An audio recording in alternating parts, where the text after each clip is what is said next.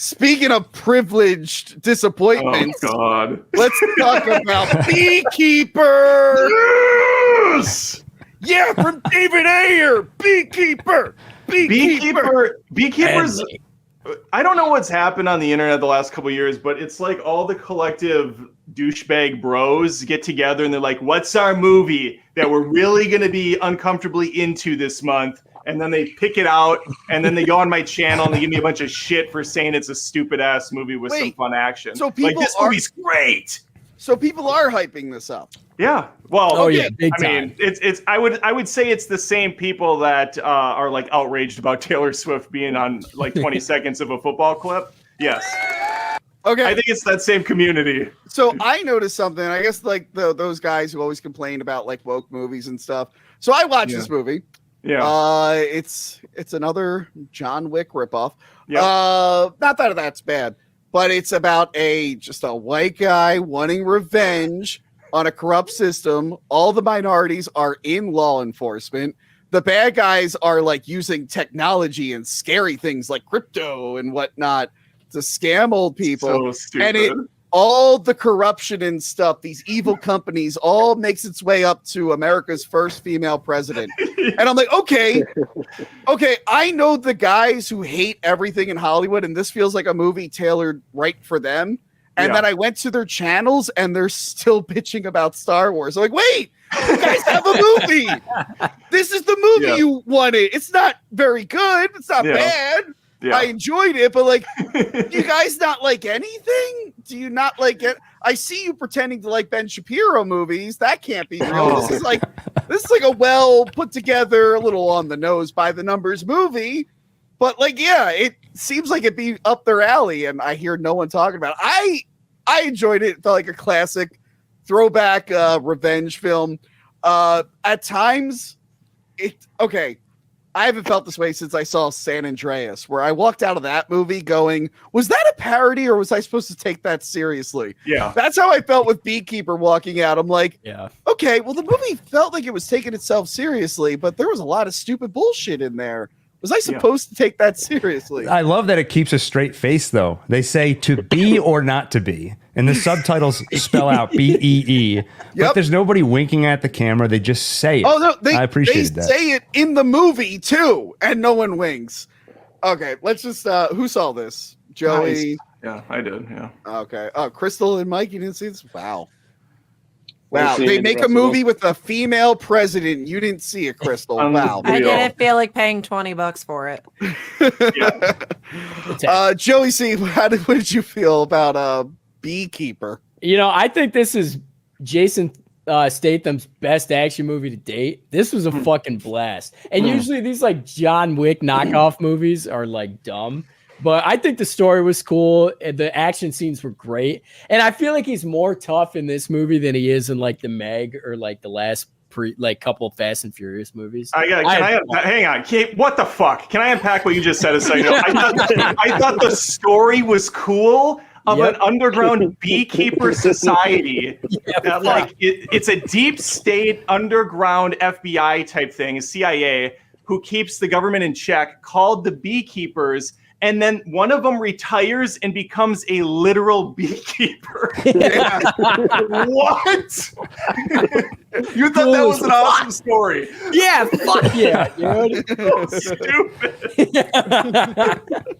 Hey, no one can say they're not being original, man. I also love that. And what the hacker? Okay, so all the dudes that are doing the telemarketing scams, because this whole thing starts because the Cosby wife kills herself because she owes millions of dollars to scammers who for some reason aren't housed out of India. They're just a bunch of Look, I wasn't bring it up, but I've gotten a lot of spam calls, and actually it's happened on the show many times. And it's either an Indian person or a robot that sounds American, like the one that called us, Joey C, that led to the slugs, drugs.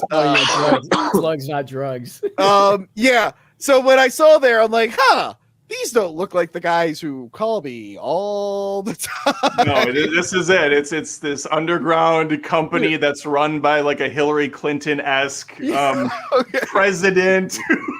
Which, by the way, So there was a story, I think, where some like young guy lost a ton of money on Robinhood, and he mistakenly thought he would have to pay it, so he like killed himself. And I'm like, okay, I know they're getting that from like a true story, but like that old lady, I mean, other than just not knowing technology like old people, she seemed a little too smart to like give up right away. I'm like, okay, something else must have had to have been going on, because she's just like, oh, I like this. I like this. Oh, I lost all my money. I'm going to blow my brains out. Like, you didn't call for help. You didn't call your daughter. You went right to the gun, blowing the brains out.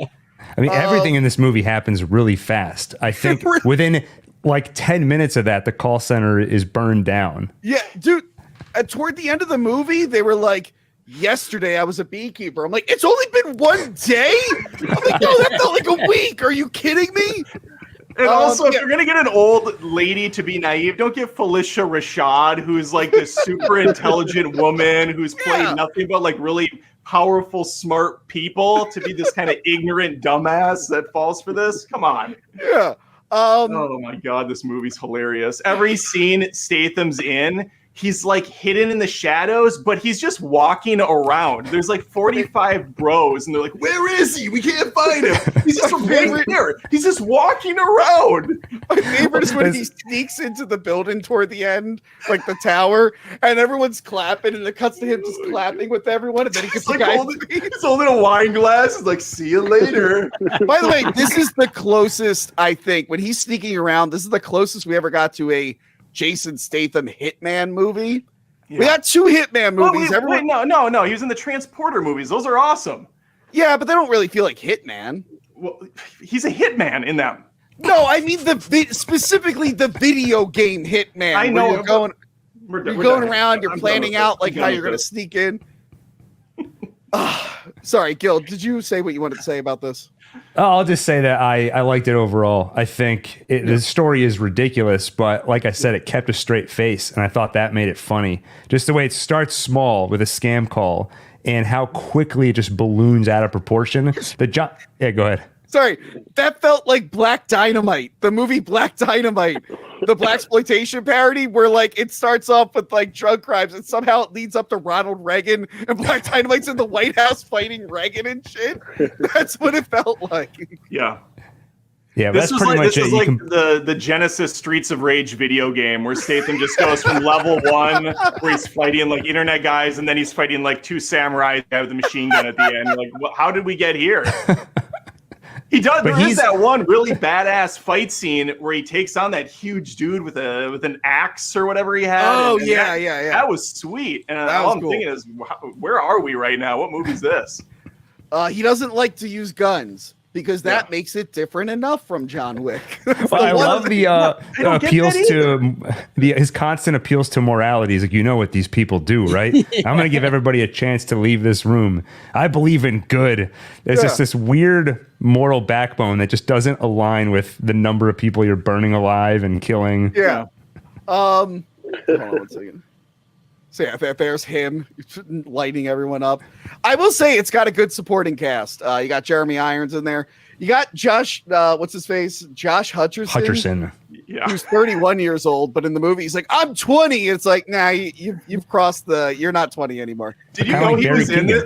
Did you know he was in this going in? No, I think I saw like one picture of Jeremy Irons. He's the only one I knew who was in this. I wasn't expecting to see what's her face in this. God damn it. I'm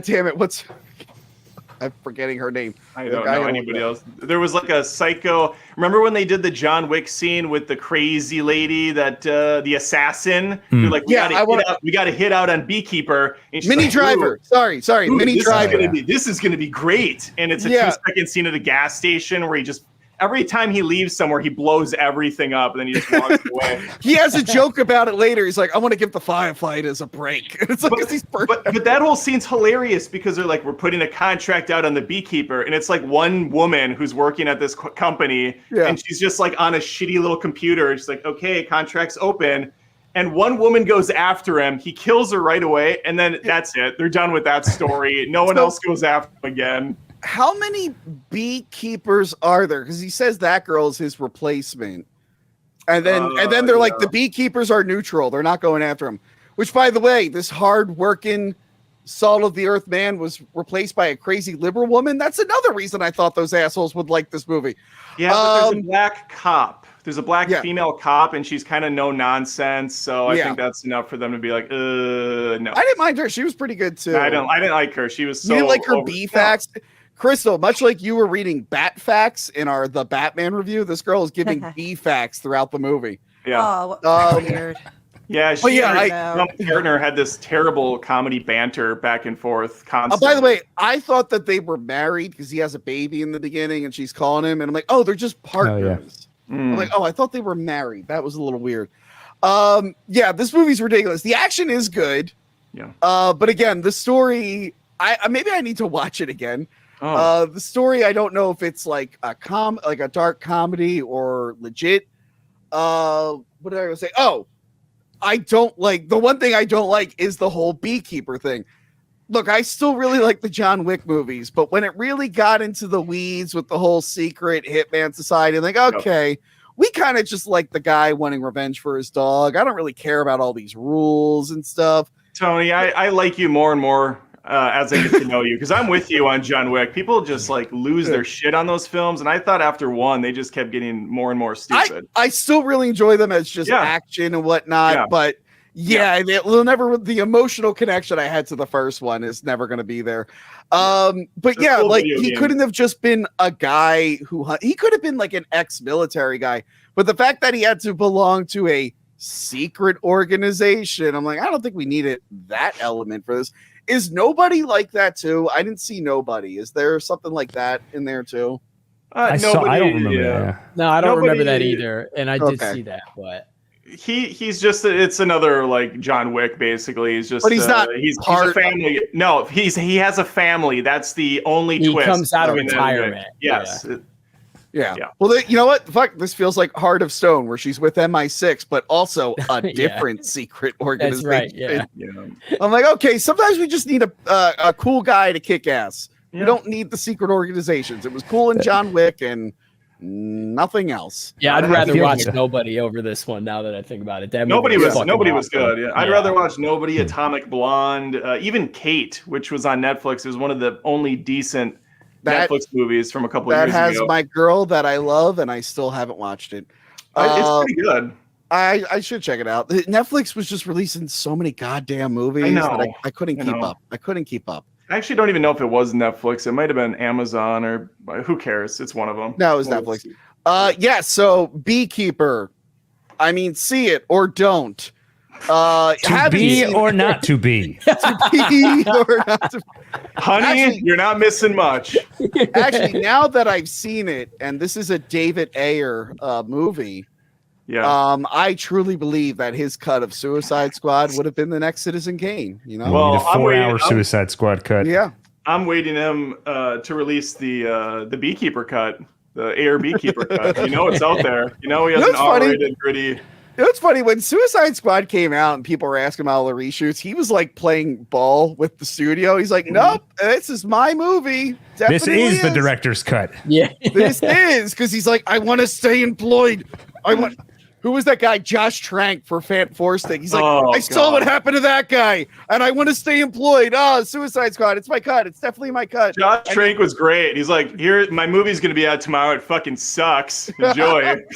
And then he reviewed his own movie like 3 years later. He's like, I guess it was okay. Like, no. One, it wasn't okay. You were right the first time. So that is it for Beekeeper. It's ridiculous.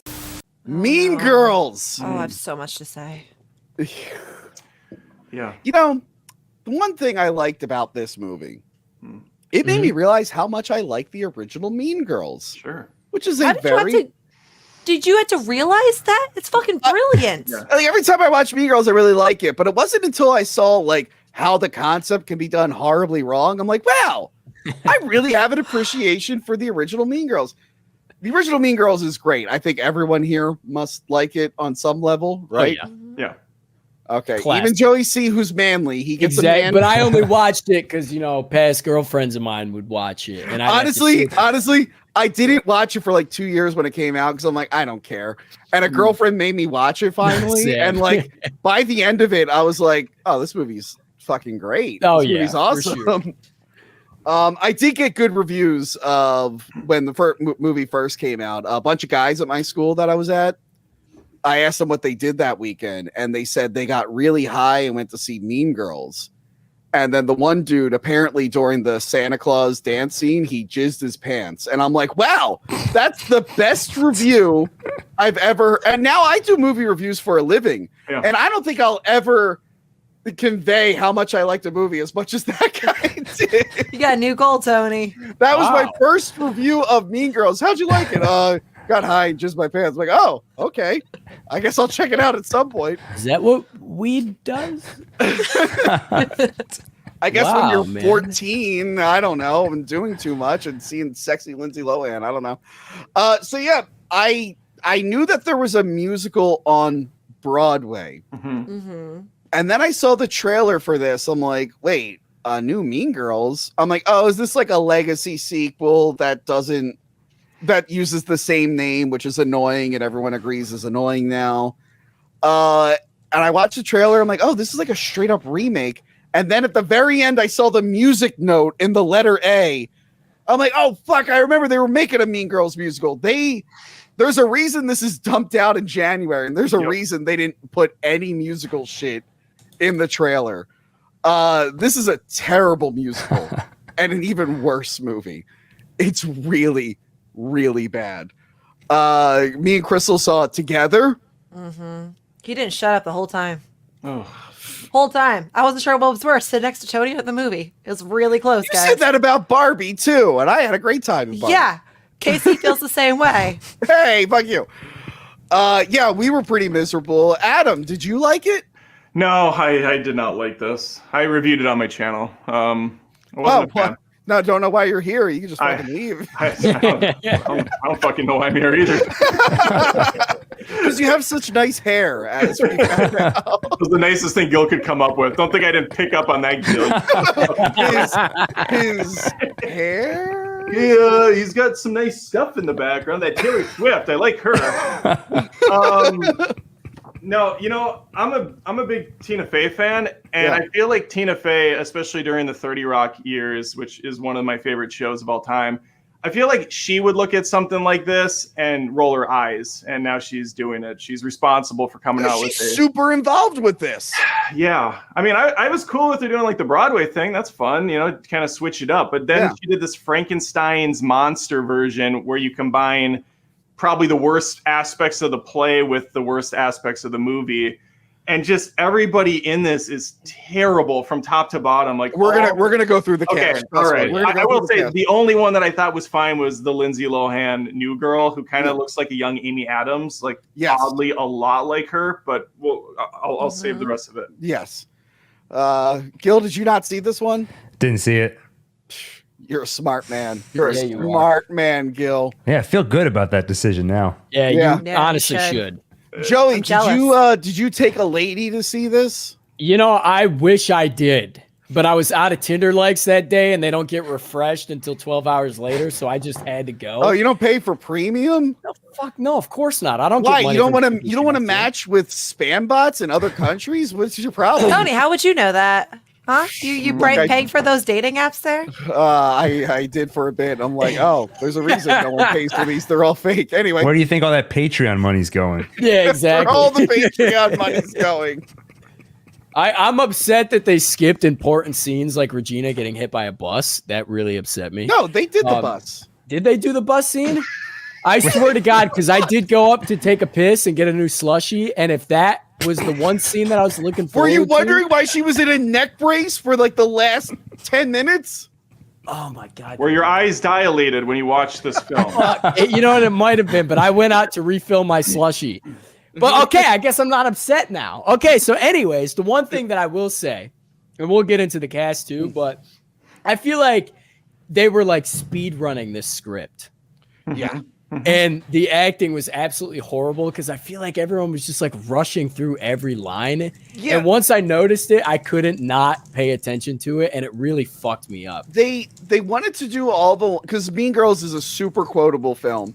They wanted to do like all the dialogue that everyone remembers from the film, but then they're like, oh wait, but we gotta like save room for a song. So you're right, they would like rush through scenes and then do these songs that were not catchy, not memorable At all. and they were super spaced out. Where at points I just forgot it was a musical, and I think the studio and the people who made it wanted us to forget that it was a musical. I didn't even advertise it as a musical. But yeah, they did remove a lot of elements that I like and that people like, especially with what's the dumb one's name? The Amanda Seyfried character. Oh, Karen. yeah. Karen. They got rid of her, like I must have ESPN or something, or how she Karen. feels her boobs to check the weather. They got rid of that. They do showcase the boobs though for that. Oh, actress. I felt so uncomfortable. Holy Talk shit. about. So We were weird. just talking about that pool scene. This Yeah. is a whole nother level. Super fucking weird, That dude. was A whole nother level. insane. I have Halloween. It's like a 4-minute song just dedicated to her boobs. I have And a just slide all for high that. schoolers, high schoolers, and the sluttiest clothes, which we're fine with, sure, but like, goddamn, the boobs on all those Yeah. girls. Yeah. They're not. They cut out my favorite joke. I got Oh my real God. excited for You it. did. My favorite joke in the original is when Tim Meadows has had it with all the girls. And at one point, he's just like, I will keep you here all night. And then his assistant's like, we can only keep him here to 5 o'clock. He's like, I will keep you here to 5. Like, the writing is so good. His delivery is solid. And then they didn't do it. I think I laughed one time because, again, it felt like an old school Tina Fey joke, and it came from her. And it's at the end in that same scene where there's all these terrible songs, and then Tina Fey's character starts to sing, and she's like, "No, that's not happening now." Yeah, that was I all right. hated that. That was Oh God, that I was the only thing I hated laughed. That that. was the only thing I laughed at. Really? That would have been, you know what it is? Because so much of the other movie is unfunny and flat. That was actually a good moment. It would have been better in a better film. Oh yeah, of course. Yeah. I mean, the movie sucked. So. Tony and I think we laughed at one part, and it was when the mom goes, like, "Oh, guys, really got to enjoy the rest of your high school years. Trust us.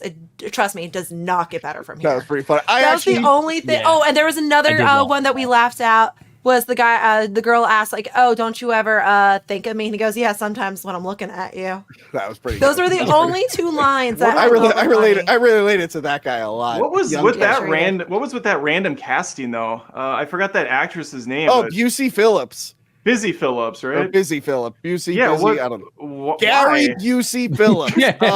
Why her? I mean, I don't know, but out of Amy- all like the recasting, I thought she was pretty good. it's just weird I- Which because one was Tina Fey's like best friends with. Regina's mom. Oh yeah. I Yeah. thought it was mean that they wrote out the Lindsay Lohan character's father, who was played by the janitor from Scrubs in the original. It's just Jenna Fisher, which I know she looks like Amy Adams, but she also can believably be Jenna Fisher's daughter. So I thought that was good casting.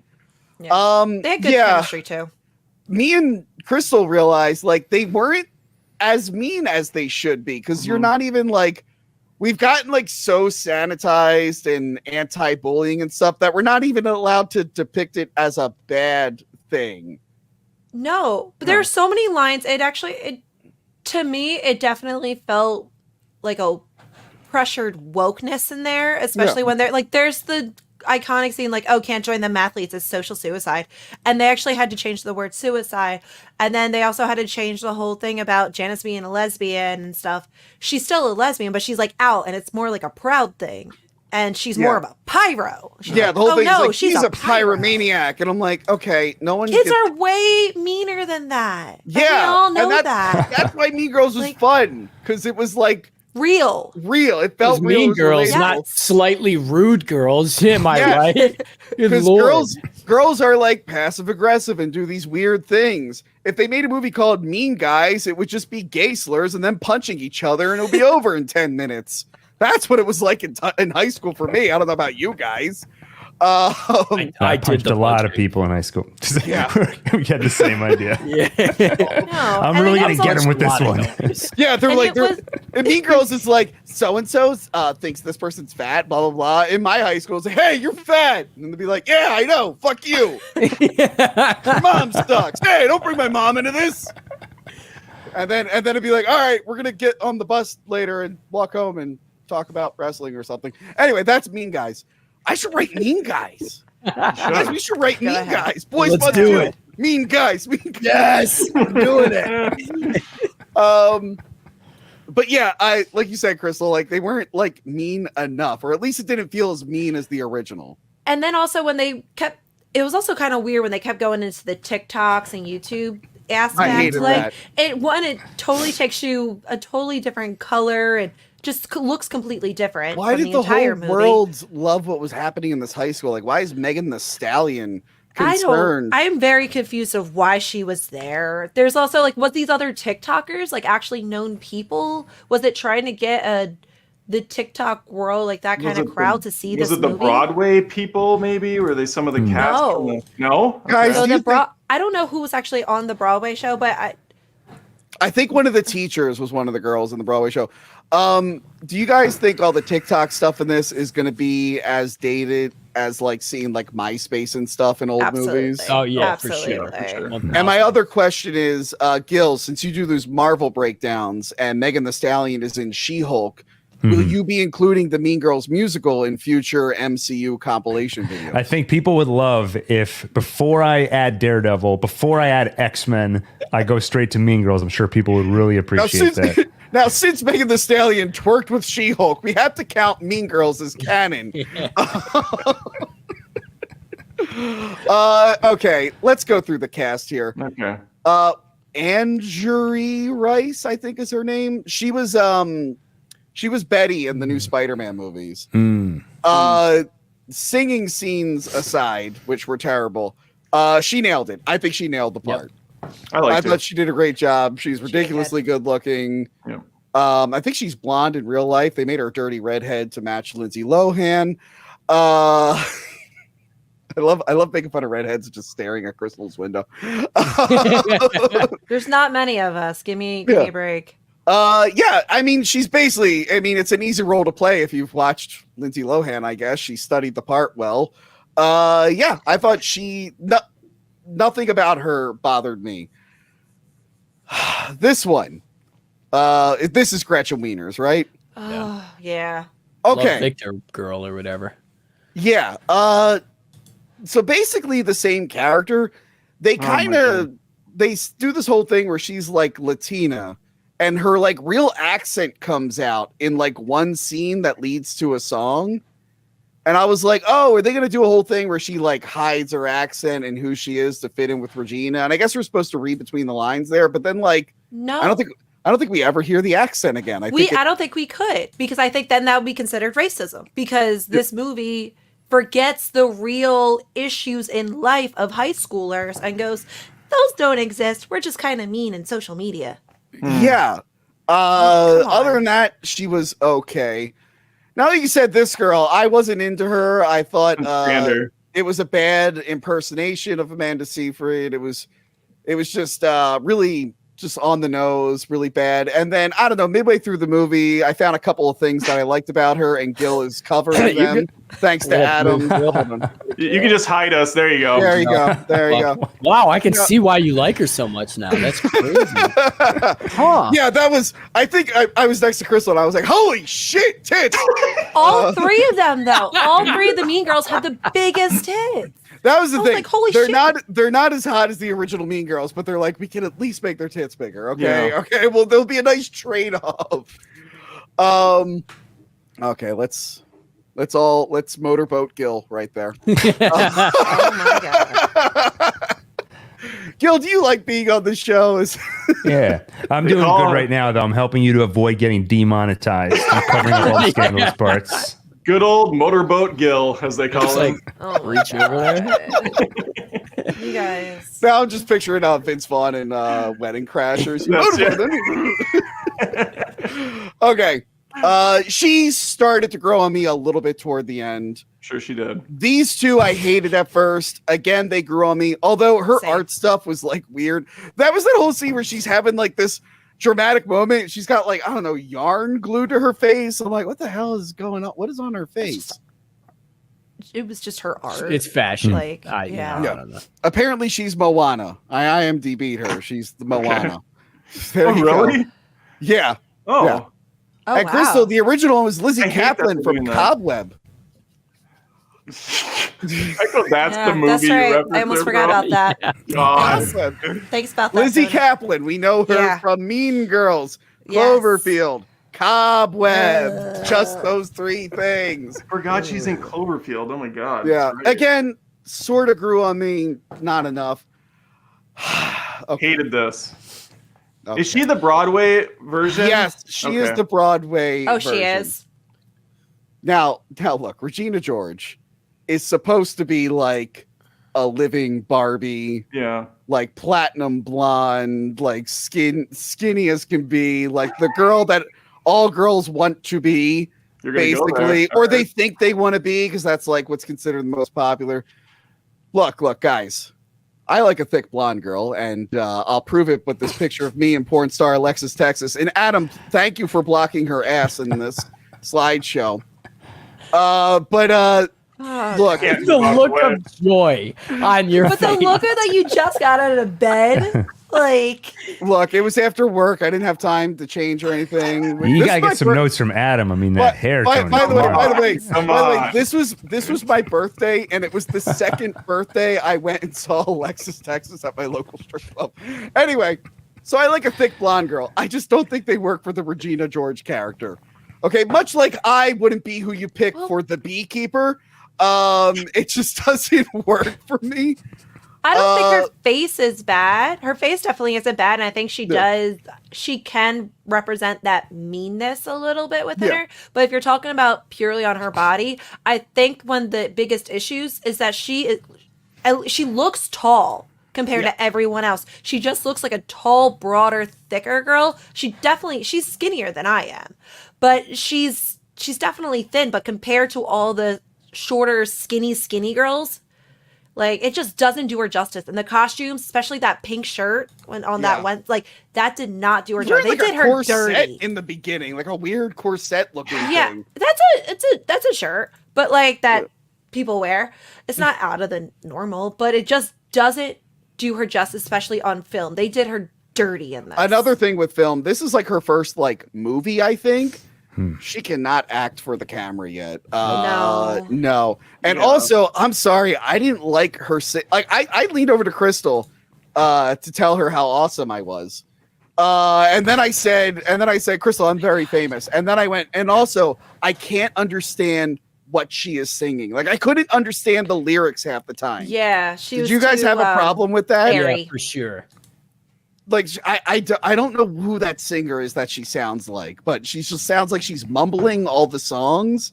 No And again- dictation whatsoever. Yeah, And then it's the- like a wannabe pop star is what it sounds Yeah, like. A and the wannabe. songs are terrible. Her songs like "I am Regina." Oh, it's so so bad. bad. Oh, my I am That just gave so. me fucking flashbacks. God damn I it, am Tony. so hot Stop and it. cool. I'm curious about how almost all the songs are from the musical, except one, I believe. And there's at least 12 more songs in the musical because it's a musical. It's not, hey, let's combine the original movie and the musical together and make this disgusting baby.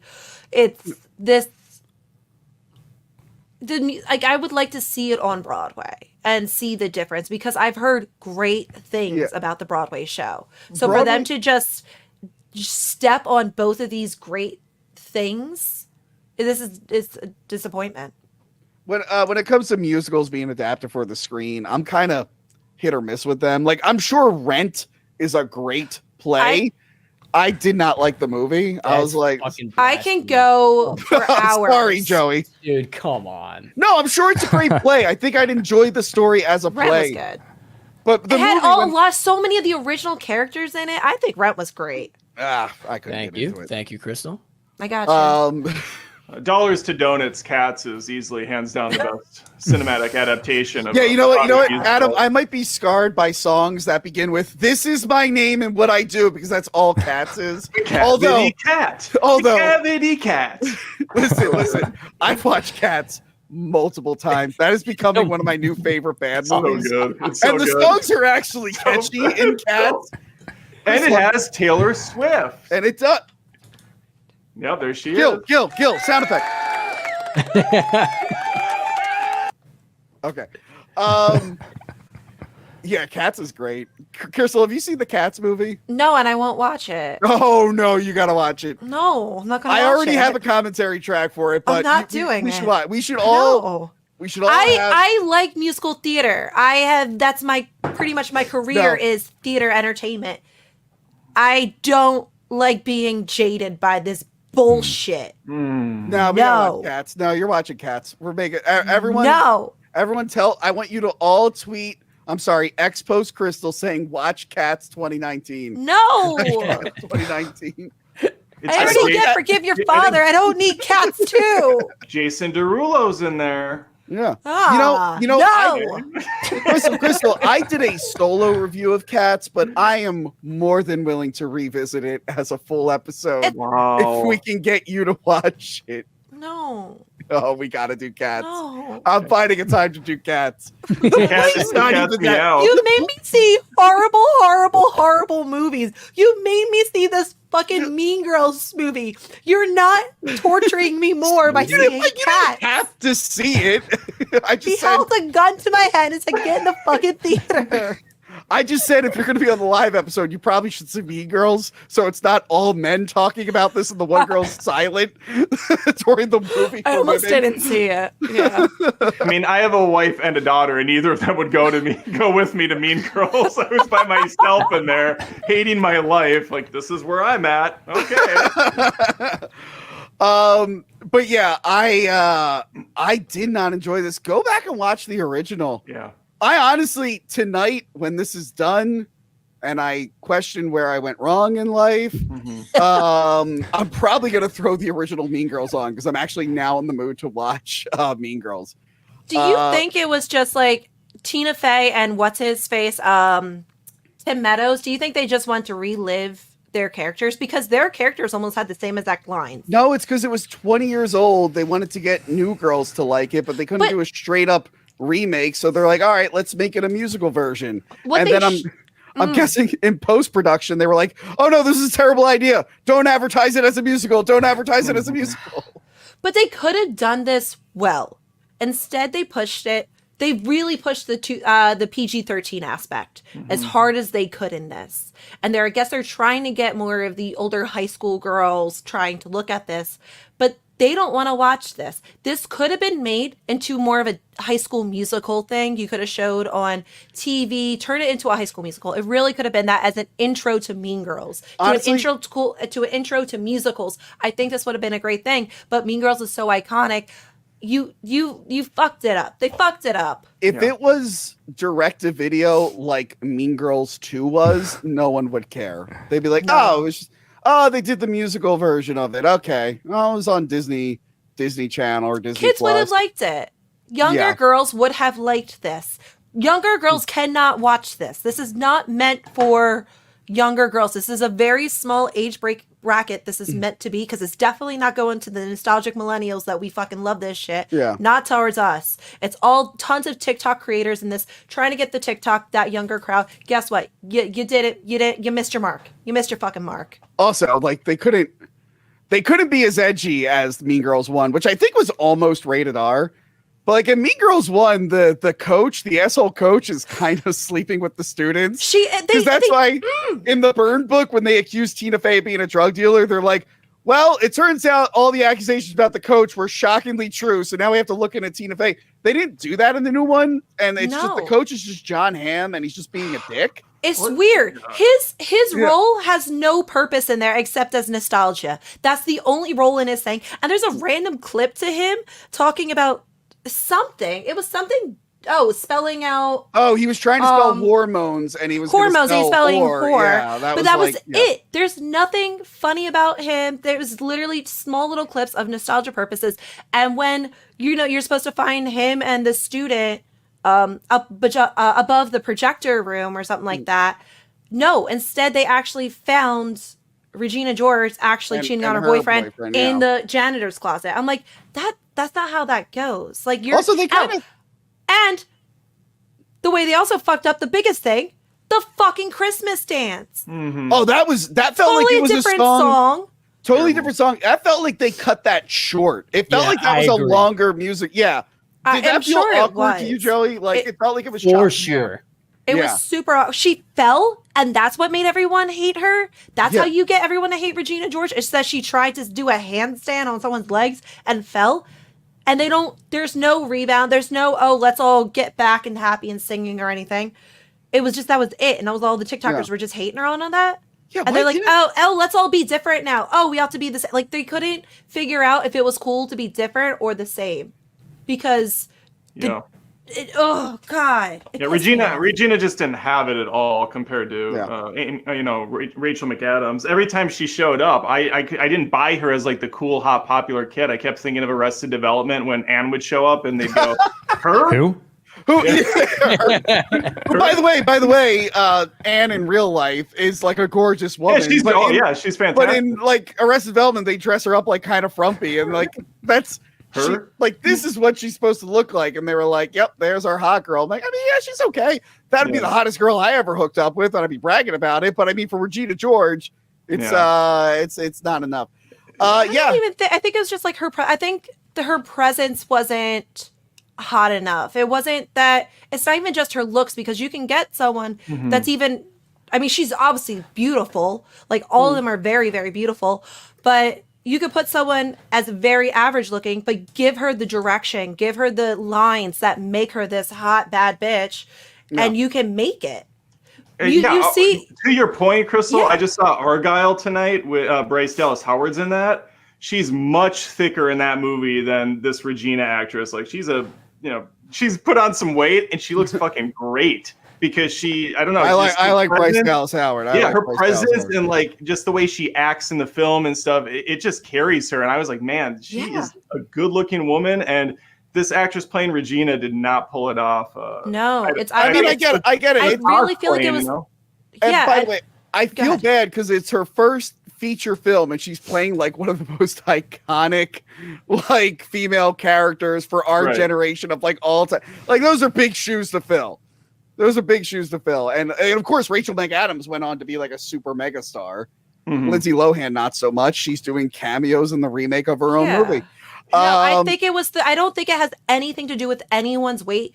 I really think it's not even like just her act. I think it was the direction and the script, because if you look at the whole fucking movie in general, all of it was so bad and so forced, and it's shoving the nostalgia. Remember these characters, but we're trying to put a spin on it and make it different. It's like, you can't have both. Sorry, you can't have fucking both. And you fucking killed the characters.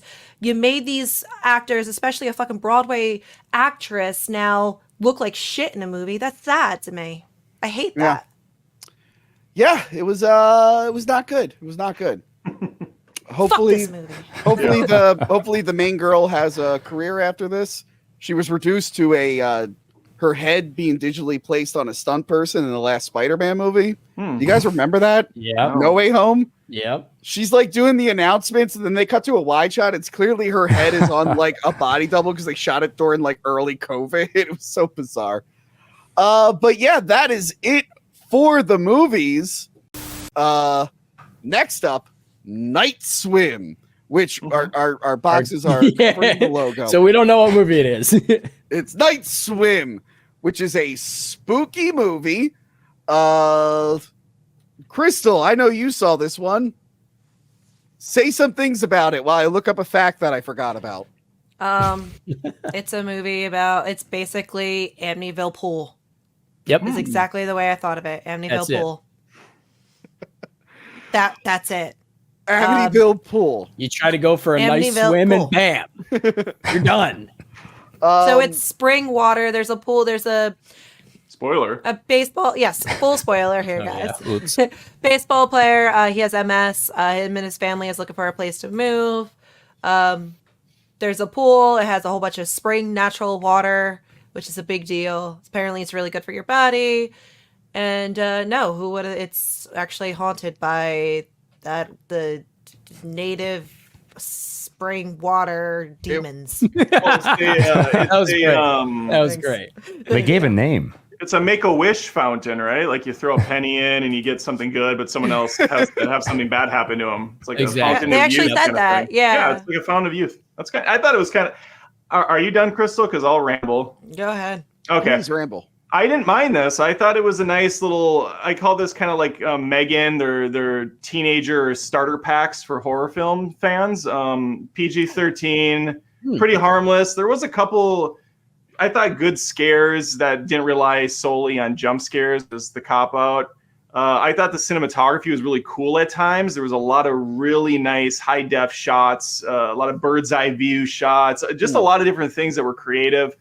Had a bit of a Get Out vibe when they're swimming under the water and it gets like really big and black. Yeah, hold on. It reminded me of oh god. I guess I didn't put a slide in there.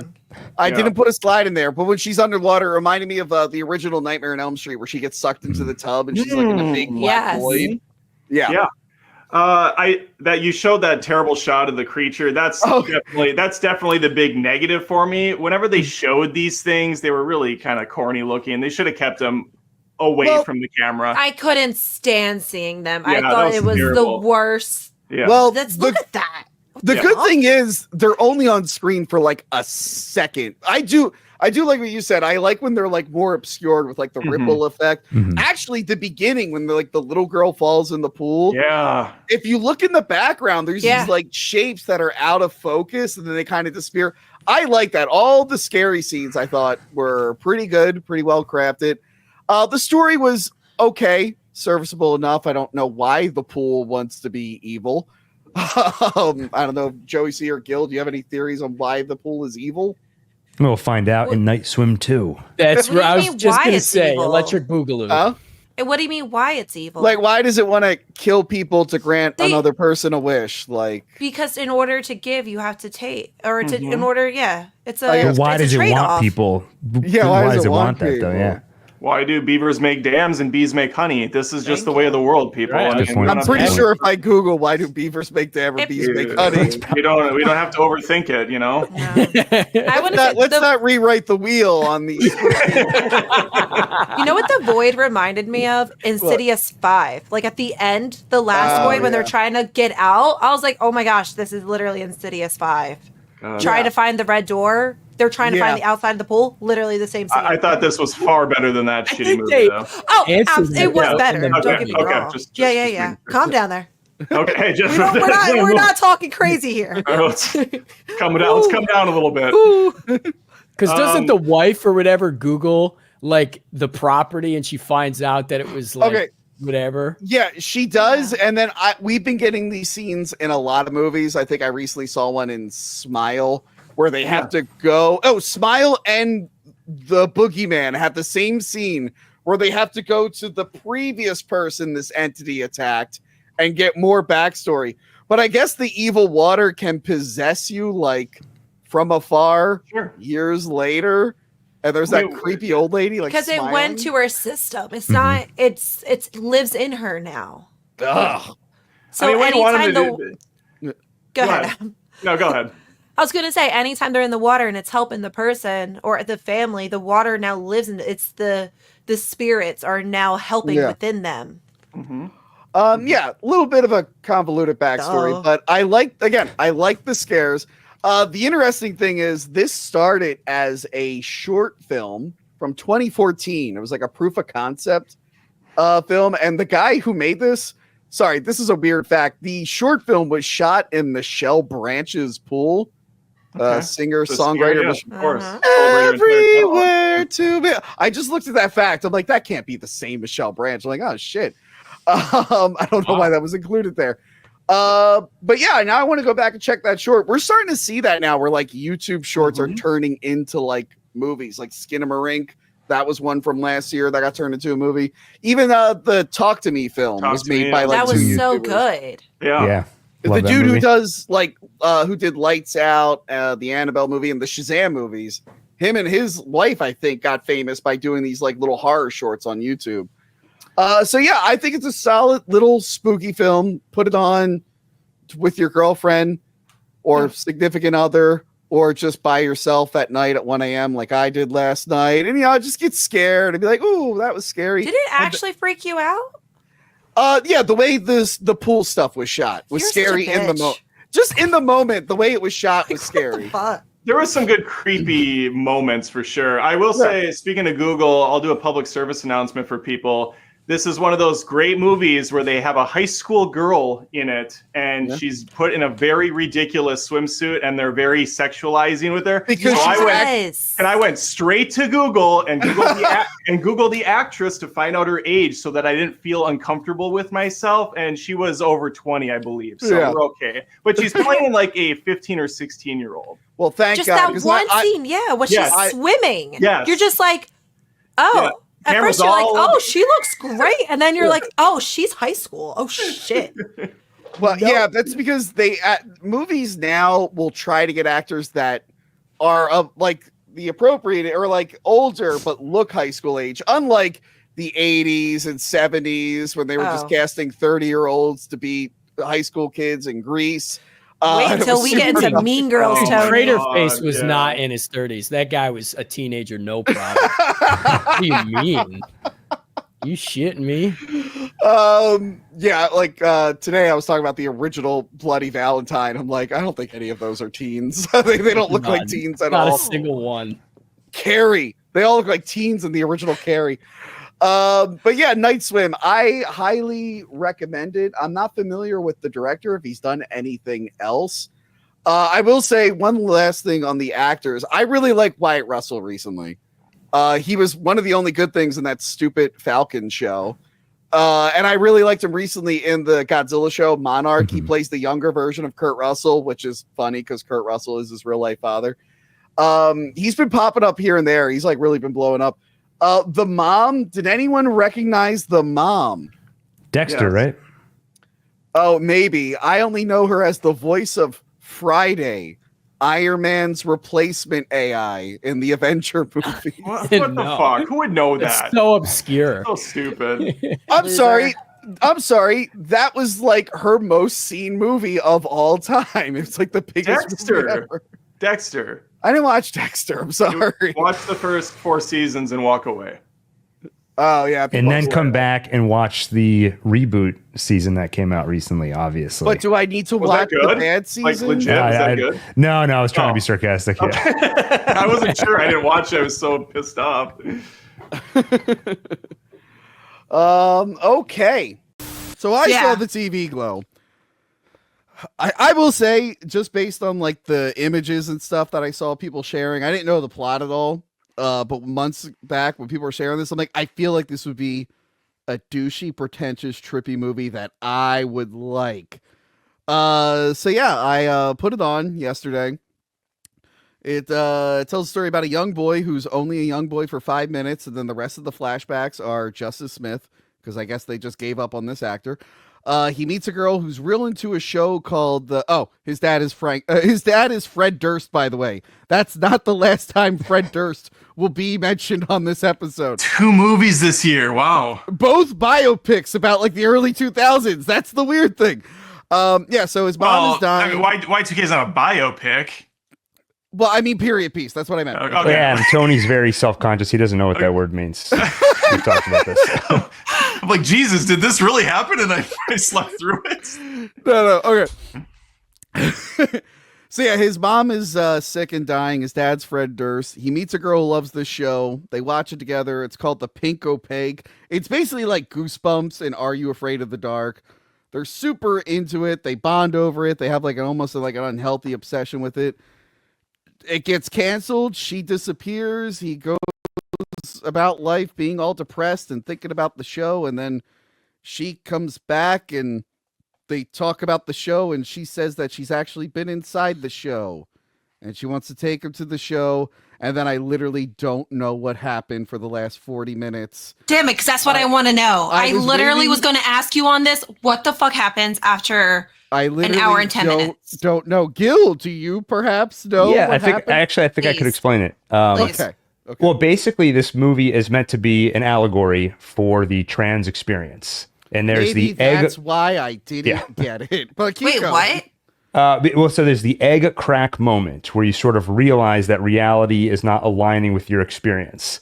And so you'll notice there's like moments where it cuts to him sort of wearing a dress. Mm-hmm. And I think the point is that and then he says, when I think about that stuff, like girls and boys, I feel like my insides have been torn out. He tries not to think about it. And I think the point at which he starts to dissociate and the movie sort of stops making sense is that he's decided to sort of never address that. He gets a family, he sort of buries that part of himself. So that's why things always feel kind of surreal, while toward the end of the movie, he's sort of panicking because he never addressed that part of himself. While she kind of has moved on or found some way to he didn't go with her. Something like that. I haven't fully thought it through, but looking at some of the interviews, that explains why Fred Durst is in it. Because Fred Durst, because Fred Durst at one point identified as a chainsaw. That's my bad joke for the night. Limp Bizkit fans will get it.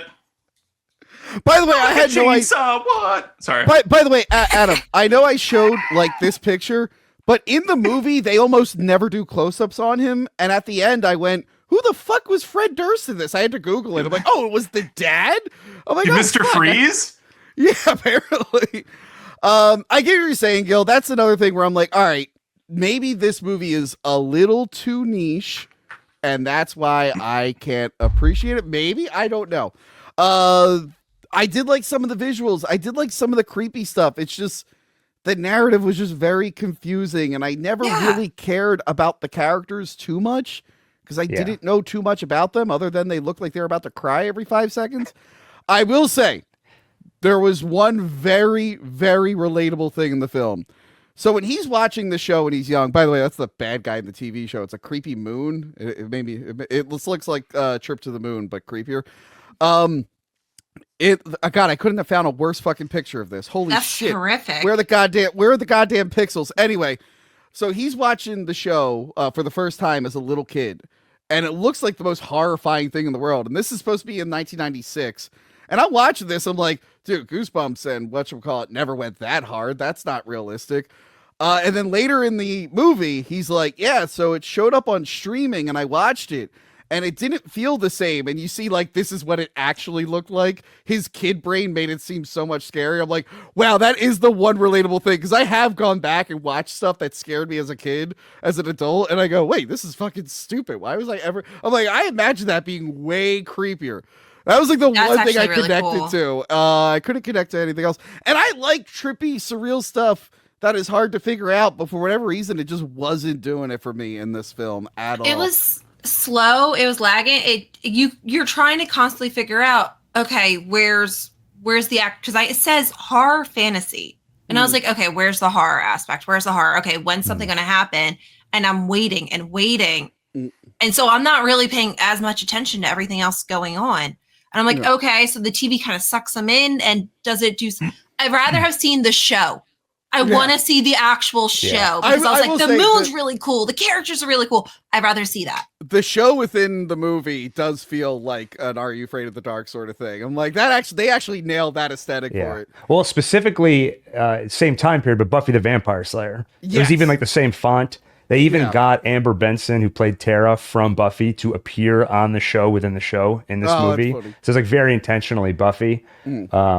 Yeah, I didn't like the movie either. I think like I actually did enjoy the first half. Yeah, because I thought like when it actually had a narrative, and I thought it did a great job capturing little things like just even the scene in the car where he's laying down in the back seat. Like that is such a moment of childhood where you're small enough to comfortably lay down in the back seat, and then the point of view of like looking up at your parents and asking for something that for you is so big stakes at that age. Can I stay up till 10:30, 30 minutes past my bedtime to watch this show?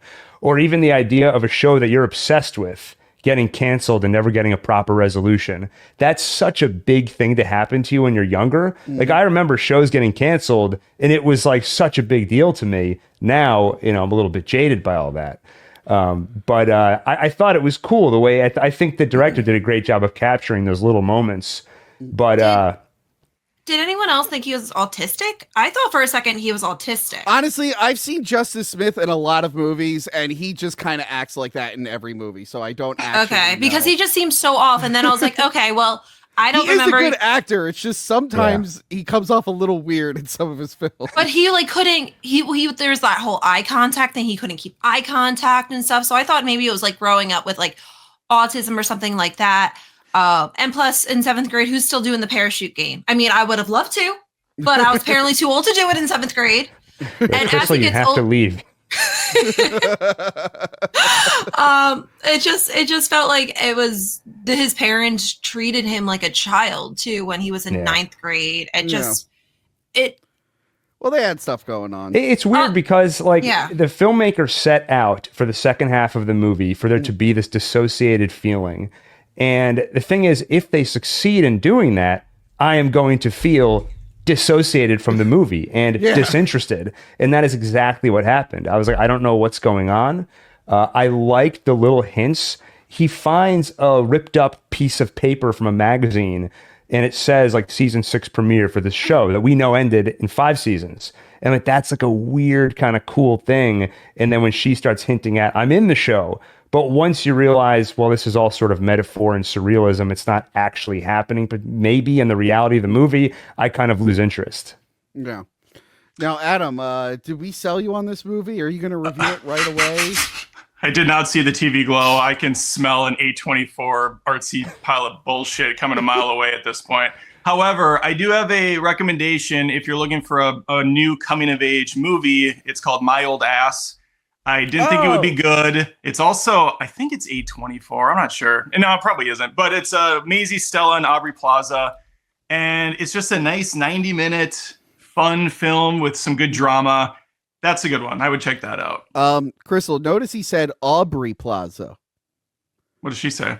When we did Agatha all along, she must have said Audrey Plaza like 15 times. Yeah. Well, Adam, thanks for the biopic recommendation. That sounds great. Thank you. I'm not trying to reinvent the wheel? What does he say? Rewrite the wheel. Rewrite the Dude, wheel. I remember that the other day. I actually used that the other day, and I realized rewrite the wheel. I said it to someone.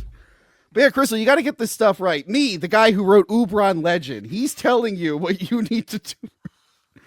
Well, I'm glad we're not friends there, Tony. Ubron Legend. I'm so mad. I'm not shocked at that. You took your damn good time too, setting up both films too.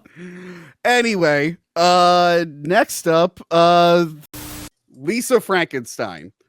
I didn't know what to expect with this film. I didn't really watch the preview coming out. A week before it came out, they said it was in the Jennifer's Body universe. Yes. Yeah. So it's the same writer of Jennifer's Body, and it's technically going to be the same universe. So basically, all the same demonology, all the same monsters. It's going to be like in the same realm.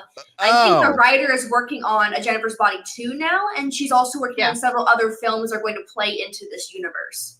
Oh, I didn't know. I thought maybe it was just a spiritual successor. I didn't know it was physically in the same universe. I was confused with same universe too, because I was thinking like, because it was clearly not the same year. So I was like, this, I feel like they're 2 different places. I was like, how is this? If you're saying the same demonologist, oh my God. Crystal, it's the same bimbo horror universe. Yes, love the it. bimbo I horror love it. universe. I love bimbo horror. This is my genre. Like anything to do with with women having nice titties and looking fabulous while axe murdering men is my favorite thing in the world. I also agree with that. Yeah, I'm all Jennifer Tilly. I don't know if you guys can see him, but his wife was bisexual awakening. Jennifer Tilly, is queen of bimbo horror. Like this is my. I do like big boobs. I hate to admit that on this. I don't think anyone doesn't. Don't tell the creators of Tomb Raider that, because then they'll disagree with you. Yeah, they do shrink each version. All right, so I think boobs can honestly just be world peace. Honestly, Okay. I think boobs can do it. We'll get back to boobs in a minute, guys. I got to talk about the director of this film, Zelda Williams, Robin Williams' daughter. This is her directorial debut. I don't know if she's like worked on anything. She hasn't. That's the thing. She hasn't done any directing work. I mean, I think she's done like stuff behind the scenes, like in regards to assistant work. But this is her first like big thing where it's at her actual first project. Yeah, and I think she did a great job. It was written by Diablo Cody, who I'm glad can still write something good, because the last thing she worked on was the Powerpuff Girls oh my god TV show. I couldn't be happier that didn't happen. That got like axed. They got rewritten and then they just pulled the plug on it. So let's just go down the line here. Sarah, what were your overall thoughts on Lisa Frankenstein?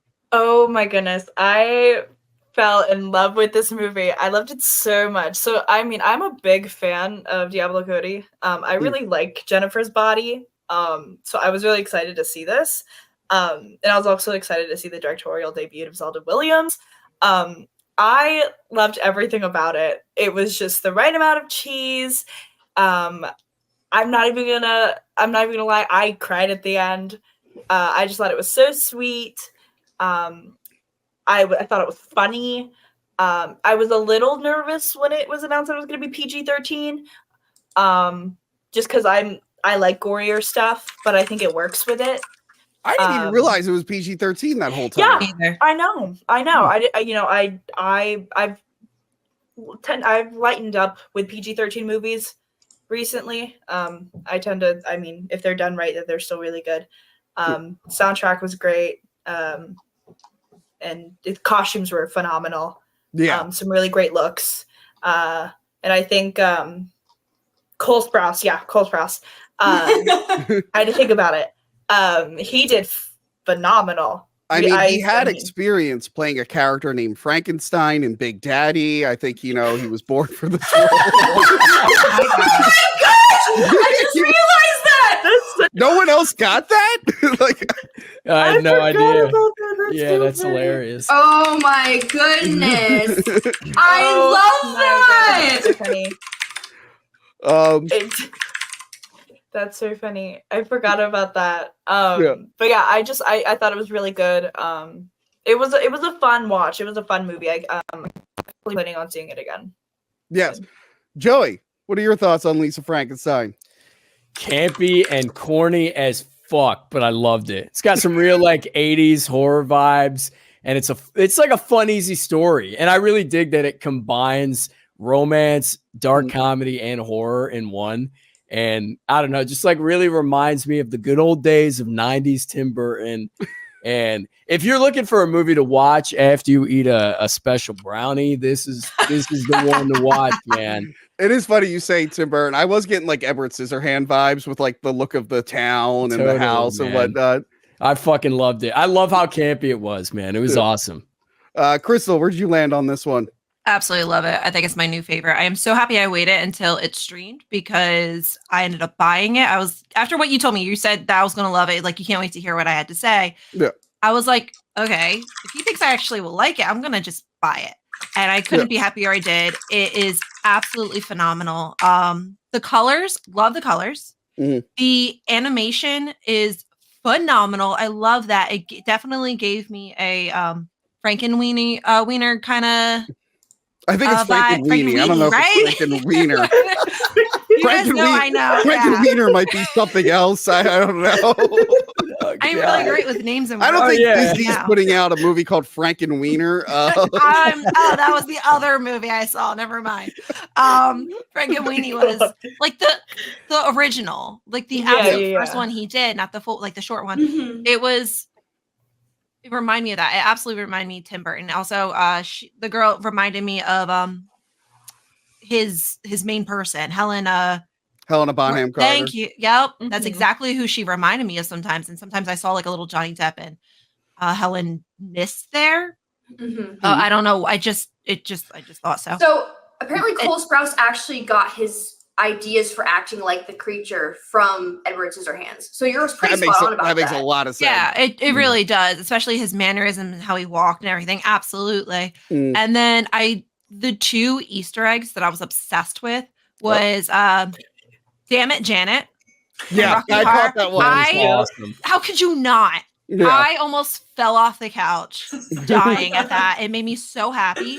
And then the second Easter egg almost made me cry because I did realize it right away. I don't know if any of you guys did too. The rainbow suspenders. Yeah.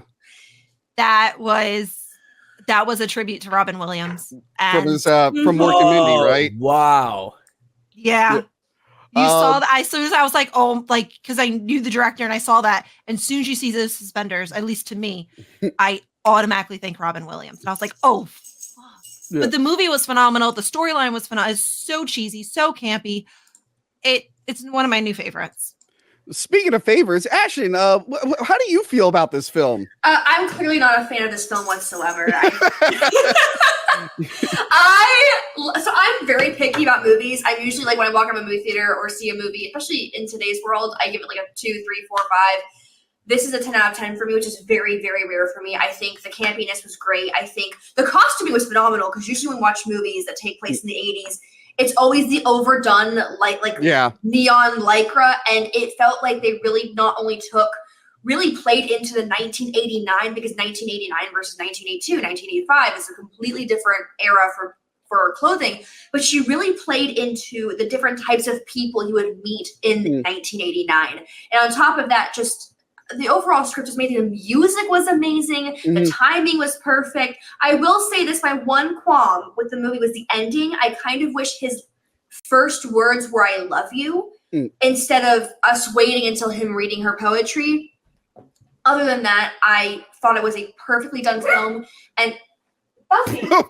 We have a dog, apparently. Sorry, that's Buffy. And I just think overall, with this film, it's one of those films that we actually kind of need, because for a long time now we've walked into a movie theater and it just sort of felt like a college lecture about something. And this movie was just a feel good, funny, sit down, have a good time. Oh, you're watching someone get their dick chopped off kind of movie. And that's what I like to watch. That's why I was shocked it was PG. They didn't show the dick, but they showed the shadow, the outline. And I'm like, that's not PG. That was amazing. That was so funny. So I agree with everything everyone's saying. I had such a good time with this.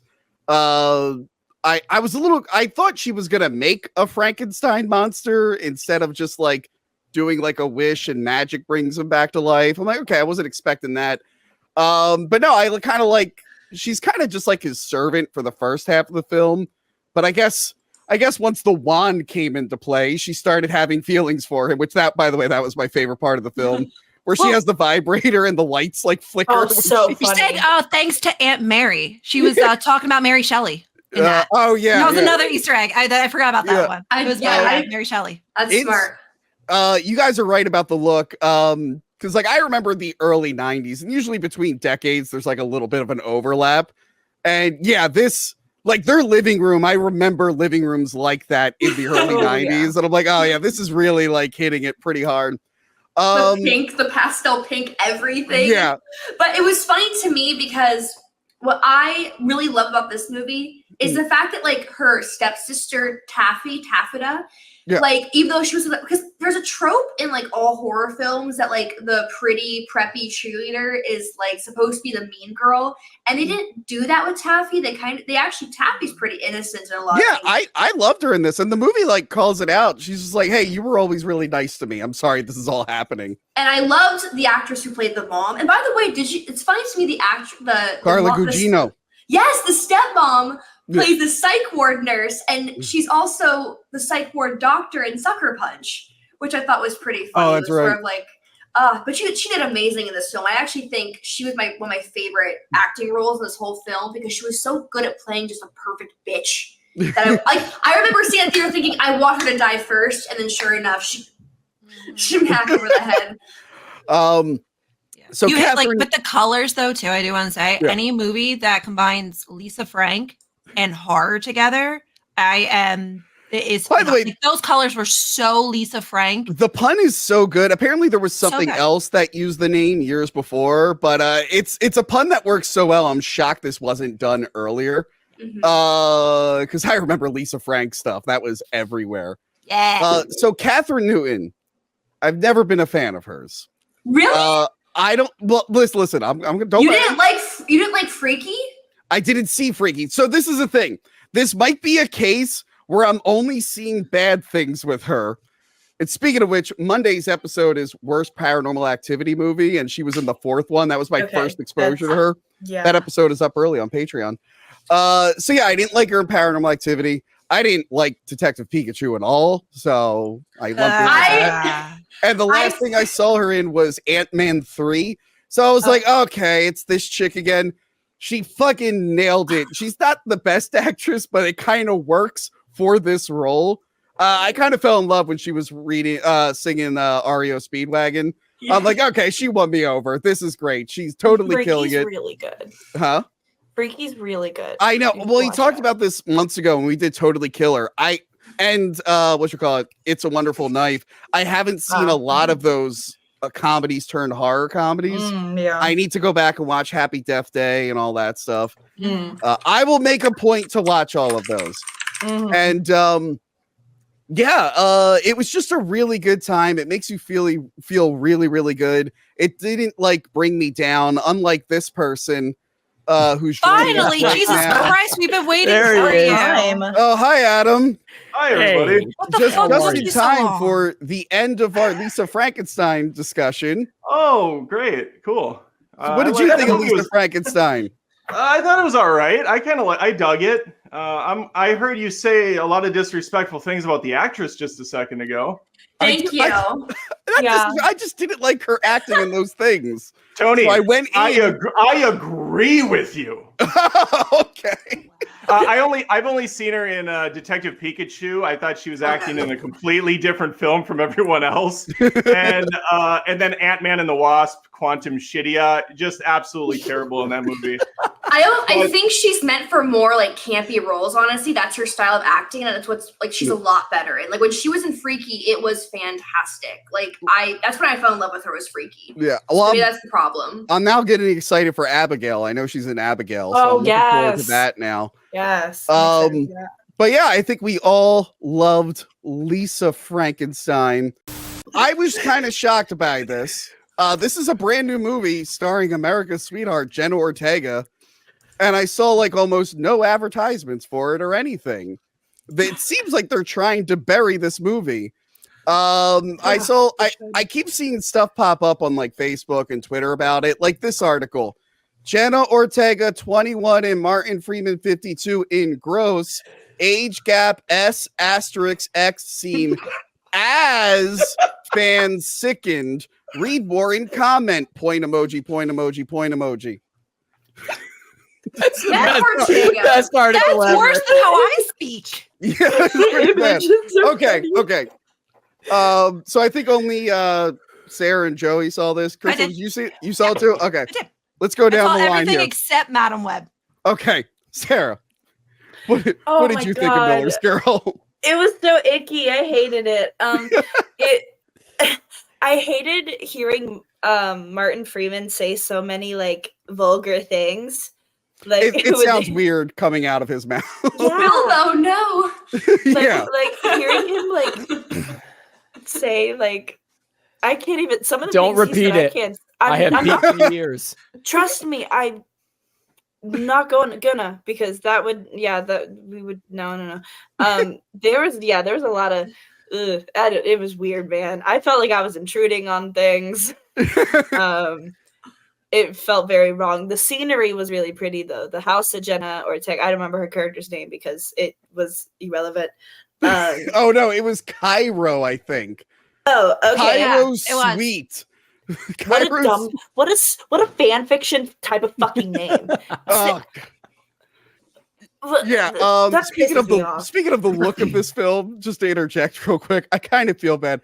I know the production designer of this film. I worked with her a million years ago on a TV show. So like I put this on the list before I realized she worked on it. And I was like, oh, cool. Hey, I'm going to review the movie you worked on. And now I'm not going to send her the link because although her work was great, this movie was not. Joey, where did you land on Miller's Girl? Tony, this movie is so creepy. I'm not liking it. I'm not liking it at all. They tried so hard to be like seductive and sexual and have like sexual tension in the air, but it has no depth whatsoever. And Jenna Ortega's performance is boring as hell. I mean, she's very pretty, don't get me wrong. Yeah. But it's not edgy or convincing at all. And that's what that character needed to be. Yeah. I am just uncomfortable even discussing it right now. Well, Crystal, are you comfortable enough to talk about this movie? Of course I am.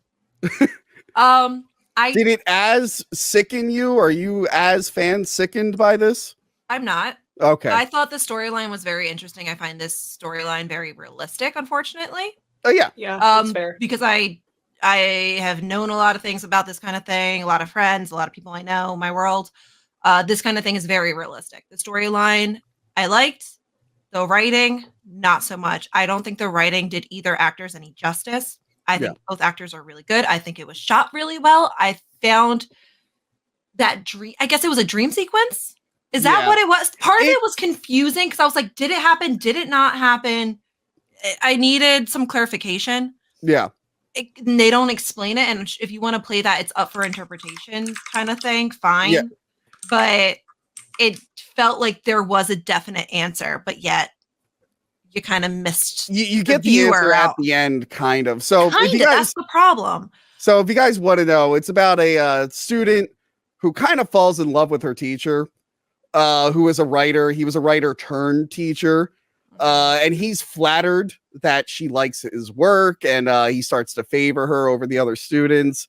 But the problem is, like, they kind of have a relationship. And the movie, for so much of the movie, it's treating it as this beautiful romance. Then it like starts to dip its like it starts to be like, oh, this is bad. But instead of like focusing on this and like not being a good thing to do, instead it's like now she's gonna get her revenge on him denying her. I'm like, no, that's the wrong lesson to get out of this. I was expecting it to go the other way around on him getting his revenge, like him being kind of more obsessive. Yeah. And her being the innocent one. And it was an interesting turn. But I also, really quick, yeah, I don't think the story went, I feel like it just flatlined the entire time. Yeah. The entire time, the entire movie is flat. You see the story happening, but nothing happens. Yeah. From the start to the finish, I felt nothing. I felt like nothing nothing what doesn't happened. help? No journey. There is not a single likable character in this film.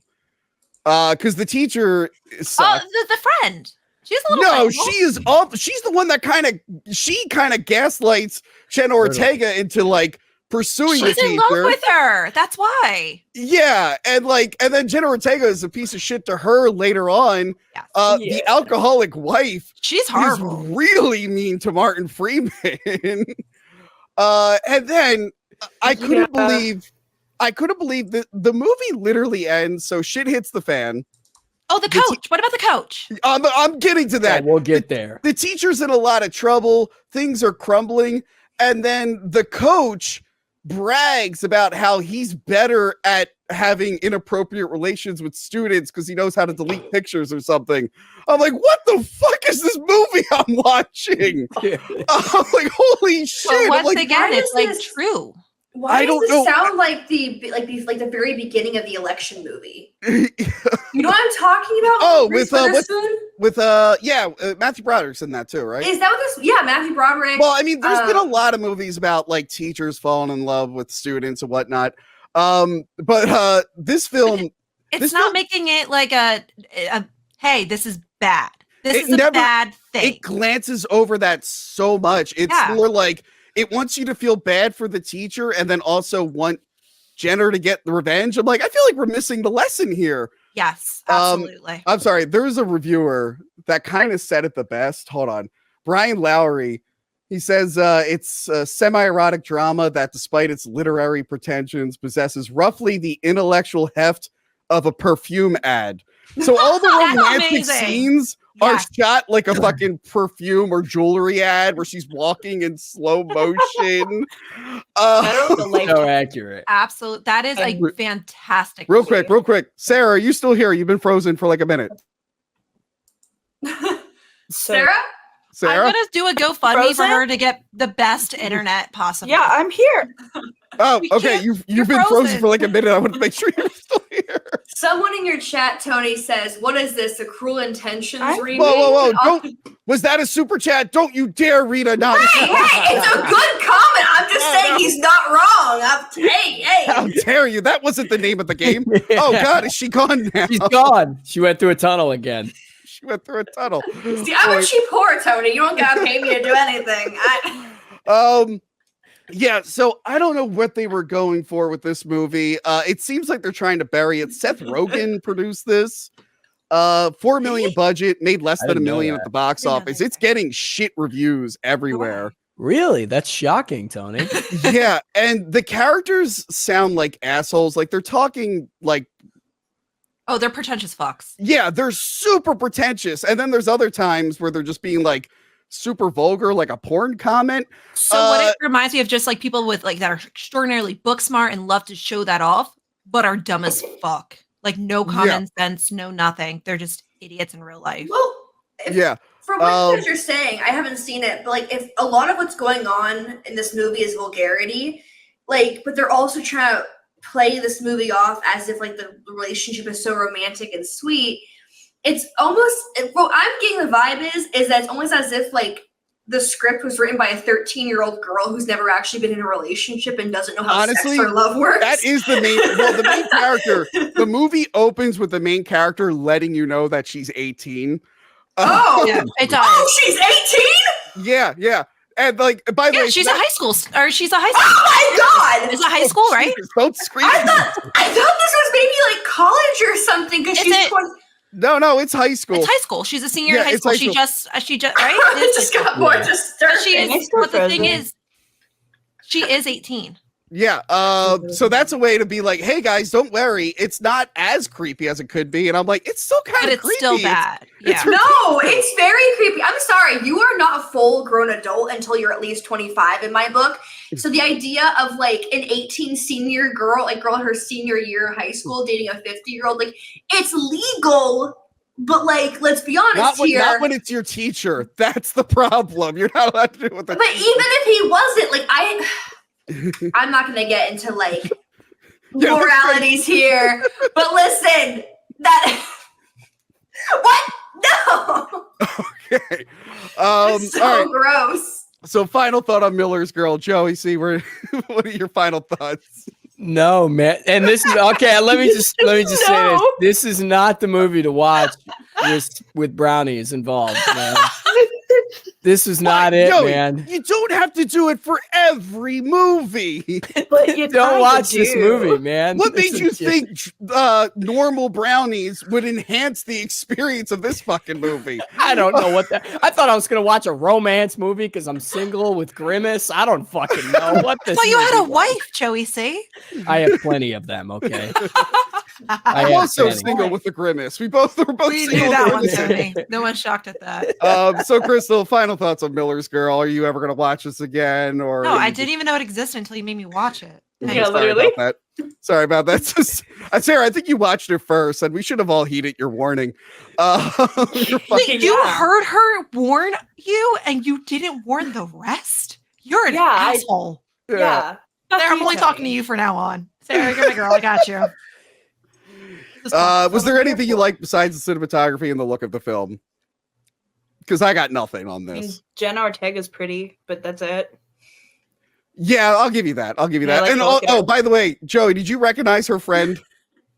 No. It's the fucking main character from Sick. It's the voice of Bobby Hill's daughter. Oh no. We got to avoid movies with her from now on. Oh yeah. She's got a bad track record with us, man. Yeah, her and her Bobby Paula Abloh, both her daughters are actors now. The other one was in the Hellraiser reboot. Oh yeah. Okay, I think. Can I ask you guys why you think this movie like was so under marketed? Like, do you guys think that was intentional? Honestly, I think it's because the subject matter wasn't treated like it was treated more erotically romantic. Like, here's the thing: the first act goes on for 10 hours about the romance. Then the second act is like, oh no, the repercussions of their actions. And then the movie just ends on like a goddamn cliffhanger. And I'm like, what the fuck? We never got to explore, like, they never got to realize they were wrong. And like what it's almost glorifying it too much. And I think that's why they tried to bury it. Cause it's weird that a Jenna Ortega, she's like the hottest thing in the world right now. Everyone loves her. And this movie comes out, and they're like, forget this one's out. Forget this is out. I think they realized it was a mistake. Like after making the whole film? Yeah. After writing the script and directing it and filming it and then producing it? It happens a lot. It happens a lot. Yeah. It's a tax write-off for them, I guess. Yeah. I don't know. So Madam Web, it came out on Valentine's Day. Real quick, Joey, how was your Valentine's Day? Did you have a good one? Oh, very manly, man. I had lots of dates and lots of stuff. And hung out with my mom and stuff. That's cool. How about the rest of you? You guys had good Valentine's Days? It was awesome. Yeah, Loved it. Really good. Oh, that's great. I had a great Valentine's Day with my husband. I didn't pull my neck making out with the Dune popcorn bucket. That's not why my neck's broken. But yeah, my Valentine's Day was me alone in the theater with the Dune popcorn bucket watching Madam Web. And I was alone? Yes. With your popcorn bucket, your Dune popcorn bucket? No, stop. Ew. So you alone with your wormhole? Ew. The funny thing was, when I bought my tickets, there were supposed to be 5 people in the theater. The 2 people in the front row, they never showed up. They were like, fuck it, we're not going to Madam Web. And I will say, compared to the last few Valentine's Days, not the worst. I've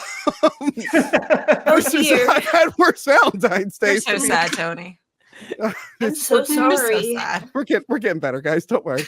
I'm in the gym 5 days a week. We're getting better. So yeah.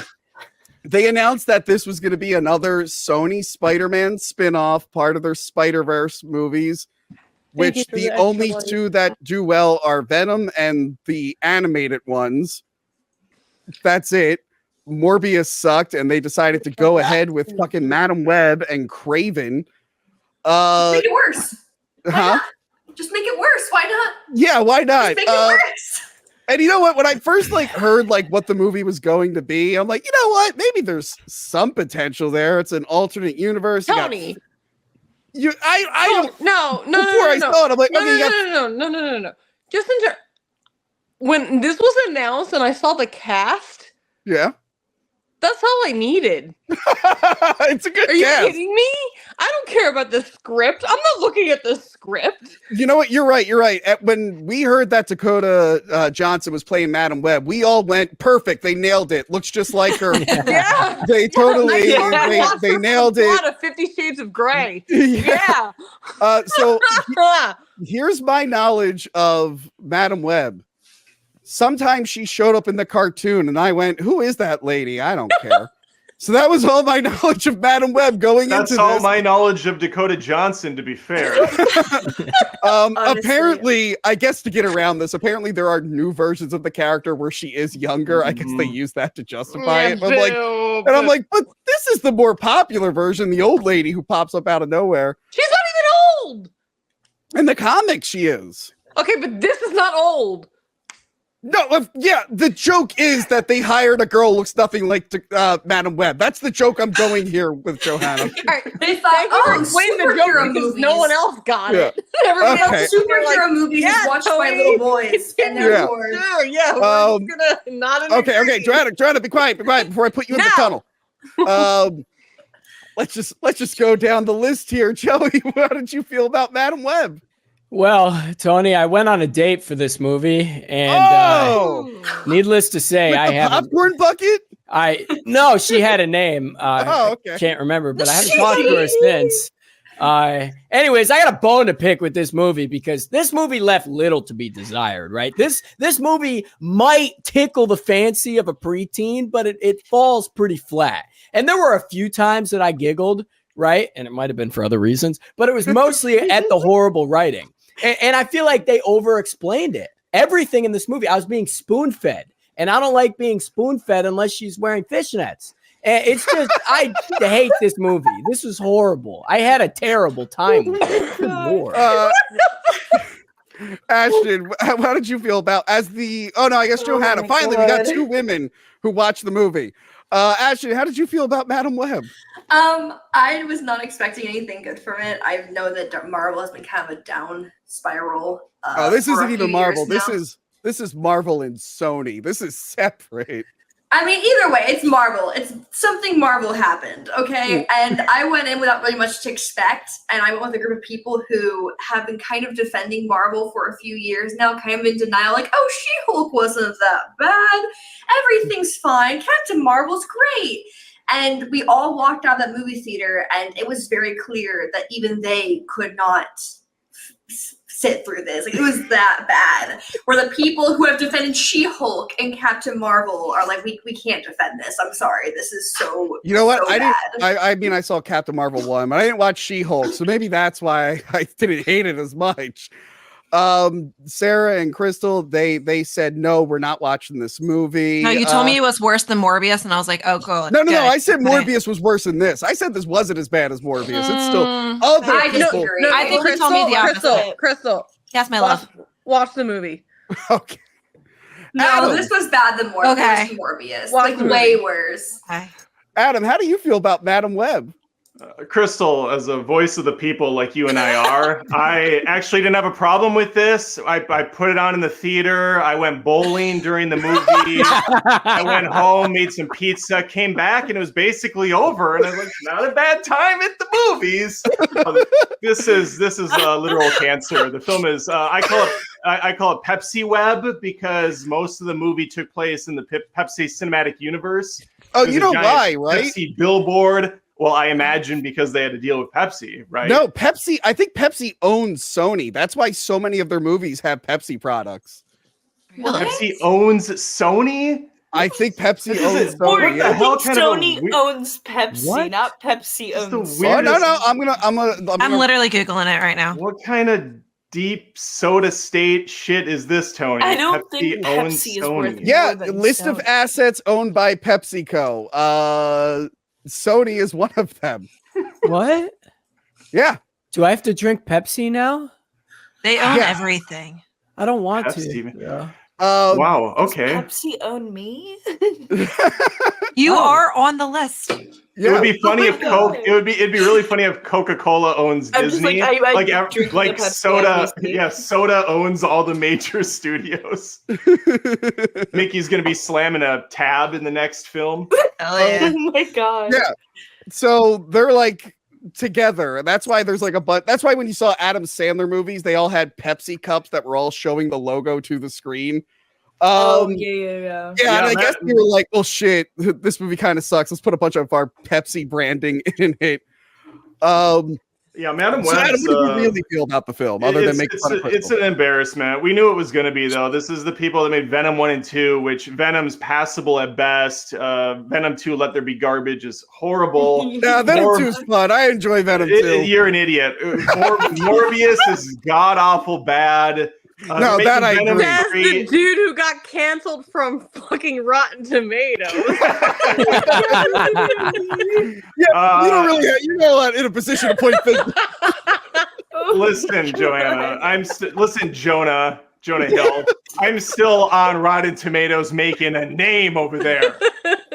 Adam, you don't really, wanna if be you, on Rotten you really should Tomatoes. have No, you don't wanna be Madam there. Web like 5 stars, but like it's perfect. They nailed it. Johanna, you actually saw this movie? No, I actually didn't. Why are you insist on being in this? Pause. So I have multiple things to say about it though, right? Okay. So all the clips that I've seen via TikTok or just YouTube, whatever of these, just like I know exactly what happens at the end. Like Okay. I know what happens. This movie is right up my alley. Number one, everybody's fucking hot as shit. Okay, They have a nice cast. Joanna. so we're hot. so Okay, similar. they are Johanna, you're gonna. so hot. Like Sydney Sweeney, I want to bury my face in her boobs. But Grimace they shut covered your them up the whole movie. Johanna, you're not I don't wrong. need to watch this movie Justice. for her boobs. There's multiple other movies where I can see her bare breasts. Like I don't But need this that. movie That's isn't why I gonna watch give you those that. movies. But she's still hot as hell. I'll give you that. But I would Okay, prefer to. But also, the delivery for some of these lines, Yes. I swear It's giving the they room. realize this is not a Marvel movie. This is a Sony movie. We're not going to be in some big thing. We're going to just cheese this up. And it's the funniest deliveries I have ever heard. Yeah. Probably since maybe like The Room. You know who nailed it? Like I said, it's Like, giving the room. Some of these are so funny. I don't know how some of you are like, oh, this is actually kind of charming because this is so funny. They know it's bad. Have you seen the interviews for some of these? Oh yeah, Dakota Johnson's interview. They're ripping this movie apart. They know. I swear they know. Dude, Dakota Johnson didn't know what the Spider-Verse was. They tried to explain the Spider-Verse for her, and she's like, no, it's not in the Spider-Verse. And they're like, wait, what? She's like, no, it has nothing to do with that. They're like, no, but there's like different universe. She had no idea what they were talking about. What I think happened was, like a lot of these films, they get rewritten. So there's scenes early on where Dakota Johnson's like doing an okay job. And then there's other scenes where you could tell she checked out. The person who nailed it the most was Justin Wang. When that clip of them talking to each other awkwardly came out, he was like, cast them all in an accurate Resident Evil adaptation right now. Cause it sounded like PlayStation 1 voice acting. Like that scene, she's like, you were super awkward to me. And Dakota Johnson's like, that does sound like me. It felt like I was watching Resident Evil 1, like the game. Like you were almost a Jill sandwich. I saw the ending scene. I'm assuming no one cares about spoilers. Yeah. Does anybody care about spoilers? No, the ending is nonsensical, so spoil it. Clearly, she's blind. Oh no! Oh my! No, that I was delivery. Number one, so looking out the window. Johanna, did you have a brownie before this? Out the window. Johanna, did you have a brownie before you came on? I may have something else, but it's fine. I'm drug testing everyone from now on for the goddamn live episodes. So we're all fucked. Joey, I'm an adult. Hey man, leave me out of this, man. Anyway, okay. I think myself, Johanna, Sarah, Joey, wait. All right, listen. We're gone. Listen, back to the movie. Now we've been talking about all the women. Let's talk about the men here. The great villain. I want to talk about the end scene of Madam Web. Oh my God, go do it now. Why do they have a blind woman facing the window? Because she's using her powers. She's not looking at the actual window. She's looking out the window. She's looking into recycled footage from Spider-Man 2. Out the window. That was like a real thing. They recycled footage from Spider-Man 2. All right, so Ezekiel Sims, everyone's favorite Spider-Man character. Joey, what's your favorite Ezekiel Sims moment from the comics? The one on page 4, man. Well, you don't sound like a real fan. Ashton, I bet you have like an Ezekiel Sims tattoo. What's your favorite thing about this character? Who? Okay, Sarah, you haven't seen this yet, but you're probably thrilled that Ezekiel Sims finally made it into a movie, right? Yeah. Woo. Crystal, So excited. you're going to cosplay as Ezekiel Sims at the next convention, right? Oh, I have it already. Yeah, ready for it. Adam, being a little kid loving Spider-Man, how did you feel when Ezekiel Sims came up onto the screen? Confused. Utterly confused. Does he have Spider-Man powers? Because all he did was climb on two sides of buildings and jump high, and that was it. Doesn't shoot a web. So in this movie, apparently in Peru, there's just a tribe that has Spider-Man powers because they have different powers, though. Different powers. Yeah. So in the comics, he doesn't have the spider suit. They gave him this, but they decided, they're like, hey, let's be accurate. Let's actually have him in his shoeless form. Yeah. But they never explain why he's running around barefoot. And I don't know shit about the character because he's not a popular character. So I don't know even the comic book reasoning why. Also, how does he switch into his suit? It doesn't look like he's wearing it. The whole movie, he's switching in and out of his suit. What I think was they filmed with this to look like the comics. And then they went, oh, this sucks. Give him a Spider-Man suit. And then they just used scenes from both versions because that one scene where he's talking to Madam Web and it's like a dream sequence. He's switching between the spider suit and his regular outfit. It's so fucking terrible. He's one of the worst comic book villains in a movie I've ever seen. I found it more comical that they had 20-somethings. I think Sydney Sweeney's 26 or 27, and they're supposed to be playing high schoolers. So they're like, "Oh God, how do we hide? How do we hide the guns on Sydney Sweeney?" So they just like get her in like giant baggy sweatshirts instead of just casting someone that was like closer to high school. Well, I think they started filming this. Cannons. I think they started filming this like 2 years ago before she really blew up in popularity, or else she would have been like a big part. Yeah, blew up in popularity. Also, it's also hilarious Dakota Johnson's supposed to be the motherly figure, and she's only like 6 years older than most of the cast. Like, come on, the old hag, take us in the car. But it guys, seems like they just underaged everyone. Like it's almost like just not even just like the whole joke about how, how Spider-Man's aunt is super young in the new ones. But like they basically like, you know what, let's just make everyone look 10, 20 years younger than they're supposed to be, because clearly we have to get the male's audience attention by giving them pretty girls. So we have to get Dakota Johnson instead of Johanna more than anyone. My attention. Hey,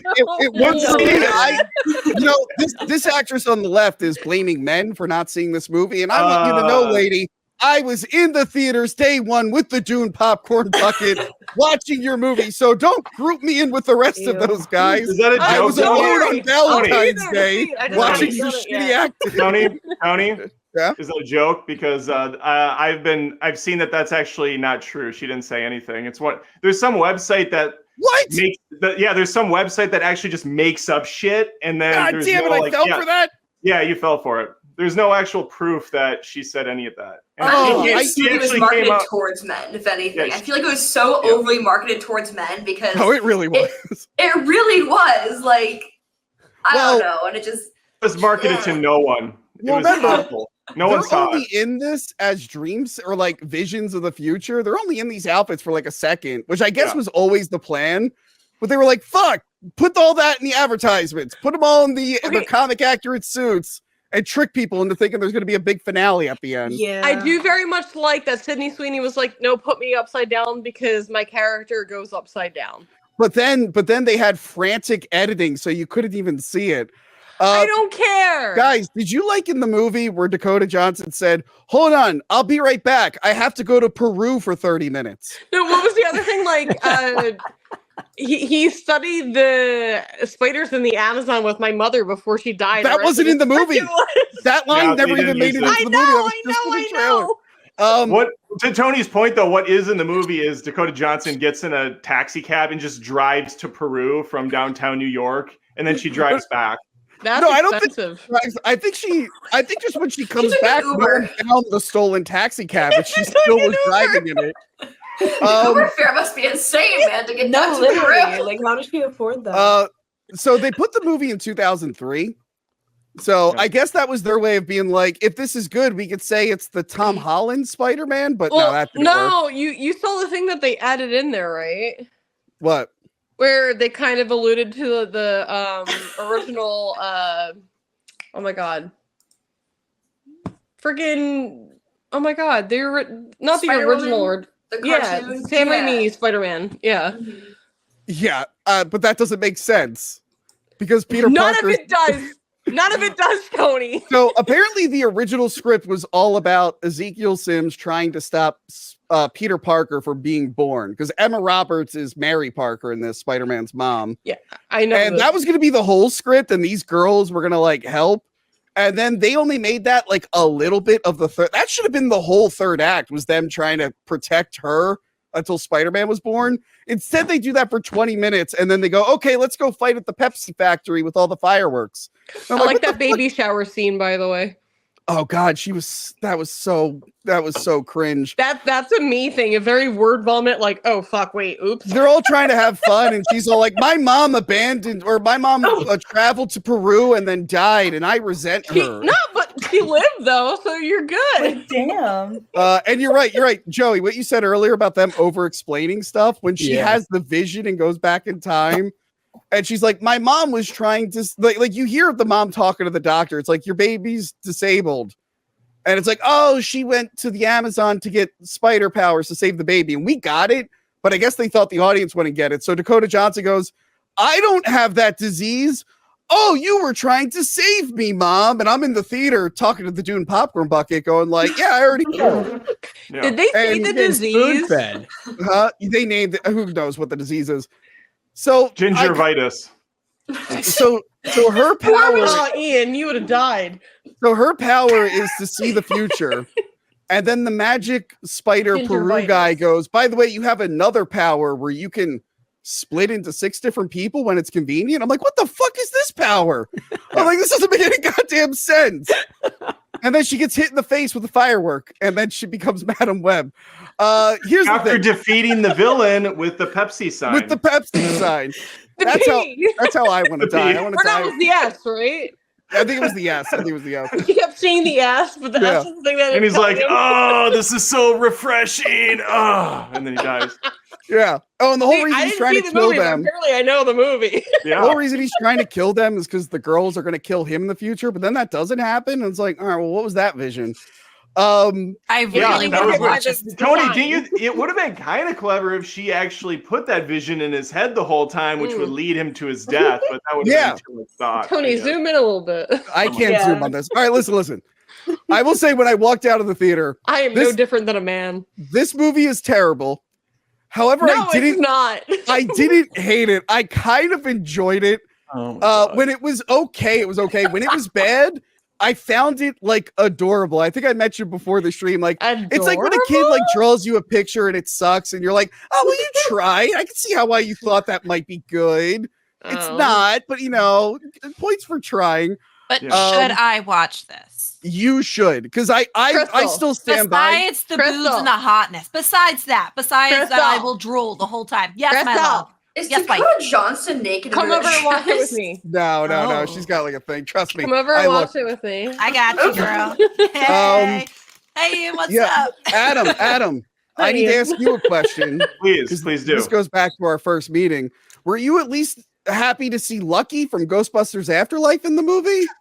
You're a lucky nut, right? You're excited to see her in the next Sony movie, Ghostbusters Frozen Empire, right? You've told me who Lucky is like 5 times. I still forgot. I feel like everyone who loved Ghostbusters Afterlife doesn't know who Lucky is. Well, I didn't love Ghostbusters Afterlife, so I have an excuse. I'm pretty sure she gets frozen in the next movie because she was shooting this for Sony at the same time. So she might not even be in the next movie that much. Oh, either. I know. Okay, Lucky was the mom, right?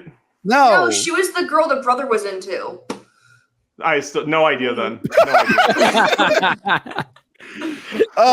Spinny's boobs with me. Jesus Christ, Johanna's in a tunnel.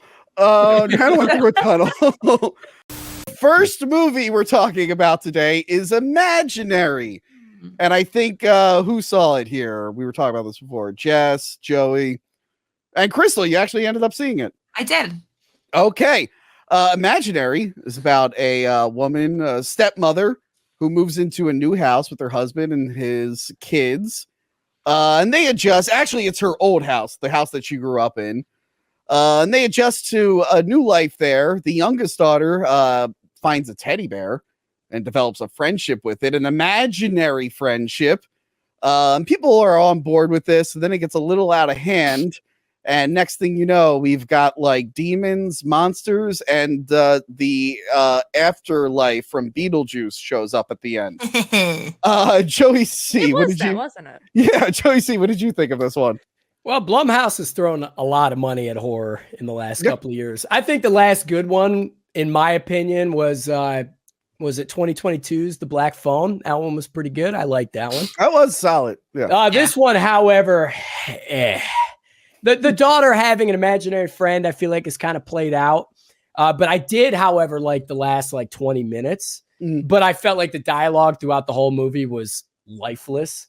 And getting to that last 20 minutes was like a fucking drag. And the jump scares. I hated the jump scares. I got a bone to pick with the jump scares. They were terrible. It's another mid-horror movie out. I've seen too many mid-horror movies. Joey, me and Crystal recently revisited the Nightmare on Elm Street remake. No movie has more annoying jump scares than that film. That's a good one. Yeah. I'm gonna be sick. Crystal, how did you feel about Imaginary? I actually really like it just because I also have strong opinions of just imagination and child's imagination. It actually means a lot to me, those kinds of subjects. So I love the whole feel of the movie. I didn't think we needed the old lady in it. I honestly think this movie would have been so much better without her. She just, it's like, here, exposition lady. That's all she was. And I was like, all right, you're ruining it because now I'm just like, I understand what's happening. And honestly, the older stepchild, she could have found the stuff and figured it out on her own. She didn't need fucking old lady who used to be babysitter, old lady neighbor to fucking figure this out. I mean, her death was epic. Yeah. but I didn't fucking need it. Yeah. Overall, though, I really did enjoy it. I agree with Joey when it's, imaginary stuff tends to be a little overplayed, but I put that aside and liked it. Yeah. Jess, where did you land on it? Well, nothing will beat the imaginary friends in Five Nights at Freddy's.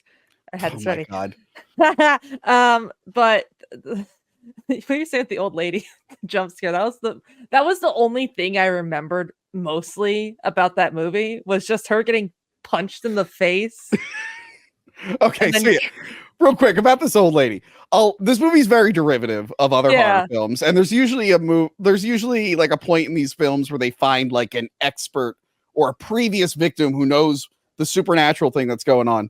But this old lady, like at one point, becomes the villain and has a whole bad guy speech, like from a cartoon, where she literally like points to the sky and is like laughing and stuff, and then she just fucking dies. It is so bizarre. Yeah, she's literally the villain for like a good 30 seconds and then dies. But you kind of already knew she was going to be the villain in some way, but it was a pathetic way. I will say the one twist in the movie I didn't see coming. I was like, oh, okay. With the bear, I was like, oh, yeah, that worked. And then I got over it, and I was like, okay, what else? The Inception aspect of it, that took me for a surprise. I wasn't expecting that. Yeah. When they were in the hospital at the very end, I did not expect there to be an Inception in the imaginary world. I was cracking up with that because that was like that was like a full ripoff of what do we call it, 1408, where what's his face thinks he's out of it, and then he's like, oh no, I'm still in the hotel. They like literally just did that scene almost verbatim, but the kids are creepy. It was just in that hospital scene at the end where they're just like, and now thanks to you, it's like, this is very, I actually did think it was the ending. I'm like, this is very forced. It felt very fun. Thanks to you, I've gotten over it, and I'm like, all right. Gil, you said you did see this or didn't? No, this is the only one I didn't see this time. Wow, what a slacker.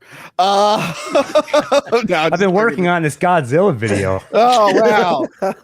Oh, you work on a Godzilla video all the time? Just do a Godzilla podcast and do it occasionally, all right? It's weird how derivative it is. I actually ended up enjoying it. I saw it with Casey. She loved it. I like this girl, Tawanda Weiss. I don't know if you guys saw the last Jurassic Park movie. Pretty. She's so pretty. The Jurassic World Dominion, not a great movie. I didn't hate it as much as many people, but she was one of the newer characters. She was actually really entertaining in that movie, so it was nice seeing her again. I liked it. I didn't mind it. I'll probably never watch it again. The effects were awesome. Especially the fucking, which I don't feel bad spoiling this because they spoiled it. Wait, this is a good effect? Yeah. Sorry. Oh my God, this is someone absolutely amazing made this for me, the and flail. What? The flail, that's right. The flail was amazing. Made this, and it's supposed to be the bear from Flare Rocks. The flail rocks. This is supposed to be the bear, I believe, from Krampus, right? Tony, is what you told me. Yeah. This is now Chauncey. Yeah. Oh, the bear's name was Chauncey. Doug, the effect looks better on screen. Okay. It does. And I appreciate it that it actually, a lot of times when they do a practical suit in a movie, they'll paint over it in CGI, which makes the CGI look better. But at some point, I'm like, I kind of just want to see the suit on screen. And they definitely like digitally do something to the mouth to like make the mouth look more alive. But it was nice seeing just a guy in a big bear suit in a major film on the big screen. Like, wow, it's been a while since a mainstream movie tried to pass this off as scary. Since Midsommar. Well, no, that was a different situation. That's a different thing. I thought the spider monster was pretty cool. That guy was cool too. There's like different monsters. They go into like this realm that's like a hallway to a bunch of doors. The kids. I who love have the imaginary clouds. friends. The clouds on the ceiling. Oh yeah, they have those. Ever see those cloud lamps? It's like a big ball of cotton with like LED lights in it. Oh yeah, yeah. So in this other world, it's basically the hallway from Beetlejuice, but with cloud lamps on the ceiling. that's fun. Yeah. Is there like a weird what janitor that comes by and talks? No, to there you, should or have been. No? Okay. All right. The funny It thing really about works. yeah, It really works because she's like, it's like a really like blue, but she's in like a yellow dress. yeah. The Really, colors are like, really cool. If Mint really Gallup good. was here, she would say that the colors were colors, like Yeah. she did in that one episode. I edit Mint stuff. I know. She'll say that. But yeah, the hallway reminded me of Beetlejuice. It also reminded me of Monsters Inc. Yes. 'Cause I remember the monsters went through doors. But this is kind of funny because we now have a family-friendly imaginary friend movie coming out in a few months with Ryan Reynolds called If. I can't wait. And it's like, wow, usually they make one movie and then there's a horror parody like cash in, but this time the horror one came out first. But yeah, I think it's fine. I wouldn't rush to the theater to see this. This is like if it's streaming on Peacock in a few weeks, definitely check it out. But yeah, inoffensive. It's inoffensive. It's fine. It sounds like we chose the wrong evil bear movie for tonight's live stream because Winnie the Pooh 2, from what I hear. Yeah. Great movie. Hey, we're gonna do it next month, right? Right, Tony? If it's streaming on a service that I have, we will do it. I'm not spending money. Or go to the movie. They just announced the third one. They're making the third one. No, Plus guys. the They're doing crossovers. the puniverse. I'm so excited. All right. Doug, Bambi. Tony, have you Doug, I know have you on come your off your show stance that you're not going to help me with the chronological recap for that one? I will help you with that one. Doug, I know your podcast, you only cover 80s movies, but I think you really got to dip into the Puniverse at some point. Don't worry. I personally will dip in. You're going to change your thing. Like, we talk about 80s movies and only 80s movies, except for the Puniverse. Mhm. We do the Puniverse. Oh. There's a lot of movies that fall There into that better be a category. Puniverse episode. Yeah, how about that? We'll do what is the worst Puniverse movie? Is Immaculate. Did everyone see this one? Yes. Okay, except wow, the two women didn't see this one. Wow, No. so much for girl power. I only got to go see Ghostbusters in the theater. That's it. Who's for girl power? I'm Tony. Okay, Immaculate, starring Sydney Sweeney, from the director of the movie The Voyeurs. Now, I have not actually seen the movie The Voyeurs, but there's a scene from The Voyeurs that I've seen like 10,000 times, and I think you guys probably know what I'm talking about. This movie is about a nun who goes to Italy. Did I not have a picture of her, just a regular nun? I guess I didn't. She goes As a regular nun? What are you talking about? because my only slide is her as Mary. Wait, that's not a regular nun? Shut up, Doug. That's not what they look like when they take the habit off. Doug drove through a tunnel. I don't know what happened. Why does everyone keep calling into the show while driving? Oh, he's back. Oh, great. I'm at the end of the line now. Yeah, so she's a nun. She's going to a convent in Italy that's specifically for like nuns that are about to kick the bucket. Yeah. And there's a priest there who's very supportive of her and really glad that she's there. And then there's like some crazy shenanigans that happen. She ends up getting pregnant, but she didn't have any sex. She's a virgin, or at least she's celibate at the time she became a nun. I'm not really sure. And like in the beginning, she's talking about how like she's like, I died for like 40 minutes or 14 minutes. I forget how long she said she was dead 7 for. minutes. Was it really? Yeah, I don't know where you're pulling these numbers doubled from. and then quadrupled. And Oh, you know what? She died for 12 hours. You know what? She probably said I was dead for 7 minutes, but I heard 47 minutes. I'm like, I don't think that's possible, but I guess that would be a miracle. If you survive being dead for 47 minutes, you'd be like, where's the nearest church? I gotta thank that guy. So she's looking for a purpose. Why did God save her? And then she has this miraculous, immaculate conception. And then throughout the film, you find out that it might not be what you think it is. And also there's these weird nuns with red faces, and that never gets explained, and that really bothered me. Okay, without spoiling anything, Joey C., how did you feel about Immaculate? My brother in Christ, I gotta tell you, lackluster if I do say so. I feel like it was shot. I feel like it was shot really dark, and I don't know if it was the brownies that I ate or what, but I couldn't see shit. Can you just not eat brownies for one movie, Joey. See, just one. It was a When'd you see mistake. it? I didn't plan on doing this, but I feel like the script was cliche. The ending with the baby was lame. I can't think of anything good to say other than the fact that Sydney Sweeney could just step on my face. Just once. There's several close-ups of her feet. I'm sure that'll make you all happy. Yay. Yep. I do have to warn everyone. You only see her boobs for like a minute, but she's wearing like a nun bathing suit. I was very let down by that. He was so let down he wouldn't shut up about it all yesterday during Ghostbusters. I actually it was really awful, man. Which got Lauren from the Human Centipede episode. She wanted to see it, and I text her, and she's like, "Don't spoil it." And I'm like, "Well, I have to spoil this because I feel like it's a reason a lot of people are going to see it." Gil, our brother in Christ, where did you land on that, Gil?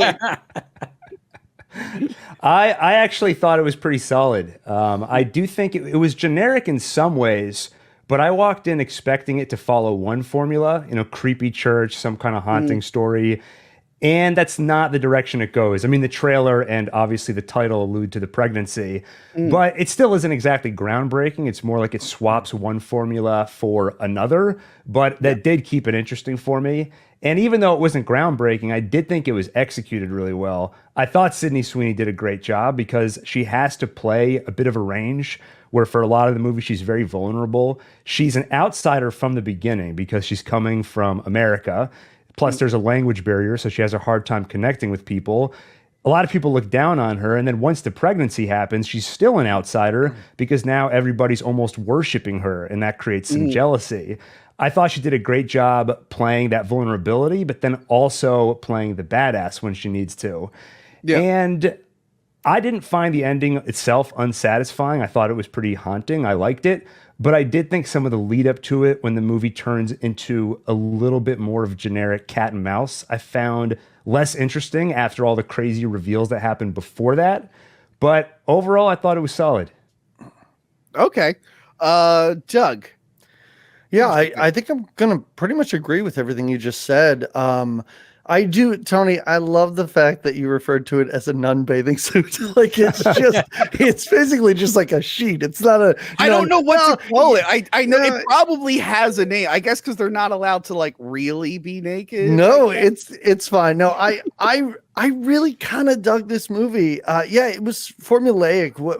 What this movie did, which I found kind of aggravating and surprising, is every time it revealed a little bit of itself, I kind of was let down because I was like, oh, this is the movie I'm watching. But then every time it paid it off. Like I was kind of surprised every single little twist and turn that happened. I had 100% thought, and this is not a spoiler, I had 100% thought this was a goddamn like Jacob's ladder thing where it was like, oh, she did die in the ice when she was a kid. I was so happy that was not the reveal at the end of this movie. I think maybe that made me feel so much better about it. I do have to say those last 5 minutes were incredible, and it saved a movie or elevated a movie that could have been pretty pedestrian. And also this movie looked fantastic. It was a very good looking beautiful movie. Is and also every movie needs to be 90 minutes. Can we stop? Like, please. I was happy. There's been like a 90 minutes. Horror's really good. Horror's always been good for this, but there's been kind of a return lately of just like under 2 hours or just hitting the 2 hour mark, which is really nice. So I agree with a lot of what you guys are saying. I was glad Sydney Sweeney can act. I've only ever seen her in White Lotus season 1, where she's playing like a bitchy teenager. And I'm like, well, she's a young girl. That's probably not a hard role to play. Or Madam Web. Oh, hey, sorry, Tony, can I interrupt you for just 1 second? Yeah. A movie that is underseen that she was in maybe 3-4 years ago, Nocturne. Everybody should check that movie out. It's absolutely incredible. Oh, the other movie I saw her in was John Carpenter's The Ward. She's like the young Amber Heard. That's when she was like a kid. Oh, I saw that. She's also in like a she's also in like a sci-fi like spider movie or something. But anyway, and then I saw her in Madam Web, which is no one's best acting. No, I assume that was the sci-fi spider movie you were talking about. No, different one. Tony, you said her name wrong. What? You said Amber Turd's name wrong. Oh, shut up. Hold on, I'm looking up the name of that spider movie. So yeah, I was invested. Now the marketing would have you think that this is kind of like a sort of like an Exorcist Omen vibe. Also, it wasn't a spider movie; it was a zombie movie, I guess. Anyway, oh no, yeah, Spiders from 2013. She isn't a giant spider movie. Anyway, I thought it was going to be like an Omen Exorcist thing, and my mind is there because for whatever reason I'm watching all the Omen movies, and Joey C happens to be watching them too. Don't do that. He watched 1.5. I wouldn't say he will watch all of them. Although the last worst episode I did, Cecil from Good Bad Flicks was like, "Oh, I didn't watch the last one." Okay, well, anyway, and there is a new Omen movie coming out, so I'm like, "Oh, was this made to kind of like compete with that?" But no, it's not that. Now, I kind of want to talk about the spoiler, but does no one want to talk about spoilers? I don't know. I mean, it's pretty new, but I don't care. Yeah. Look, I'll be vague. I didn't expect the twist to be, what if Catholics also tried to make a Jurassic Park, but with Jesus instead of dinosaurs? I was like, wait.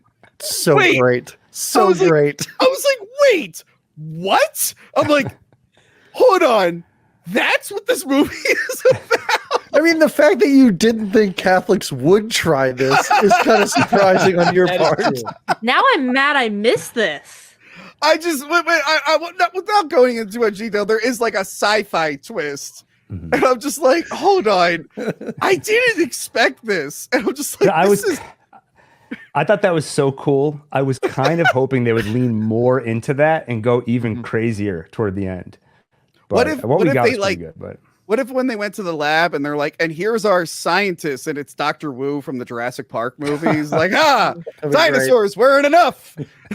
I'm trying to bring it's like the twist ending of Splice where you find out it's in the Unbreakable universe. They do the same thing here.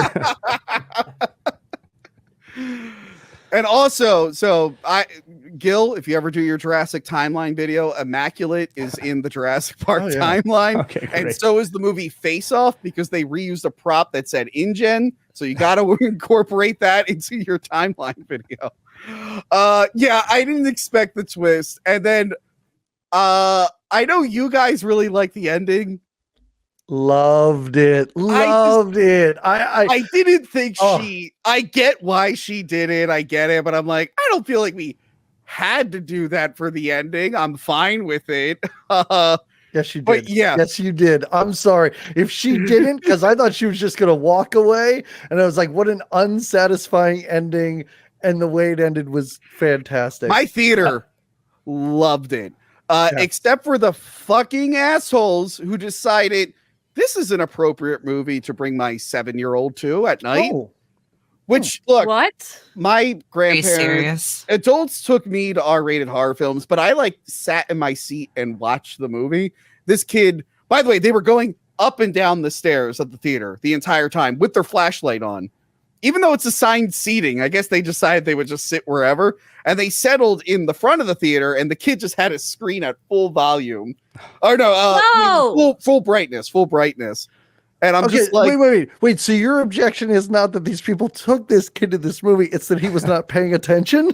No, because I was a kid at R-rated movies, and I was well behaved. Like, I'm fine with it. It's like we were talking about Halloween 2018 before we saw this. The second time I went to see that, like with my ex, someone brought a baby at like a 10 o'clock showing.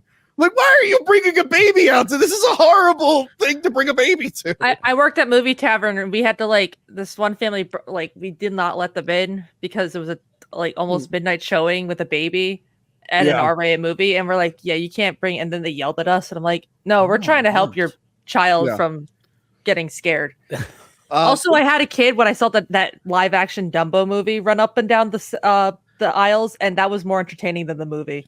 Well, that makes sense. Have any of you guys ever eaten at a movie tavern? No, I have, because I worked there. Movie tavern is great. If you want to order food and then get invested in a movie, and then have like a waiter interrupt the movie and say, "Sorry, there's something wrong with your order," whatever, or you're like, "Wow, this is the big reveal," and someone comes and goes, "Did you order this?"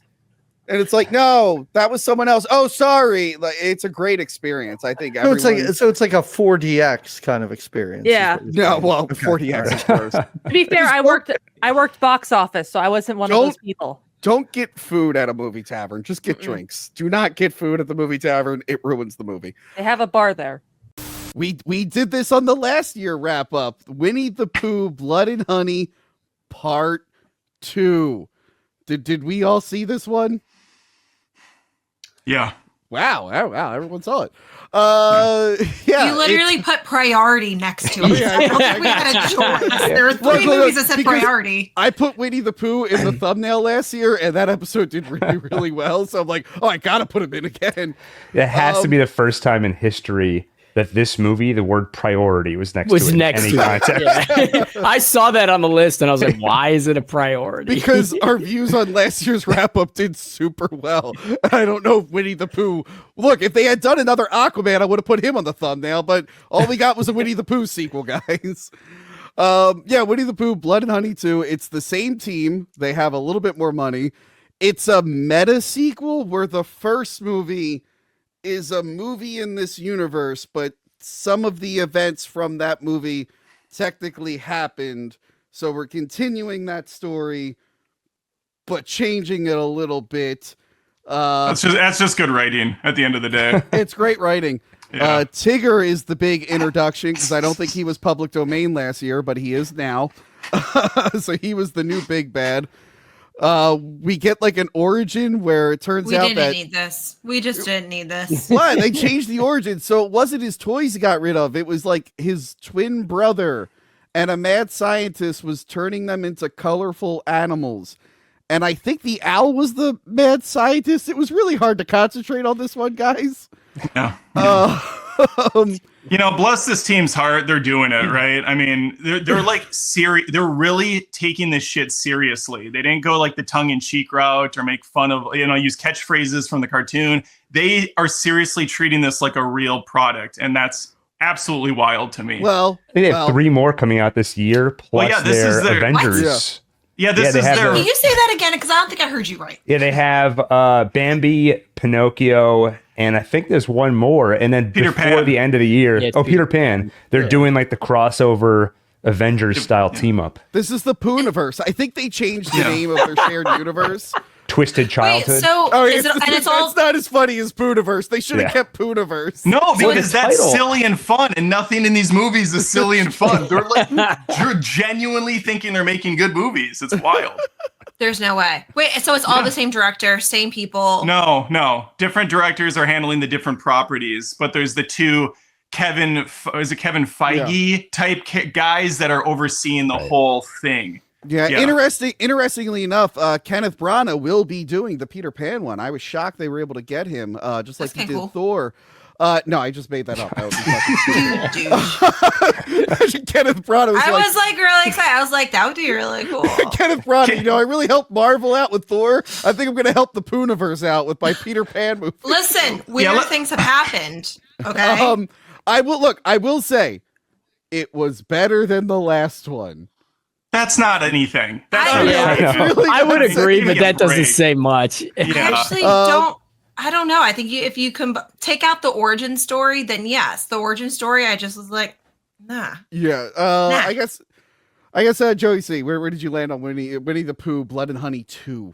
Well, first of all, before we go any further, Tony, I had one job today, and we once again forgot. Oh, God damn it! Yes. This is like third fucking month in a row that we forgot. I was going to say something, but I wanted to see how long it would take before somebody remembered. God damn it, Gil. Folks, there's one name of the game today, okay, and that's super chats. If you want me or the crew to whisper sweet nothings into your ear, all you have to do is send a super chat, and it would heal me for my sickness, actually. Because I'm very sick, and in order to heal old manly Joey C, send a super chat to Tony, and it would heal all of us. And with that being said, I'm leaving. So have fun, everybody. Did you like the movie or not? Do you want to? Movie was better than the first one. The effects were pretty good. I thought the effects were good. Again, I might have had a couple 2 brownies while I was watching it. Oh my God! So. The fucking Tigger story. Yeah, that's an owl. That cool if you're watching, that's an owl that you're looking at. Those are the effects you're seeing. It doesn't And look he's like just an as owl. It low looks res like a in the movie. vulture. Like It does look like a Right. vulture, yeah. All right. Well, Okay. Joey C, thank you for being so loyal all year long and dropping the ball literally at the very end. At last. At the very end. God damn it. Sorry, I'm gonna go drink Pedialyte. You can't and just sleep on suck the it couch. up. I thought you were a man. I'm like 4 seconds away from throwing up, so I'm gonna go do that over there. Okay. Need a Have grimace fun. mouth. Feel better, Goodbye. Joey. Bye, Joey. Movie was Godspeed, so Joey. bad it killed Joey C. Can you Yeah. believe it? Adam, what are your thoughts on Winnie the Pooh, Blood and Honey? Well, 2? I Was there think- anything you liked in it? Well, I think it's unfair right out of the gates to like even reference the Avengers or the MCU with this. We should get closer to maybe the Sony Spider-Man cinematic universe that doesn't have Spider-Man in it, because that's what they're building over here on this horror side of things. Yes, as we've stated, it is better than the first. There are better kills for sure. They clearly have a much larger budget. I think this one wasn't it like $1 million they had this time Probably, around, whereas the first one was like an expired Starbucks gift card and a few bucks in the wallet. You know, some of the cinematography. Listen, everything's a step up, but we're still in the shitter with this franchise. They're bad movies. The stories are nonsensical. It's not fun enough. It's way too serious. Some of the designs of the costumes did get better, but these are schlocky C-grade horror flicks. And I don't mind a schlocky C-grade horror flick. In fact, I love the Terrifier movies, which keep getting way better as they go. They do. And I noticed that's not on the list today, which is a shame that we're in the muck with Winnie the Pooh, Blood and Honey 2. Also, Tony, how do you not call it Winnie the Pooh like Tigger Rises, or have at least some creativity with the title? Yeah, it's just weird they Blood did- and Honey 2. Yeah, I don't know why they kept the same subtitle. It should have been a different subtitle. Right. Tigger was also he was Freddy Krueger, right? Yeah. Pretty much. Basically. Yeah. I didn't have a slide of it here, but Tigger's CGI tail was barely attached to his butt. It kept floating over his butt. But at one point they show Tigger's shadow and they show the tail, the shadow of his tail. But the color of the tail is a different color than the rest of the shadow. And I'm like, how do you fuck that up? I'm like, how the fuck do you fuck that up? Gil, what did you think of this? Will you be including this when you review every single Winnie the Pooh thing and do it in chronological order? It's tempting. I mean, once what's it called? Puniverse, universe, monsters assemble. Yeah, Puniverse, monsters assemble 2025. When that happens, we'll see. I might have to tie them all together. But yeah, I mean, agreed with everything Adam said. It's a terrible movie. If you were to really try to dissect why it's so terrible, I mean, there's no tension, no suspense. When the killers show up, they just slaughter everybody. There's no... I feel like Scream does it best because you can like knock that guy over. He'll trip over a couch. Like there's some fight and some tension of whether or not who's going to escape from this room alive. And then the whole subplot of the mystery of where did these creatures come from. As soon as Christopher Robin sits down and Googles it, the first hit is like children kidnapped, animal human hybrid testing. I was like, oh, so it's going to turn out Winnie the Pooh is his kidnapped brother, but they still draw out the investigation.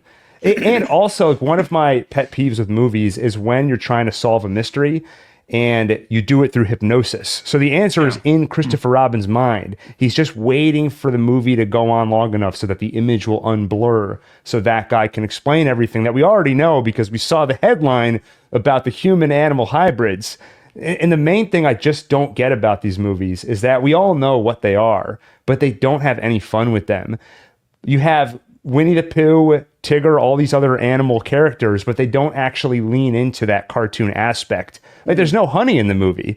Like, he should be like pouring hot honey on people to like burn them alive. The very end, okay? The very, very, very last scene, a couple seconds after the credits, there's honey, okay? Okay, you're right. Let me reassess this whole movie. Gil, to your point really quickly, a movie that does that very well and has fun with it, I enjoyed it, is Cocaine Bear. It takes a really stupid idea of a bear, that was great. Doing drugs and just going nuts on everyone. That's what Winnie the Pooh should have been something more like. But I digress. Yeah. Crystal, you seem to love it the most. No, what did you think compared to the first one? Did it do anything better for you? Don't think I like that there was more gore. It was just a bad horror film. I think if you take out the experiments and the brother. Like, you just complicated and made it messier. If you should have just stuck with it, having fun, Winnie the Pooh going ape shit with all these. I mean, I don't know why they are so obsessed with just ripping heads off. Almost every kill was a ripping the head off. I did get tired of that effect. It was nonstop. I think they could have had a little bit more fun with the kills. The rave scene was great, but it kind of went a little too long because it was just the same kill over and over. Which is funny because it's probably not a long movie. It just felt really, really long. Crystal, did you recognize Christopher Robin's dad? No. It's Paul Atreides from the made-for-TV Dune miniseries. Oh, I never see that guy in movies anymore. So when I saw him, like, oh shit, I guess he did do something after the 90s. Good for him, out of all the movies. Adam, you said they don't do any of their catchphrases, but Winnie the Pooh, when he dies, he says, "Oh, bother," before he gets an axe in his head. That's true. Don't you like that they waited? They like saved it for the very end. You know, that way it didn't get cheap throughout. Everybody was on the edge of their seats waiting for that iconic line to get said. It was like when Captain America said Avengers Assemble in Endgame. I had the same reaction. Everyone around me was cheering. I watched this alone, so that means I was just cheering. All your imaginary friends were with you, like Piglet and Tigger, and yes, we're like, he said, "Oh, bother," yeah. There was also Piglet was dead in this one. No Piglet in this. Right. He died in the first movie. Oh wait, I thought there was a pig. Who was the warthog looking thing? I don't think was he in it for like 2 seconds? I thought he was in the beginning. Wasn't he in the very beginning? That was it. Yeah, he got his head blown off. Okay, so he was in it for like 2 seconds. Yeah, they redesigned all of them. So I think that's why I was because the first movie was actually within this movie, so it makes sense. Yes. It's all recasted, redesigned. That's how they get around. It's perfect. Yeah. But yeah, I guess. What did you guys think of the very ending though? Where they're going to be regenerated and come back? Yeah. What I was so stupid because they need him for the big Pooh crossover. If they were imaginary friends, it would have made sense because he's not able to separate his imagination, so they'll keep resurrecting. But no, this makes no sense. Still, it's stupid. So you can't kill them. You know, it's like when Zack Snyder killed Superman. So you'd be so excited to see him come back. When we watch that Pooh crossover, we're gonna be like, when's Pooh coming back? Not save the day. I guess kill everyone. Yeah, it's as Superman does, of course. It's gonna be so worth it. And then Warner Brothers will reboot it, and me and Adam will be on the front lines of restore the puniverse. This movie sucked, but I guess we'll keep watching them. People seem interested to see where this goes. Why does he vomit acid all of a sudden too? I don't know. Why does he not? Like all of a sudden they have superpowers? Why wouldn't you give him big eyes if he's an owl? Like I don't. He's got no ears. Because they had like 3 months to make this whole movie. I mean, they have no time between these shitty things. Still, though, I mean, it's straight up a vulture. It's just not an owl at all. They could have got those like cheap boggle eyes or whatever that you shave and the iris moves around. Just put those on. That would be great. They just need to have more fun with the movies. Like the owl should be like, owls go hoo, hoop, or hoot, right? He should be like making puns out of that, like hoot is in my house now, Gil, I think you just got hired to write the next 5 movies based off that. This guy's a genius. Wait till they hear Adam's title schemes. Like we need him. We couldn't think of anything. They've never named a movie with rises in the title before. Civil War, directed by Alex Garland. Guys, what a movie! Wow. Now, I like Alex Garland. Obviously, the movies they have here, I all liked. 20 Days Later, Ex Machina, Bearded Outlaw just disappeared. He died. Annihilation was okay, but I didn't see Men. And apparently most people hated Men. Can confirm. So I was going into this like, how am I going to feel about this one? I saw it last night, and I got to say, it was very, very good. Gil, what did not Gil? Going down the list. Joey, what did you think? Gil, get your turn. Don't worry. I'm not into war movies. Not that they scare me, but if I was less manly, they would scare me. But I did like the fact that they told the story through the eyes of like the press, and that was really cool. like the scene where I don't know if this isn't a spoiler. It was like the scene where like the press guy steps over the dead body to get the shot. Like it just tells a really powerful story, and I really dig that. And like no matter what side you're on, the whole situation is fucked. And I think this movie did a great job like explaining that. Because a lot of war movies, I haven't seen a lot of them, but the ones that I have seen, they tell the side of one side and that's it. They don't even mention the other side. So I like that movie or this movie did that. I think Gil, I think I talked about this with you and Adam on the stream. Yeah, that's right. But like one of my favorite war movies is Tora Tora Tora because it was made by the Japanese and American, so it explored like both sides of that whole thing. So yeah, it was kind of cool to see. Although I did see like reviewers complaining that there were no bad guys, like they didn't know who to root for and who not to root for. Because before this, a bunch of people I know were like, "This is what's going to happen in the next election," and then the movie came out. They're like, "I'm not sure if he was the good guy or the bad guy. I don't know how to feel about this." Gil, how did you feel about Civil War? I know you did a whole video on it. Please spoil everything you said in the video right now. Actually, let's just play it right now. All right, everyone just sit down for the next 25 minutes. Yeah, I mean, I echo everything both of you said. I think just on a plot level, it did a great job setting up the characters. They feel real. They're easy to empathize with, even though they're very flawed. And I think part of what Alex Garland was trying to do with this movie is the press, it might be shocking to hear this, are pretty demonized at the moment in a lot of places and in a lot of ways. So he wasn't trying to idealize them, but he was trying to humanize them. And I think he did a really good job at that. I think Kirsten Dunst's character is really interesting because she's super jaded.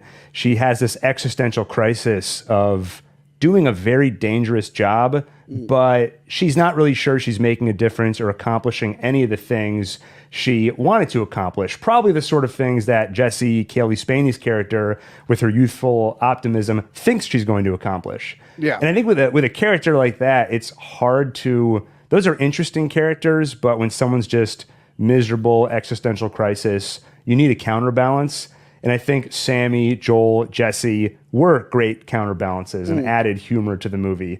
So, grounded movie, characters that are easy to empathize with, and then it's a pretty simple story. It's a road trip movie where every stop offers either something very suspenseful or tense or some development of their characters. And then, of course, the whole DC sequence is just horrible and riveting and just... I almost feel like whenever I talk about this movie, my first temptation is to jump right into like defending it, just because the comment section on my video, which talks about kind of the underlying meaning of the movie, it's so much of the criticism is that it has nothing to say, which I so strongly disagree with. But I won't go into all that. I got a whole video on it. Just overall, I'd say I really enjoyed the movie on a plot level, and I think it did have some important, interesting ideas that you could have a conversation about. Yeah, and Gil, there's a lot of stuff I want to say about this movie, and by stuff I mean jokes. But you know, once you get a channel deleted, you got to play it safe. Yeah, so the story, I had a really good intro for this movie, and I'm just like, yeah, you know what? Let's wait on that. But basically, if you haven't like seen any of the ads or anything, the story is like America's at a civil war. There's the Western forces, the Florida Alliance. Then there's the Republic. What is it? It's Texas and California. Yeah. Are they not the Western forces? For a minute, I thought they were the Western forces, but I guess they're not. No. And then the Loyalist states, which were the original America. I'm looking at a map right now. So like, I'm guessing the president kind of took over power. They leave you little kernels of like what happened to cause this. And he's talking, they mentioned that it's like his third term. He was bombing people. We're not sure how far in the future this is. At one point, the one guy, so like you said, it stars Kirsten Dunst and a guy I've never seen before, a girl from that Craft movie that the one fan, AJ Wizzle, who's in the chat, keeps sending me. Oh, God damn it. Sorry. I just looked. I know we're not at super chats, but I just looked at his super chat. Tony, if you joined Cailee Spanie's performance in Civil War, you'll love her in a previous Blumhouse movie I've sent you a copy of. Yep. because I was looking up what the actors were in. And I didn't recognize most of them, but I saw her. I saw Craft Legacy. I'm like, oh, God damn it. And of course, Thufir from Dune 1, but not part 2. They cut him out of part 2, which really upset us. Thoof Troop. Hashtag Thoof Troop. Am I right? That's right.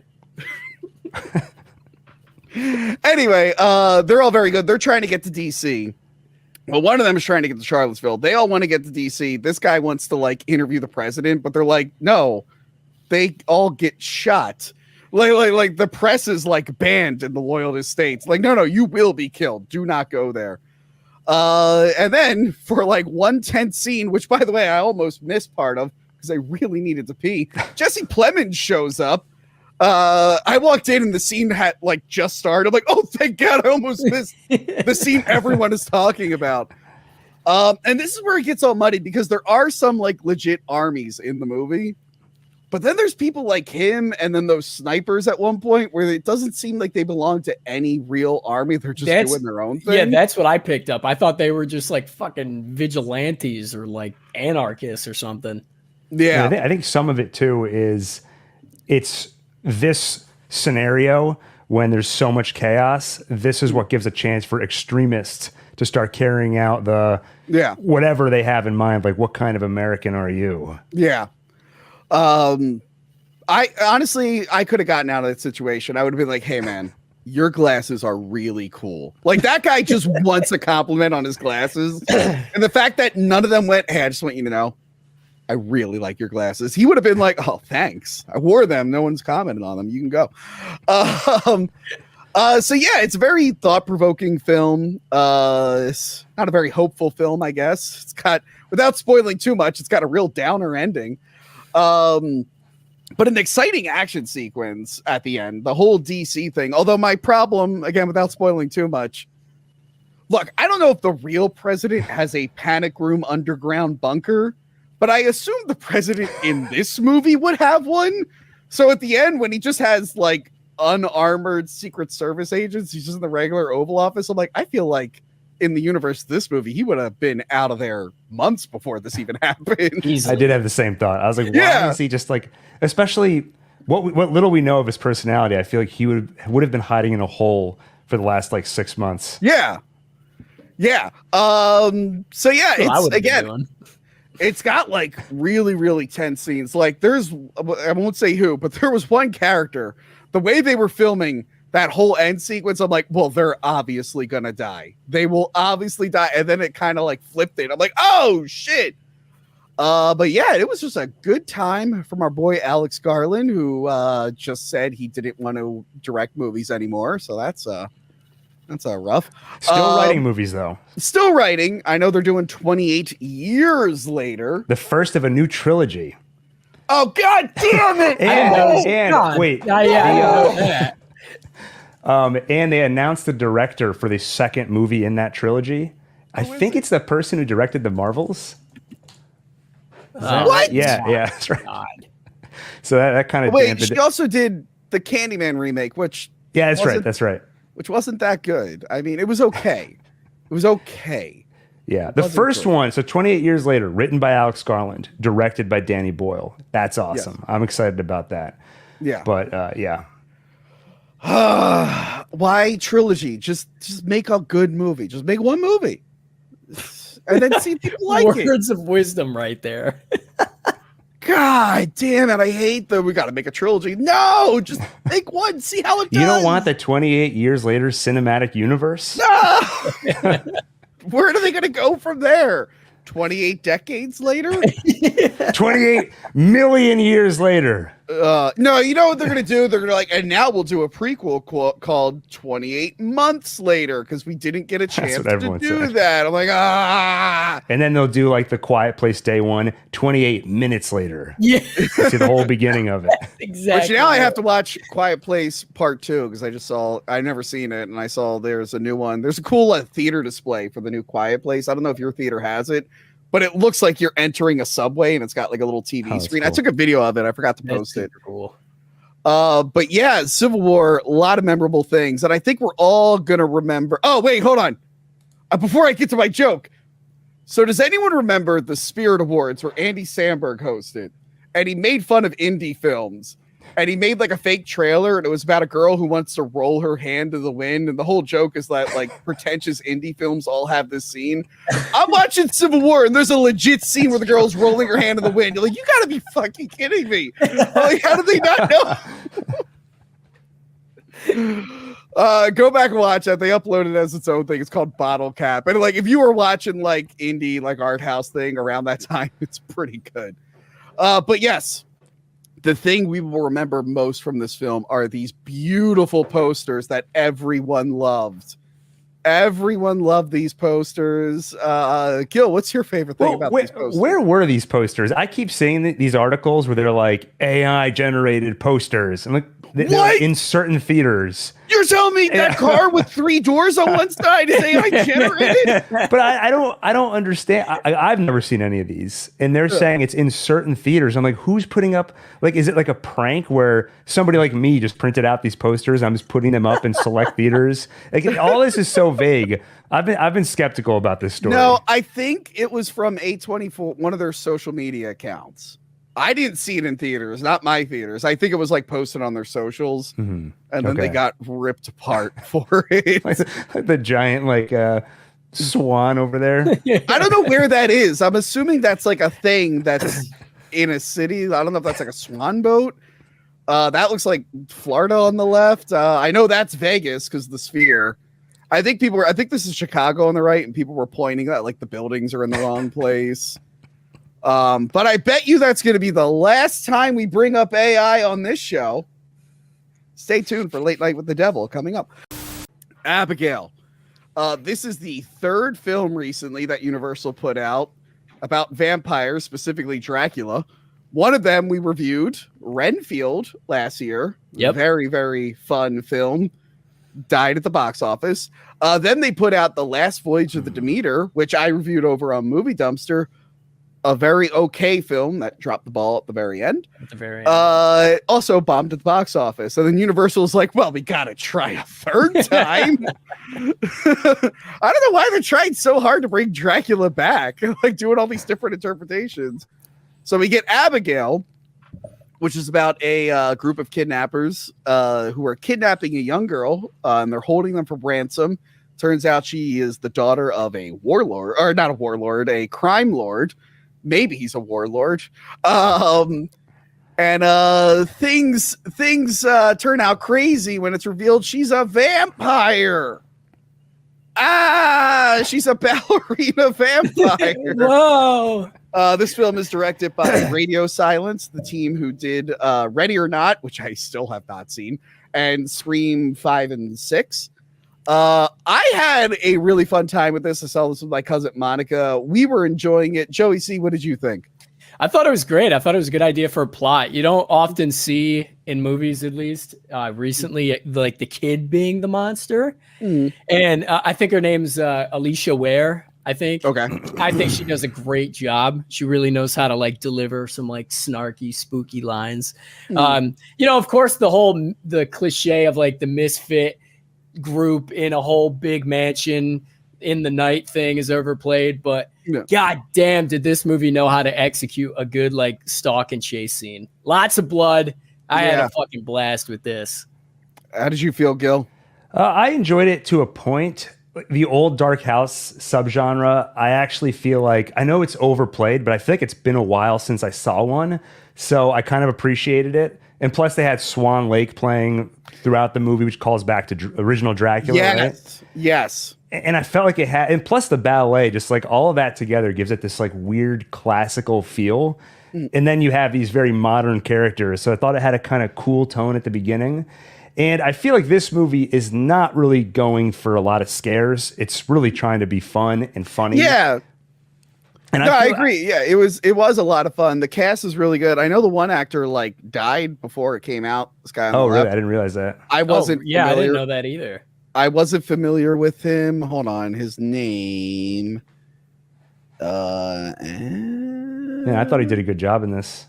Yeah, his character was very unlikable, which is like the point he's supposed to be. Yeah, but that like pity way he kind of talks like, "Oh man, I just wanted to hang out." Like, yeah, he reminds me of some guys I went to high school with. Not when they were in high school, but like after high school. when they got like a little too involved in some stuff. It's like, hey man, you don't have to smoke that every day. You don't have to go to that dark mansion and kidnap that ballerina. No, man, trust me. I hope this is how you say his name, Angus Cloud or Angus Cloud. I think he was on that show Euphoria and whatnot. Oh, that's right. I forgot. I did see the news that he died. Yeah. Yeah, I've never watched Euphoria. I mean, I like Sydney Sweeney, but not enough to watch that. And I will say she's really been winning me over. Catherine Newton, right? Yeah, I was going to say this. Really outdid herself after Quantumania, I got to say. Well, no, I didn't think she... I really liked her in Lisa Frankenstein and this. So I'm starting to realize, I'm like, oh, she's not a bad actress. I was just seeing shit movies. So I will go back and check out Freaky at some point because I hear she's really good in that. But my only previous exposure was, what was it? Paranormal Activity 4, which sucked.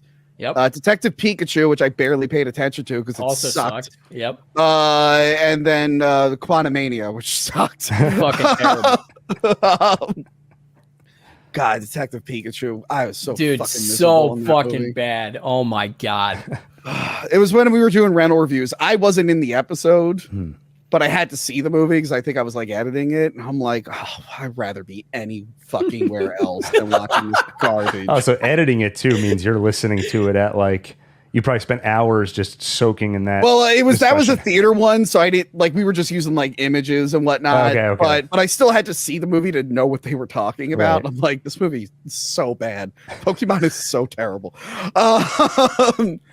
And before this came out, I guess they were really trying to push it. I don't know how well it's doing. I think it's doing better than the other two, but I still don't think it's like a smash hit. It gave us more Dan Stevens, by the way, who was really good in Godzilla X Kong. And if you want to know more about Godzilla X Kong, listen to my Godzilla podcast. You can't watch it anymore. Before this came out, they started pushing that, hey, it's a loose remake of Dracula's Daughter. Okay, here's the similarities between Abigail and Dracula's Daughter. The vampire is the daughter of a different vampire who may or may not be Dracula. That's it. That's literally it. It has absolutely nothing to do with Dracula's Daughter. It's a completely different character, completely different story. I don't even know why they attempted this. Who are they going to win over? With like, oh my God, Dracula's Daughter? I don't know. But it brings up a good point. I actually like Dracula's Daughter, and that one's kind of like forgotten about for some reason. It's a very good movie. She's a very like sympathetic, tragic character, and I'm surprised. I think the reason she never took off is because she is like an original Universal creation. Bride of Frankenstein's more popular, even though she has like 2 minutes of screen time and dies. She's not in the book. There is a bride that is made in the book, but it never comes to life. But I guess that's enough to make it public domain. So assholes like me can put it in their show Mummy Cop. So I think that's why the Bride of Frankenstein is so popular, because more people have access to it. But Dracula's Daughter, I'm surprised it's never really been redone before. Because that would be a fun one to see done on like a bigger budget and whatnot. Instead, we got Abigail, which was fine. It's just, it's not Dracula's Daughter. Did anyone think it got a little too convoluted at the end? Big time. Yes. I was just about to ask. I feel like it dragged out so long. And like at a certain point, it's not even horror or comedy anymore. It's literally just an action fight scene. And it's just people are getting thrown over and over. And I'm like, if I see one more person break their back on like a chair, like I feel like I'm watching WrestleMania or something. Yeah, there are things in this movie where it's like, well, they'd be dead. Like Melissa Barrera is not getting up from that. But yeah, I'd say definitely check it out. It is a fun time. Monkey Man, from actor turned director Dev Patel, not Dave Patel. That's a different guy. Davis Patelis, and producer Jordan Peele. This tells the story of an underground fighter who wants revenge. He wears a Monkey Man mask based off a legend from where he's from. He enters into a crime empire to kind of work his way up and take out like the head guys. He gets beat up a little bit. Some nice, lovely ladies help him out and train him. And then he kicks a bunch of ass and kills a bunch of people.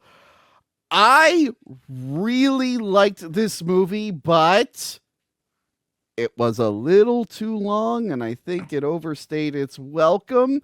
But as a first-time director, Dev Patel like killed it. The action scenes are incredible. I love the music, the fighting, the lighting, and everything. Everything was on point.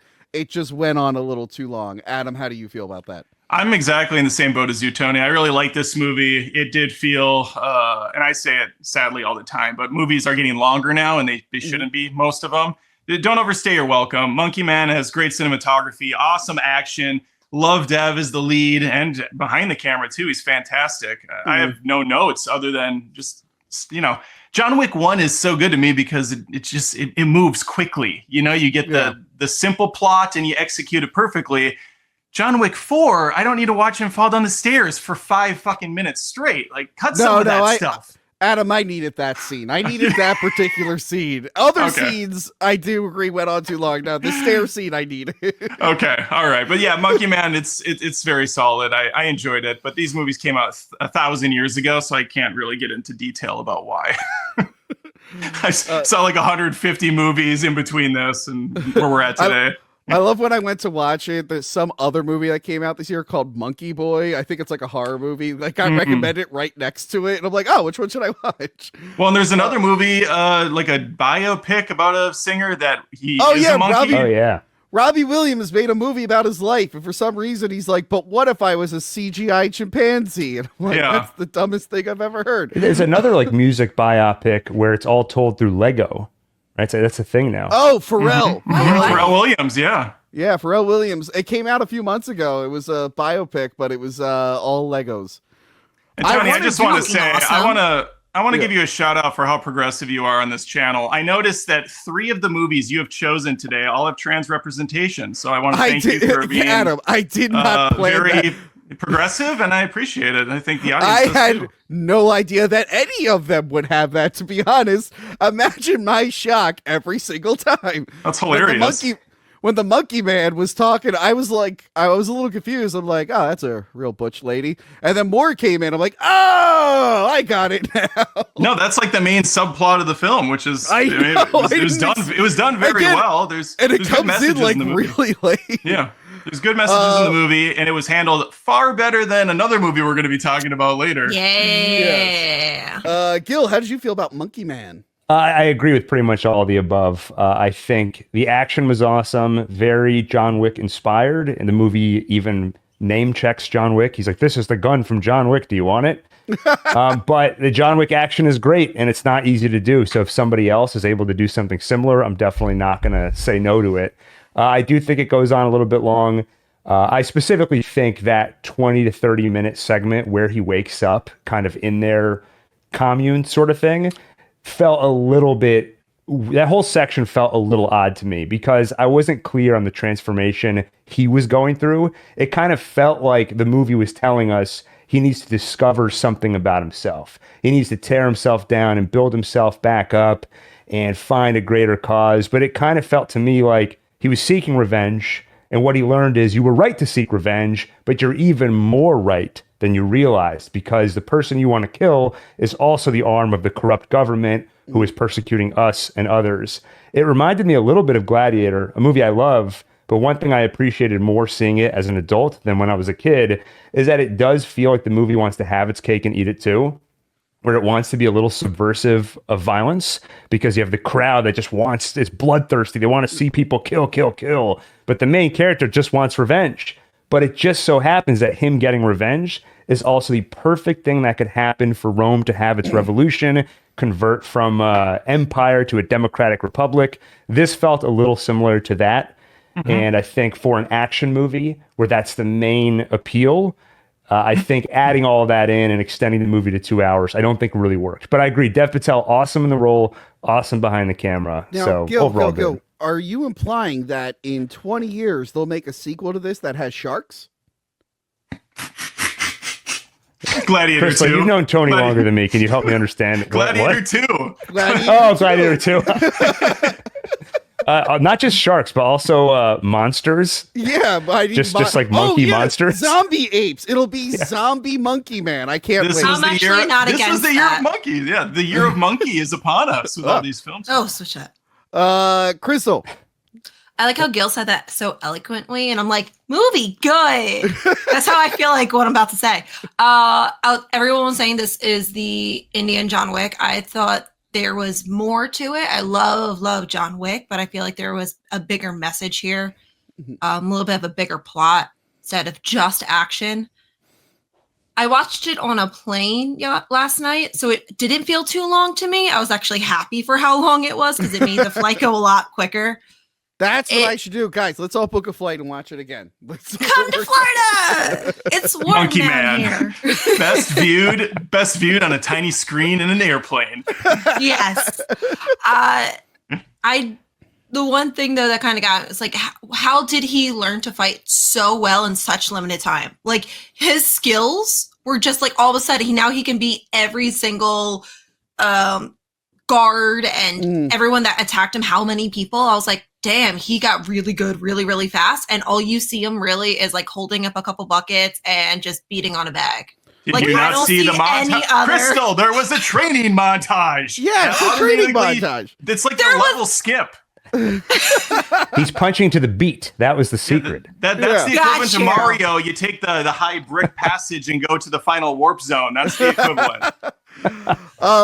But besides that, I thought it was fantastic. Which, by the way, I remember seeing like pictures of this movie from earlier this year, and then I didn't watch a trailer, and then I put the movie on, and I'm gonna be 100% honest with you guys. I thought he was gonna be a literal monkey man, and I was real upset when I found out That's it was a a mask. shame. Yeah. And I was like, oh, I thought it was going to be like a monkey guy. So what I need to say is I will be watching that Robbie Williams movie now because I need to see a monkey man because I was let down by this. You actually wanted to see a monkey. Yeah, you got Kingdom of the Planet of the Apes too, Tony. Well, those are just apes. Those are just monkeys. I need. But they're talking and moving on their, their I will legs. Say, I love like these crazy action movies, but when they add a little bit of realism. The best moment in the film is when he tries to jump out the window, but the window is way too strong. That was fantastic. Yes. I'm like, because that is what would happen. A lot of windows in high rises don't shatter. Like you would probably just bounce off or knock it out of its frame. But that was a really good moment of levity in an otherwise dark film. But yeah, I support Monkey Man. You should definitely watch it. Just, you can take a break in the middle. First up is the movie Fall Guy, starring Ryan Gosling and Emily Blunt, from the director of Bullet Train, which I still have not watched. It tells the story of a stuntman who's in love with a camera operator, but he injures himself in a freak accident. And a year later, his camera operator friend is now a director. And the star of the film, played by Aaron Taylor Johnson, which is probably the best role he's been in forever, goes missing. And they're like, we need his stuntman to help find him. It sounds like a stupid idea, but it kind of makes sense later on. Then there's some wacky shenanigans. It's tied into this mystery, and there's plenty of stunts. Doug, what did you think of the film? I didn't get into it. Honestly, really, I heard some good reviews on it, and I'm not I saw a little bit of the original show, but I mean, I'm not a diehard fan of it or anything, so I was going in with kind of new eyes and everything. And it is more of a rom-com, which is fine, but in my opinion, for me anyway, if you're gonna do the rom-com tropes, you either gotta go crazy with them. Like, you have to do like a Christmas rom-com thing where you have these stupid rules and they're really, really over the top and stuff like that. Or you have to be legit really charming with a smart script and really believe, the chemistry and the interaction and stuff like that. While the actors are really charming, every line I was kind of saying what the lines were going to be, and then the jokes weren't getting a big laugh out of me. And then the other thing that, I don't know, rubbed me the wrong way, because I know the guy who directed this was a stuntman, and he said he wanted to put more attention on stunt performers, which they do not get enough attention, big time. I thought that was kind of, they just kind of say, hey, they don't get enough attention, then they don't focus much on actually planning out the stunts and everything, which I know is supposed to be a rom-com too, but I'm thinking, man, if they really did a movie like you're really focusing on like a real stunt performer and like a real director, like having this chemistry together, just a real version of that I think would be really interesting. But even if they want to go this silly route, that's fine. It just didn't make me laugh that much. And with the stunts, I actually thought the bloopers at the end, where they're showing them actually prepared to do the stunts and then they show them in one take, I thought those were shot and edited better than the ones in the movie, and I had more respect for the stunts being performed in it, because everything else just looked like a typical action picture to me. So it didn't do much for me. Like, I didn't hate it, but as someone that does think that stunt performers don't get enough attention, I did expect more attention on them. Okay, Joey, how did you feel? Well, first, Tony, you forgot to mention, it might be your manliness, but you forgot to mention the name of the game here. Okay. Oh, sorry. Rewind. Joey, see, what's the name of the game for these live shows? Sorry, I skipped through the shilling section. Please, shill just one last time for us. It's okay. Tony, the name of the game here is Super Chat. So, chat, if you want Tony, Dougie, Joey, or Gilly to whisper sweet nothings into your ear, send us a Super Chat. We'll read it out loud within reason, for the love of God. Okay. We got that out of the way. With that being said, how did you feel about The Fall Guy? I was super stoked for it because David Leitch did amazing with Bullet Train, one of my favorite movies in the last 10 years. And Aaron Taylor Johnson is the man. I thought he played the douchebag so good. I thought Ryan Gosling's comedic timing was pretty okay throughout, but I do feel like they tried way too hard to be funny in this movie. And Doug, you mentioned the rom-com aspect of this movie.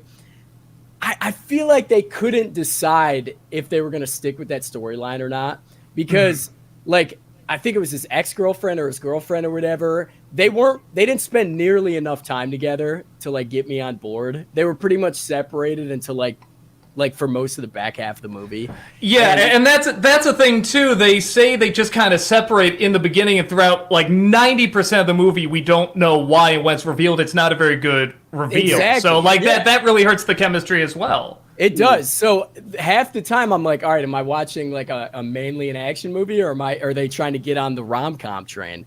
And I just felt like the story wasn't that captivating, but the ride along, it was pretty okay. It wasn't too bad. It wasn't the worst movie on the list, I'll tell you that. No, I think we all know what the worst movie. The one movie I left off the thumbnail graphic. Gilly boy, how did you feel about The Fall Guy?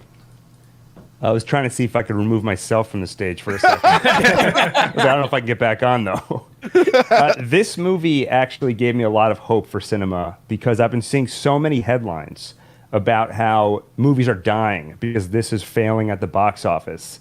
But I realized inherent in that headline is the assumption that this movie is worthy of a big box office performance. But seeing it, I agree with everything that both of you guys said. It's just not that great a movie. It's like, okay.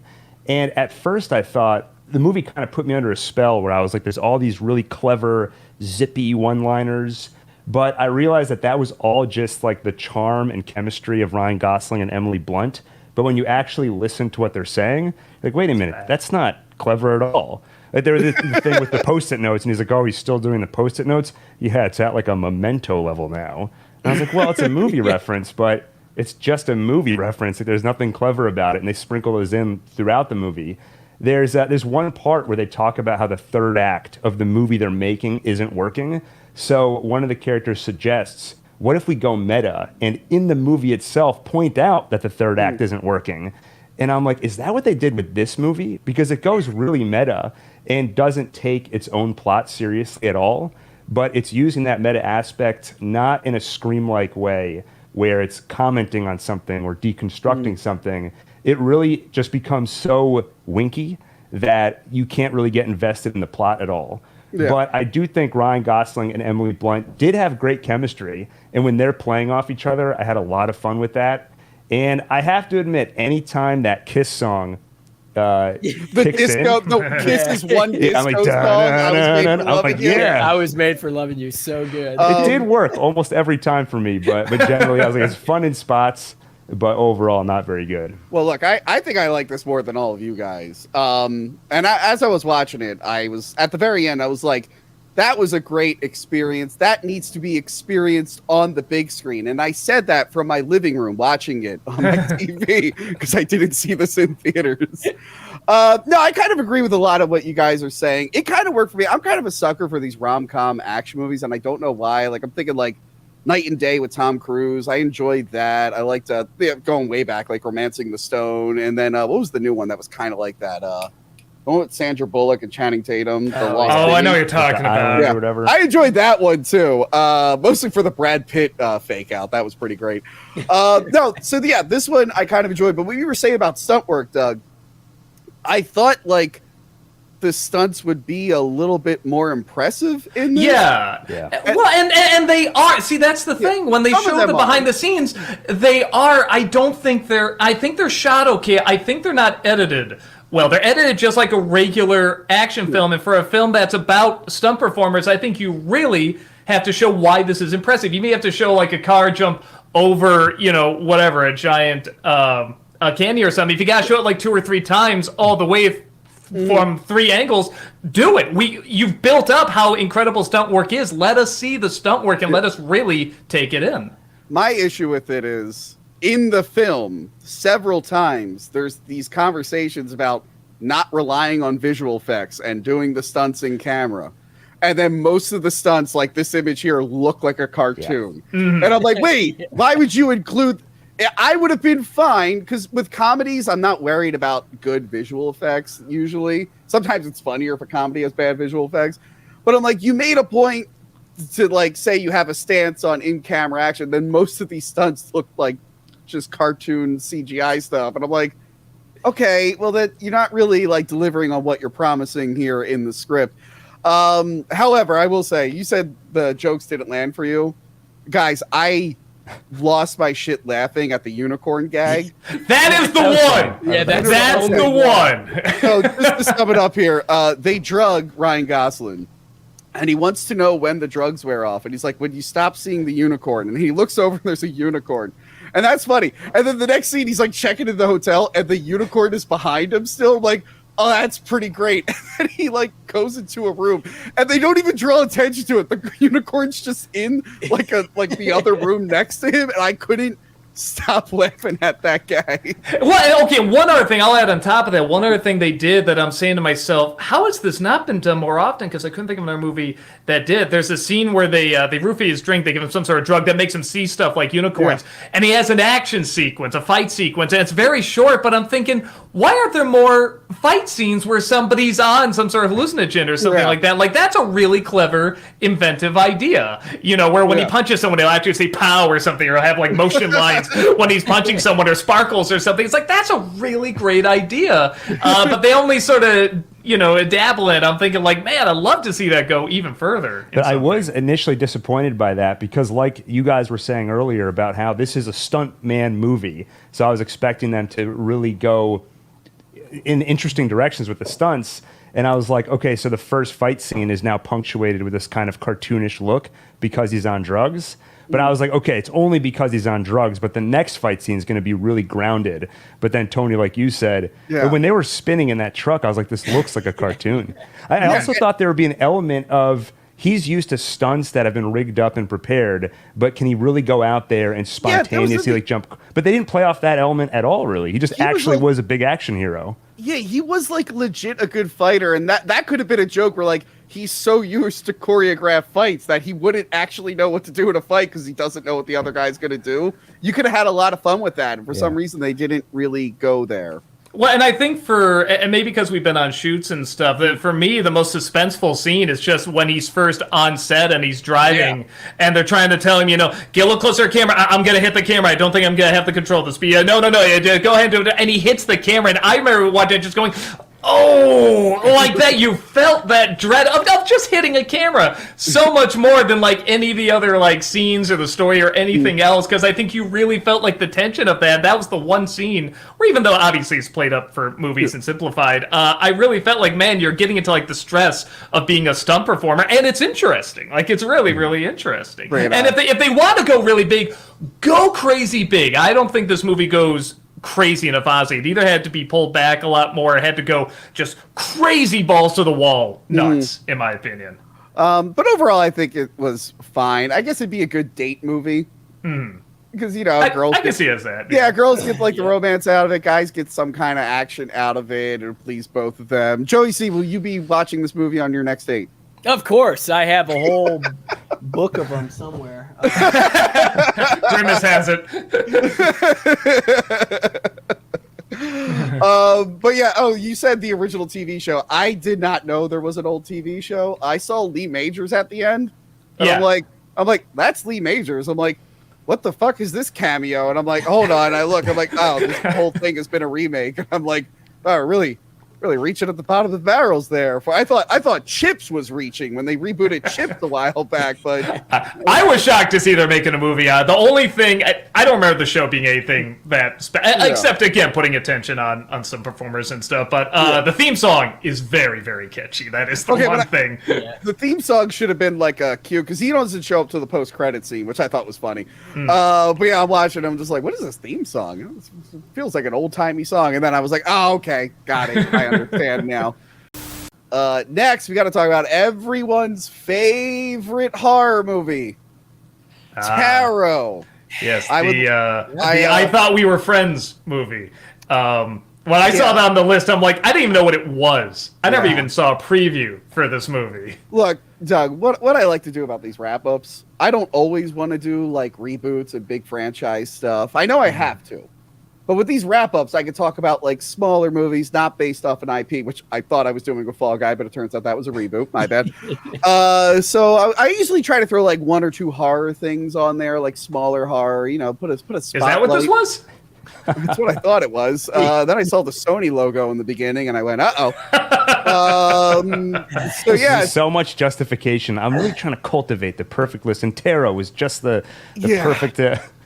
Yeah, and as I sat in the theater the other night, me and 4 other people. You subjected I'm impressed there was 4. No. People were just there. There were 4 other people there. That's still impressive that there was 4. Yeah. One of them was actually an old friend of mine. I didn't recognize him. He said, "Hey, yo," and I'm like, "Oh, is this a fan?" I'm like, which is fine. Which is fine. I was about to be like, "You better take a picture of me and say I'm awesome." I'm like, "Oh wait, no, you're an old friend of mine." You better take a picture of me and say I'm awesome, old friend. Yeah, and as the movie's playing, I'm just like, I got to apologize to these guys. This is the most generic movie ever. Okay, so just to briefly go through the plot. A bunch of friends are in a cabin in the woods, or no, a mansion in the woods. That was the original part. It was a mansion in the woods.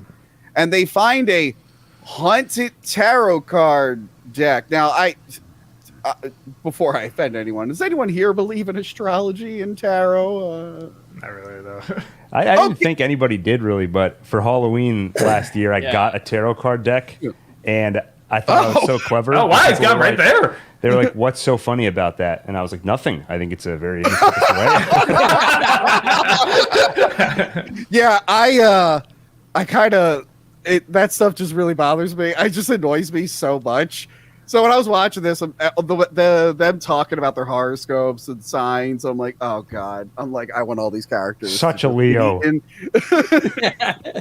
Look, a long time ago, I was trying to score points with a girl, and I pretended that I was interested in astrology. That was a mistake. She was way too into astrology.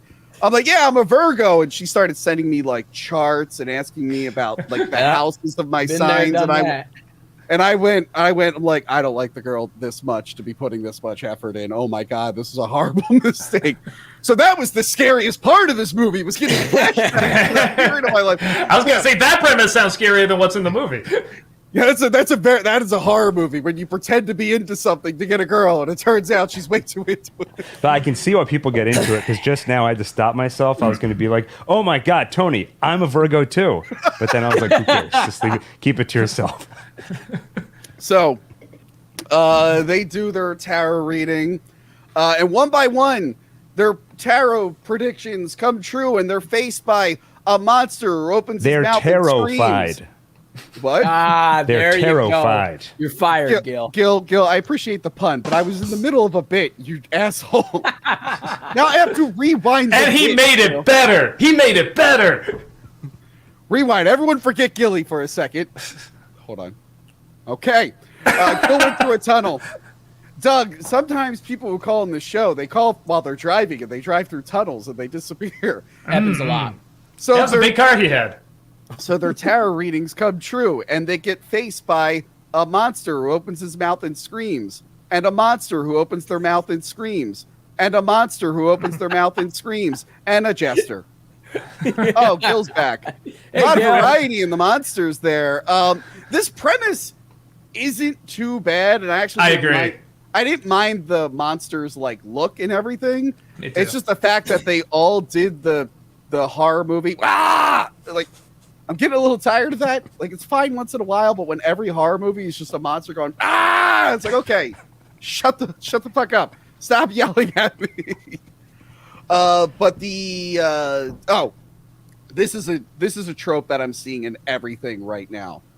We saw it in Night Swim, Imaginary, Boogeyman. There's a moment in these supernatural horror films where they look up, Smile's another one. They look up an expert or a survivor who knows about the demon stuff, and then they go to them for information.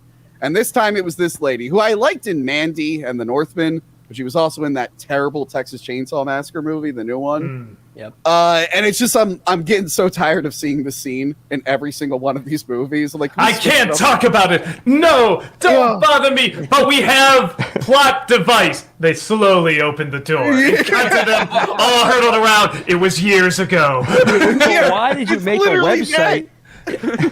What was that? She made a website telling her whole story, put her phone number and address, and people show up to go away. I don't want to talk about it. Yes, you do. You do want to talk about it. I don't want to talk about that thing. I have a book on it, though. Here you go.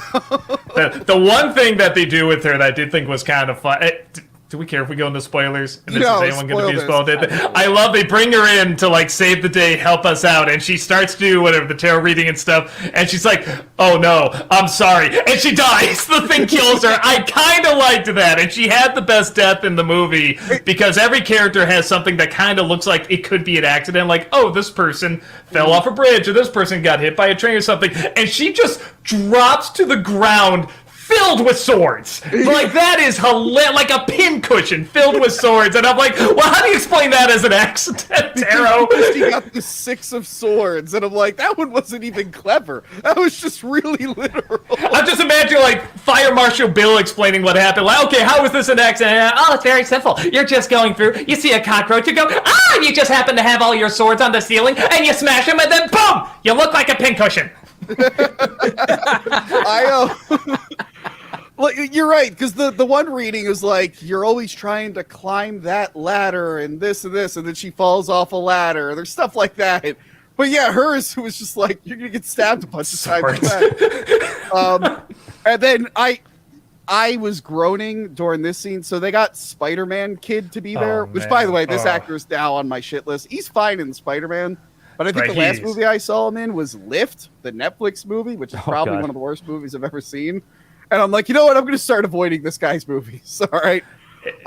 He's the wacky fun character. And he gets attacked by the jester. And then it cuts to black. And I'm just like, he lived. And I'm like, what? All right. Maybe he figured out a way to reverse it and get away from it. And it's like, no, it's just his roommate who we never see, I think, interrupted the monster. And then I guess the monster just ran away. And I'm like, I get you wanted to keep up. We all knew he was living. Don't even do the death fake out at that point. Just make him one of the survivors. I thought that was the dumbest thing in the world. When they try to recreate Get Out at the end, where a car pulls up and they think, oh, in the tarot reading it says something about a car, and then he gets out, and it's it's just the ending to Get Out. And you're right. Like these monsters are suddenly shy. Like, oh, there's 2 people in the room. I can't perform. Don't look at me. I can't go if you look. Like, it makes no sense. I also felt like the Ned character was so inconsistent, where all of a sudden he's like, I'm going home by myself. Like the tarot card reading said he was hard-headed.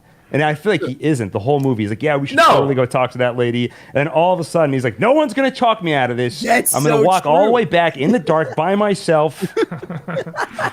I just love I this whole movie. I'm just like, I would never be in this situation because I would never waste my time getting a tarot reading. Like the demon would never know where to find me because I'd be like, no, I'm not doing that. Leave me alone. The one thing you did point out too is that the design of the tarot cards is kind of fun. Like it's these, they're not the usual kind of tarot cards. They kind of look like Tim Burton's tarot cards a little bit, and like so you do look at these things and say, oh, it'll be fun to see what these things look like. But as you said, they just sort of pop up real quick, go and that's it, and it's over. So it's not even that impressive. I guess that's the only like positives I have on it, is that the monsters look kind of cool. There was some interesting like production design and set design, but other than that, this movie was fucking bland as hell. Does anyone have anything nice to say that I didn't already say? I would. Oh, go ahead, Joey. Oh, Gilly, I'm so sorry, pal. I dug how they kept the monsters in the shadows for a lot of the movie. I don't know. Every horror movie. Yeah, that's a good point. I thought the creatures looked fucking awesome, but I had more fun doing my taxes. And it was scarier. Way scarier.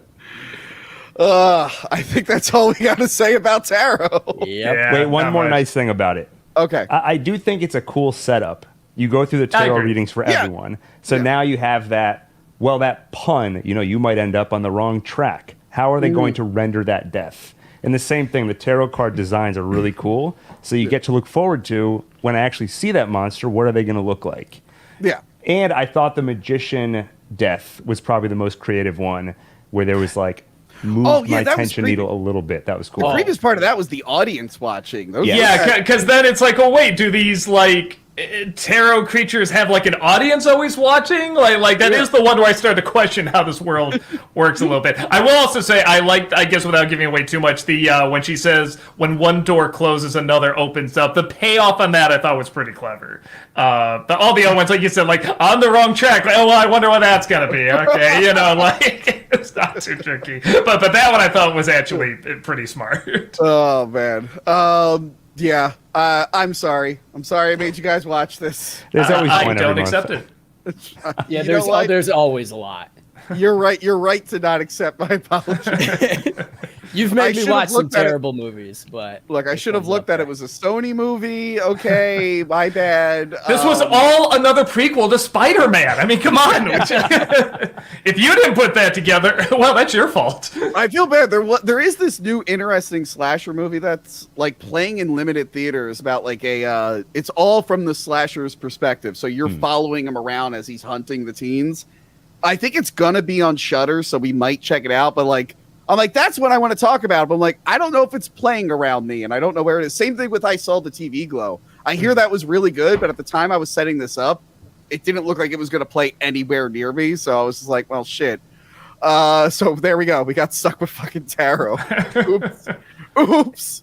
Right. Next up, Furiosa, a Mad Max saga.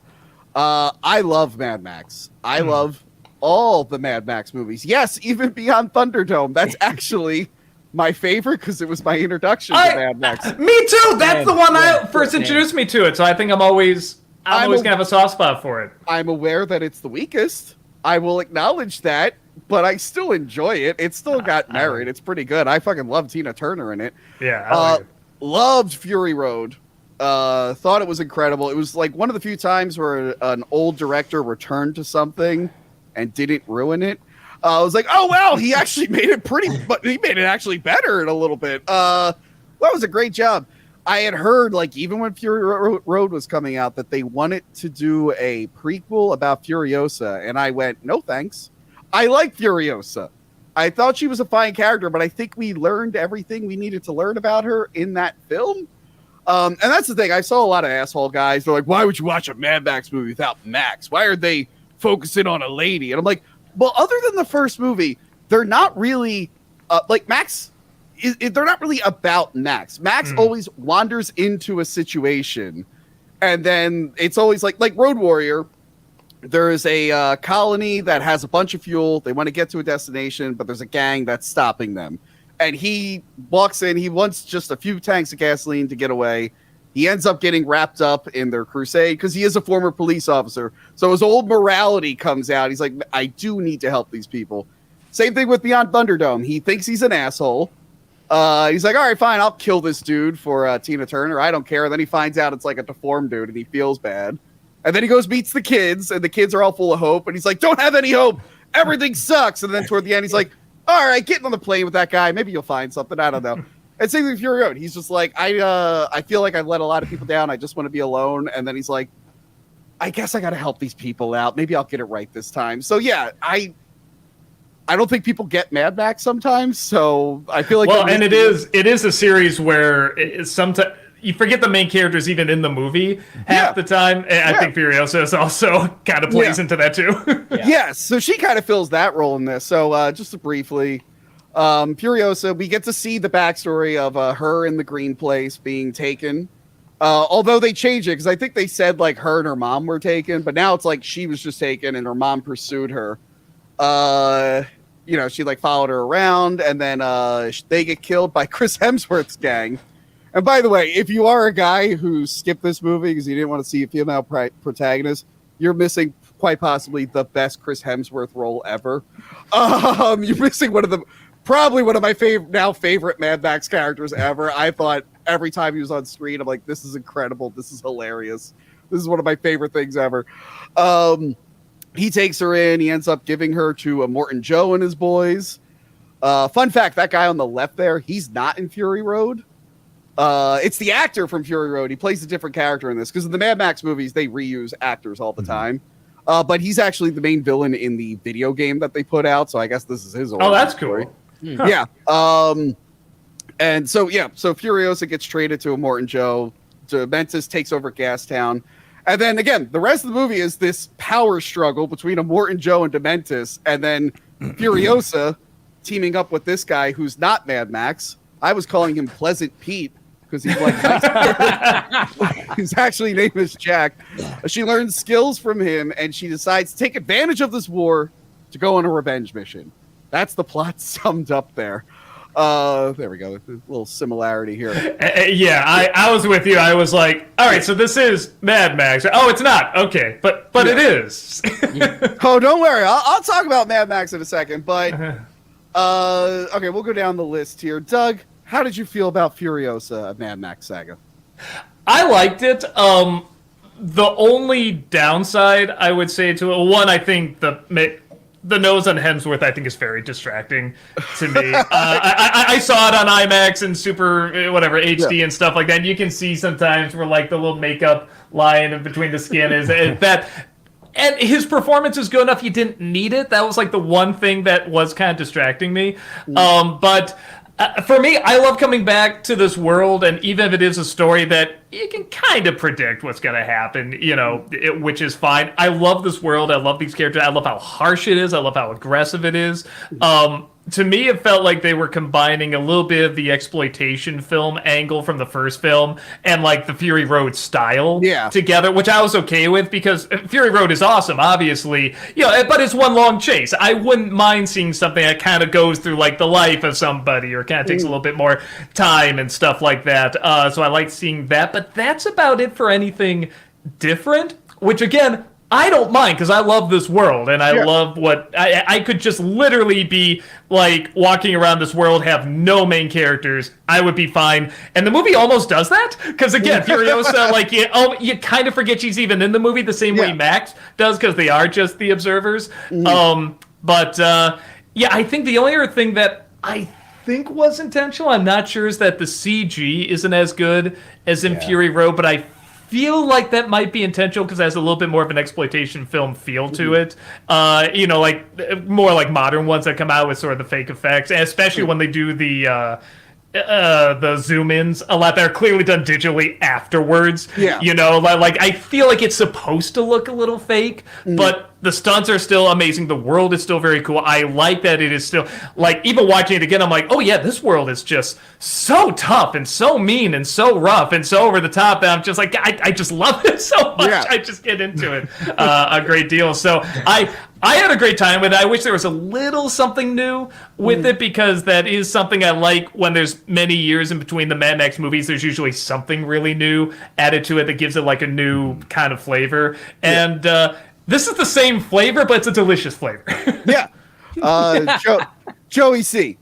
Where did you land on Mad Max? Furiosa, Mad Max. Furiosa saga. I thought it was a very manly movie, of course. The action rocked, man. Especially like the food transport scene. That was really awesome. And these movies are like great, easy action movies to watch because like the plot is so simple. For the most part, you drive to one point, you drive back, and that's it. So if you're a super casual fan, these movies I think would hit for a lot of people. I also saw it in IMAX, and the sound design was fucking earth-shattering. Loved it. I did think it might have been like a little long, but I wasn't nearly as bored as I could have been. The other thing that I was a little disappointed on was the lack of practical effects, but it's just like the landscape we're in nowadays. So everything's going to be CGI. So I got to get used to it. But fucking awesome movie, man. There is, not to skip to what I thought, there is a shit ton of visual effects in Fury Road. I feel like a lot of people are like, yeah, there was no CGI in Fury Road. I'm like, no, like all the backgrounds. Most of the movie is CGI. Like, there's a lot of CGI. When that guitar went like this and then back, they really did that. It looks so real. It was just so well done. You're right. This one is not quite on that level. It stands out a lot. So if you watch them like back to back, you're like, oh, that was a hard shift. But Gil, how did you feel about Furiosa? Furiosa Road. I don't know. First, you guys are like telling me there's no Santa Claus. I was like, Fury Road, that was all practical. It was all in the camera. But I mean, I second everything you guys have said. The movie looked incredible. The action was amazing. But I can't help but compare it to Fury Road. And not like as I'm watching it, I'm trying to compare it, but I didn't feel quite as engaged by it as I did Fury Road. And I did find myself getting somewhat exhausted by the end, and then I thought it picked back up. But I think, Doug, it's what you said, where Furiosa she almost disappears for a while in the middle of the movie because it becomes about the power struggle between Immortan Joe and the other guy, which makes sense because she's essentially biding her time, I think, waiting for the opportunity to get revenge. But I think that does something. Where Fury Road was so focused, at any moment you could point to exactly what the characters are trying to do. Like they're trying to get home. They get there is no home. Now they're trying to go back. And there's also a lot of character arcs in that movie. Like I heard a lot of people complain there wasn't much story. It was just action. But it's subtle. But you have Max deciding to stay and help. You have Nux getting betrayed by Joe and deciding to join the other side. Furiosa deciding to trust Max. Finding her home is gone. There was a lot of emotion in that movie. And in this movie, as opposed to that, I often found myself just sort of waiting for the next big stunt action scene, which was awesome. And I loved it. But it was lacking a little bit for me in the character emotion side of things that I think helped me stay more engaged in Fury Road. I can feel that. They try to get you a little bit with the romance, and then they try to get you just with the revenge over the mother. So yeah, like I said, I love pretty much all the Mad Max movies. At the beginning of this one, I thought the movie was mediocre. Nice. I forgot I had this until today. No, yeah, it took me a minute to like really get into the film. I thought the whole backstory with her as the little girl just dragged for me. I'm like, okay, no, I get it. That's how she got there. Okay, let's speed this up a little bit. It takes forever for Anya Taylor-Joy to show up in this film. It's mostly like the little girl Furiosa for like the first half of the film. But yeah, once she was there, once she was learning how to do all the Imperador stuff with Jack, I started to get more into it. But what kept me watching was Chris Hemsworth. I thought that character was so funny. I think I'm gonna maybe like this. I don't know. I want to rewatch it a couple more times to see if I'll end up liking it more or liking it less. Right now, I'm kind of on the fence. either way, it's a solid film. But yeah, the visual effects kind of took me out of it. I do think she had like a bit of a character arc, but like it's a weird thing where it's like, yeah, but then her character arc is finished in a different movie. And I guess if you didn't see that movie, they play a highlight reel during the credits. Yeah, which was cool, I thought. Also, there was one moment that really made me mad. They're getting ready to do the war between Gastown and the Citadel, and they show like Chris Hemsworth's gang like going down this secret path, spreading oil, and the narrator who's like telling the whole story. The history man. Yeah, the history man. He's like this, and that started the war, and then we don't see that initial battle. It's just a highlight. It's just a montage. I'm like, wait, I thought we were building up to a really cool battle, and then we just see the end of several battles. I'm like, oh, I thought that would be way cooler. Okay. But it was nice to see Gastown and the Bullet Farm. They were only mentioned before. In the video game, you go to them. They kind of look similar to the video game. So that was all good. Like I said, I'm going to see how I feel about it down the line. But, I mean, this movie answered two very important questions, okay? There's only two things that stopped Fury Road from getting a 10 out of 10 for me. And it was because I didn't know the origin story of this guy. And now I do. When I found out that he worked for Chris Hemsworth and then Morton Joe bargained to use his services, and that's how he got hired, I went, finally, the mystery is solved. All throughout Fury Road, I'm like, I'm on board with everything, but how'd that guy get his job? I've been losing sleep over it since 2015. And then when in Fury Road, when Furiosa sees Max, I'm like, is this the first time they met? Or did Max once eat beans on the side of a hill and look at her far away? And this movie proved, there's no picture of it yet because it's still in theaters. This proves that, yes, Max indeed did sit on a hill eating beans and looked at Furiosa really far away. I love prequels when they give us the backstory to shit that we don't need the backstory to. Yeah, I'm not calling you Chewbacca. That's too many syllables. I'm calling you Chewie. And then... yeah, and then it kind of changes the context of Fury Road now. So now when she looks at him in Fury Road when they first meet, I'm like, oh, I bet she's going, he looks like that guy I used to date. Like, that's going to be in the back of my head now when I watch Fury Road. Well, I mean, it's called a Mad Max Saga. He should be somewhere in there. I guess. He should have been the one telling the story, maybe. I don't know what you do with that. I mean, I would have loved if someone was like, hey, did you hear Master Blaster left Bartertown? That would have been enough cameo for me, just hearing about events of different Mad Max movies, depending on when this takes place. They could have been like, yeah, you know that Leather Daddy in the Jason mask? He died the other day. Isn't that crazy?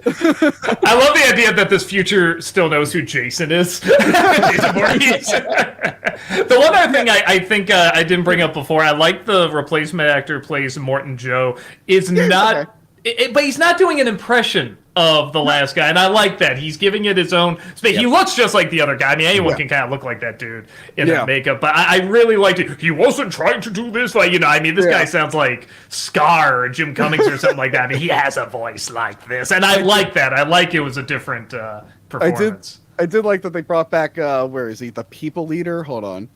Let me find the picture of the boys there. Yeah, this guy on the right. And I like when Chris Hemsworth gets his nipples ripped up, he like pinches his nipples because it it hurts him to watch. Well, he literally has like some sort of weird cod piece on the whole time. I think just everything probably gets him off in one way or another. So I love how incompetent Dementis is in this. Like, he's technically a leader, but he's not a good one, and he's bad at like bargaining. Like, if he didn't have Furiosa there, and I love when he's pretending to be her dad. He's like, oh, yeah, it's my little one. Lost her mother. Tragic tale. But I love that he's bargaining. He's like, I need this. He's like, I need plenty of protein. My boys need the protein. And I love that the people eater's like, no, we're not giving that to you. And he's like, you better. He's like, no, but like, we statistically can't. He's like, crunch the numbers. We don't have enough resources to give you what you want. And I do love when he accidentally kills the Gastown guy, which was his whole bargaining thing. Spike through his head. I could have watched a whole movie of the wacky shenanigans of Dementis. Like, when he first shows up, like a badass, and they just chase him and his guys away. And I'm with you. I didn't know he.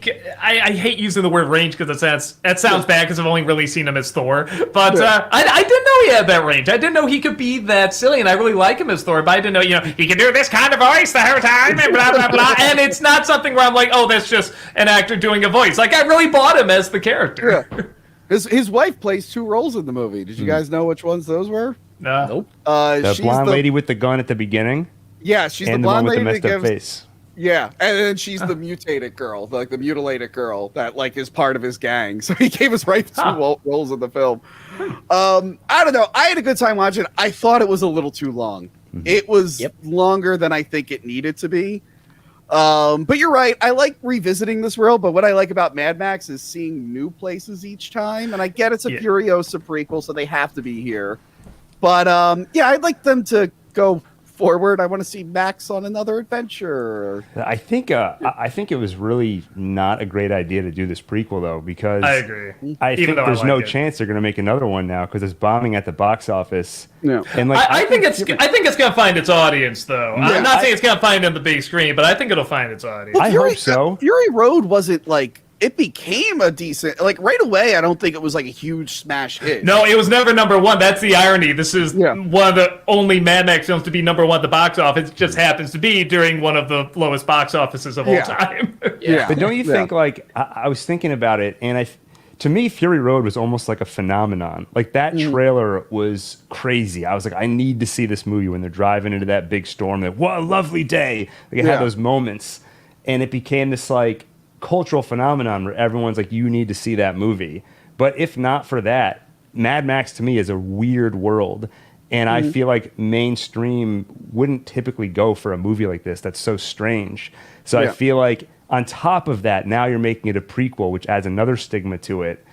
I don't know. I'm worried that we're not going to get more Mad Max movies because of this, but I hope you're right, Doug, that it finds an audience. I can see another one happening, but they would cut the budget down. And I think honestly, I think the reason it's not doing that great, I think you're right. I think it is because it's a prequel. People know what happens to the character. I think the look of the world is Fury Road again with nothing that new added, and I think everyone's just gonna be like, well, why don't I just see Fury Road again? I think they really had to give us something really new, which I love this movie. I love coming back to this world. I had a great time. I didn't think it was too long because I love this world so much, but I totally acknowledge, like for the common moviegoer, it's like, well, okay, what's new that I'm going to see here? And there really isn't anything new. Even the story is, again, you can kind of guess what's going to happen in it. But for me, like I said, I love that world so much. I'll watch it like a million times, but I think for the common moviegoer, you have to justify going out to see this now when you have so much content everywhere.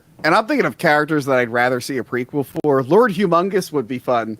I don't know if you know this, but in like original drafts of the script, Lord Humongous was going to be revealed to be Max's partner who got lit on fire in the previous film. Oh, okay. Yeah, they ended up changing it probably because they're like, wow, when did he hit the gym recovering from all those burns? But I would also, I'm sorry, Tina Turner's character. Oh, like how did an American lady just happen to be in Australia during the apocalypse and take over this town? I'm like, we never learned about that. I'm like, I want to know more about that. I'd rather see that. We'll never see that, but I would like to see that backstory. Hollywood, I'll do it. I'll do the anti-entity backstory. There you go. I say this movie's struggling at the box office. They give Tony the reins, and he's like, "We're doing a Tina Turner prequel from Thunderdome." It's what. But will Max be eating beans from far away? Yes, Max will be eating beans from far away, and I'm gonna be like. I'll be like, and we're going to get Tina Turner in the movie. They're like, we keep telling you, Tony, she's dead. I'm like, oh, damn it. You can put a prosthetic nose on Chris Hemsworth. You can make a prosthetic Tina Turner. Well, apparently, by the way, there were some digital effects on the little girl to make her look more like Anya Taylor-Joy. Oh, yeah, I heard about that. I kept watching the whole movie. I'm like, they look so similar. And she looks more and more similar as she ages. Speaking of computer stuff, I saw that the president of Sony said that he was going to use AI to help production in their films. And after watching Taro, I'm like, this feels like an AI-generated film. This feels like they plugged it into a thing. I mean, after Disney had their first AI movie with Wish, I think it's a great idea. Okay, Yeah, check. I feel bad saying don't rush to the theater to see. I'm like, if you're into this world and you like these movies, definitely check it out. Try to see it in IMAX. If you've only seen Fury Road and you thought it was good, but that's it, you can wait till streaming or when it hits disc. Like, I'm not going to judge you. I'm not one of those guys. There's a lot of guys on like Twitter right now. They're like, "How dare you not see this movie in the theater?" It's like, man, shit's expensive, okay? Yeah. Shit's expensive, all right? I mean, I'll see Mad Max 5, but I'm not making it a priority. I got other shit to do. But yeah, let's go through some of these super chats before we do our last two things here. Kingdom of the Planet of the Apes. I was less hyped for this one because it's now Disney's in charge, obviously, but that's not a deal breaker for me. I'm not one of those YouTube channels, Logan. I'll admit when Disney puts out a good product once in a while. Yeah, so I was like, okay, well, the Caesar story's done. I'm glad they jumped further ahead. I like that. To not like interfere with any of those characters and stuff. Yeah, it's like at least 100 or something years, right? Well, okay, so that says many generations, but I think in a lot of promotional material, they're saying 300, maybe 300 to 400 years later. We have new characters now. We meet this eagle tribe. And okay, the effects weren't as good in this one. So there are scenes where the effects are amazing. Yeah. And then there's scenes where it's like, this is very glossy and it's giving me PlayStation 3 vibes. Yeah, which is weird because Dawn and War, like those close-ups on like Maurice and stuff in War are like phenomenal. Yeah. And this movie also looks really good. Don't get me wrong. But yeah, it does feel like a step backwards visually. So I feel like the pinpoints that I can feel that like, okay, this there's a dip in the animation is at the beginning when they're in their original tribe and the sun's hitting them directly around all the grass and they're like that animation is not good. It's very soft looking. I don't know if they were playing with the light, but whatever they were trying to do with the animation from the light and the sun, it didn't work well. But when they make it to the beach, it looks 10 times better. When they're on the beach, they look phenomenal. And and by the way, at that point in the movie, you're invested in the characters. So like whatever like imperfections the effects have, you overlook it because of how invested you are. Yeah. Which a good story and good characters can do that. It can forgive a bad or not. I don't want to say bad, but like a weak special effect. Mm-hmm. Although there are some movies where the special effect is just really bad and it just doesn't work. But what really hurt it were the eagles. I mean, I like the story with the eagles, but the eagles themselves look like garbage. I don't know what it is with like CGI birds. I feel like they never look that great to me. True. Birds, snakes, all that kind of stuff. I feel like whatever small creatures that aren't like large in front of you. I feel like also creatures that have limited mobility, I feel like are kind of hard to animate. Yeah.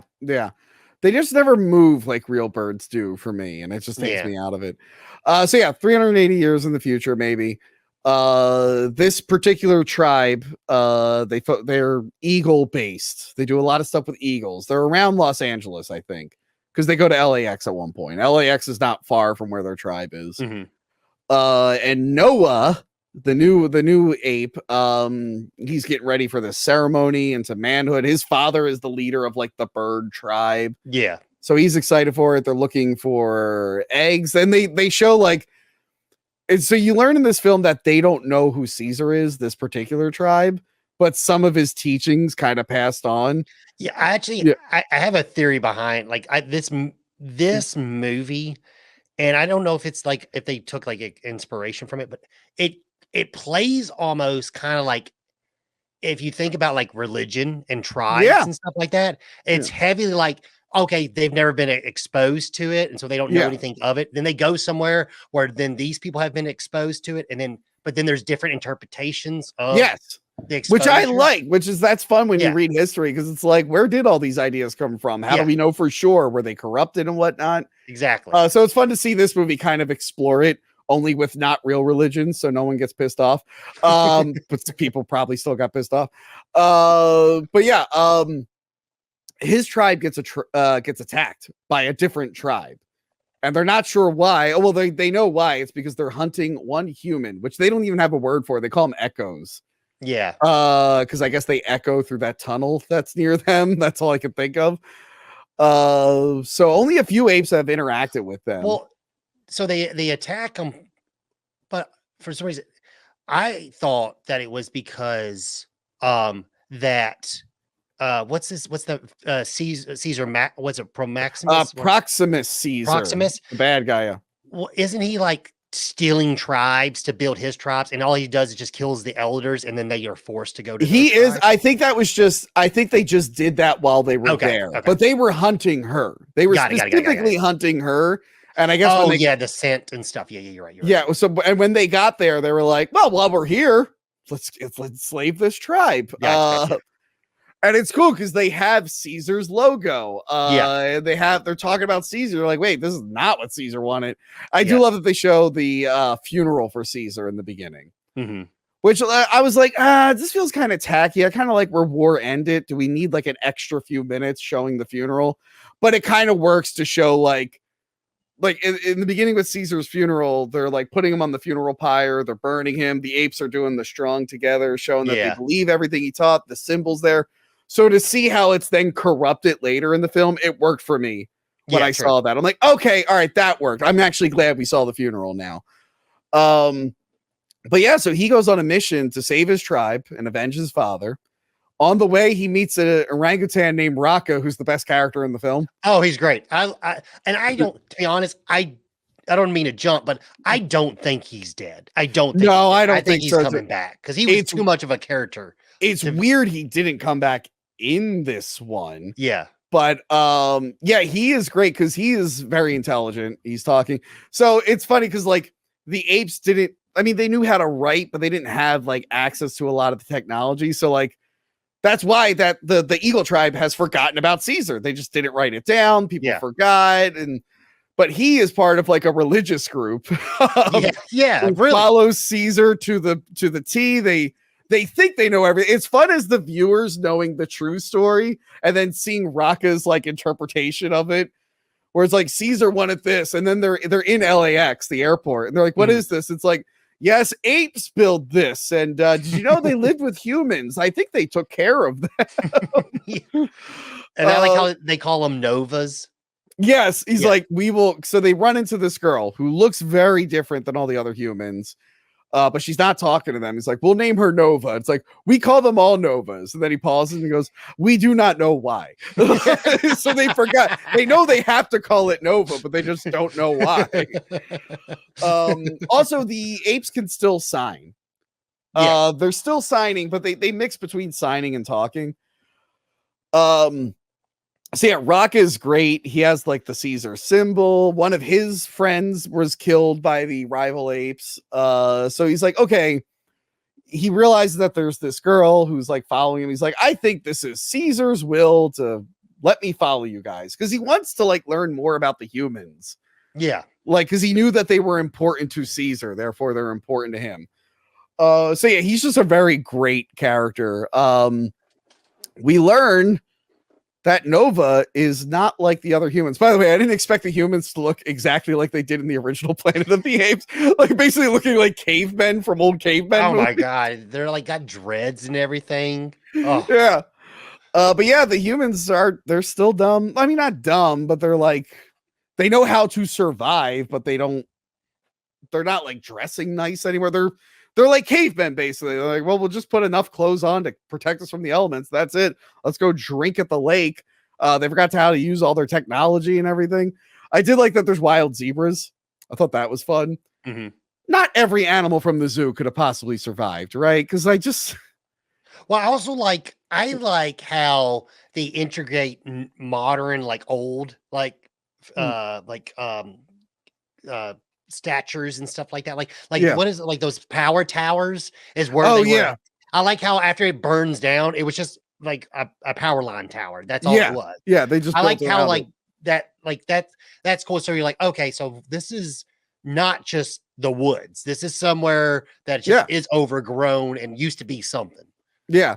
Like I say, he goes to that one area. You don't realize it's LAX Yeah. until like the big pull out, and you see all like the planes all around it. Yeah, the mural and stuff. And I liked when May, as we learn her name is looking at the humans and she's like crying, and they're like, "Oh, I don't wonder why she's so sad." It's because she doesn't relate to them, and we learn that she can talk. She is smart. Mm-hmm. There are still humans out there who are intelligent, who are in hiding. Which we learn is why Proximus wants her, because he is aware of these smart humans and he's got a lot of questions for them. And what I think that is leading to is beneath the planet of the apes, the super intelligent subterranean humans. Mm-hmm. I think that is what it's leading to, which is cool. I didn't think they would actually go there, but I'm like, all right. I mean, you might as well go there. That's a cool element of that second film, where they had like the nuclear bomb and everything, and they just kept thriving underground away from the apes so they could stay alive. Yeah, almost kind of like it's literally like a quarantine kind of scenario. Yeah, it actually reminds me of the whatchamacallit. It's like a reverse of the Time Machine. Where like the Morlocks were the humans underground, and what was it, the Awoys or whatever? Where like the humans up above, but they just like flipped it. Where like the subterranean ones were like the really smart ones. So I think that's what they're implying with that, because in this film you find out that Proximus Caesar, he wants to open up this big facility, this underground bunker where all like the country's government went to when the world fell. They like all hid out in here. Obviously it's been hundreds of years, so they're all dead. But like Proximus, he knows, he's like, there are things in there, technology, weapons that will help apes advance further than they are now. Because they weren't smart enough to use all the technology that was available to them at the time, and they let it all go to shit. That's another thing. The world's got to be pretty irradiated right now, right? With all the nuclear reactors not being managed. I assume something went wrong in parts of the world. Oh yeah. We should probably see what that's like at some point. I'd like to get out of California at some point in the series. I'd like them to actually make it to New York. How'd that statue get like that? I want to know. Where is like, I mean, even like, what is it? Shoot, even if like, because there's still several nuclear reactors that are still in the United States that are still working to this. I mean, I know, I mean, well, there was one in Tennessee that I was very popular, and I remember like going into school, and they were like, if there was ever a place that a terrorist attack would happen, like we were supposed to be cautious because we had a nuclear reactor that still was empowering and stuff like that. So I always had that little fear in the back of my head during 9/11. Yeah, there's one in Pennsylvania, not too far from here. So yeah, that's my whole thought. It's like, wow, world's pretty fucked if no one's managing that. There's probably a lot of things that humans need to manage so things don't go nuts that would probably affect the world. And I also like this picture you got here. Yeah.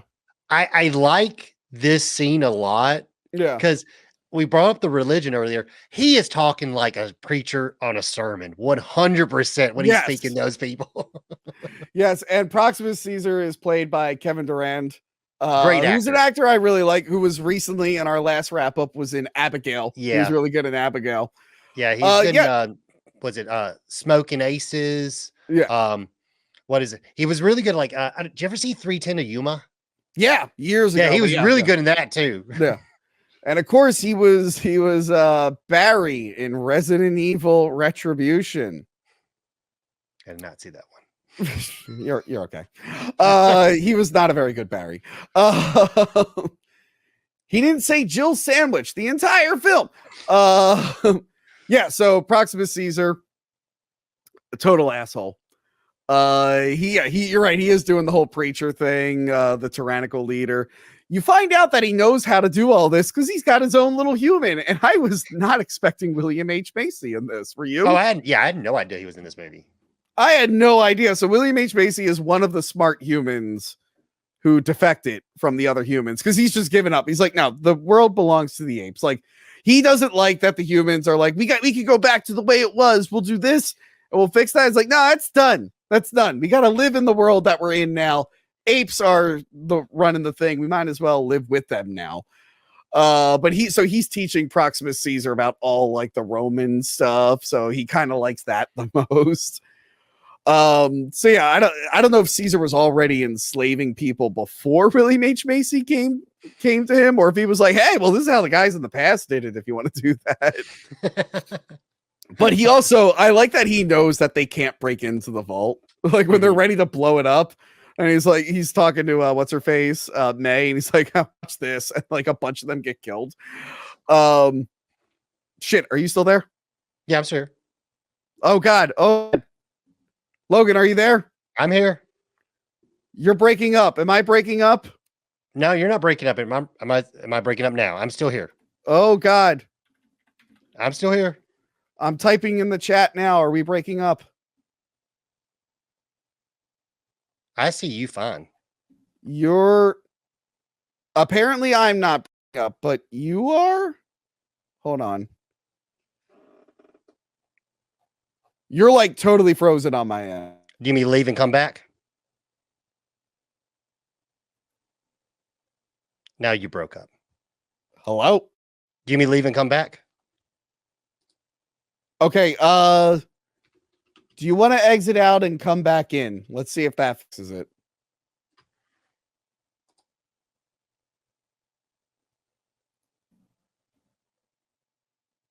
Okay.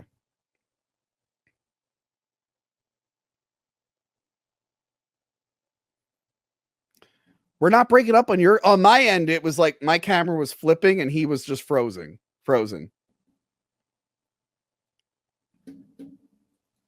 Hello? Better? Yes, better. Apparently, like on the stream, we were fine. But me personally, you were breaking up. How was it on your end? Oh, you were fine. You didn't breaking up at all. Okay, then I guess it was my shitty internet then. I was just like, that's weird that it sent it out normally to everyone else but me. No, it's funny. So like I usually do Wi-Fi, but like I got tired with it being so shoddy. So I got a 200-foot long Ethernet cable to run all the way down to the basement where the router's at. Yeah. Don't worry. I am hardwired in, but my internet in this house sucks. It'll just turn off occasionally. The one day I was live streaming with Adam and it just decided to turn off in the middle of the stream and I had to like go on StreamYard through my phone. It was like a whole shit show.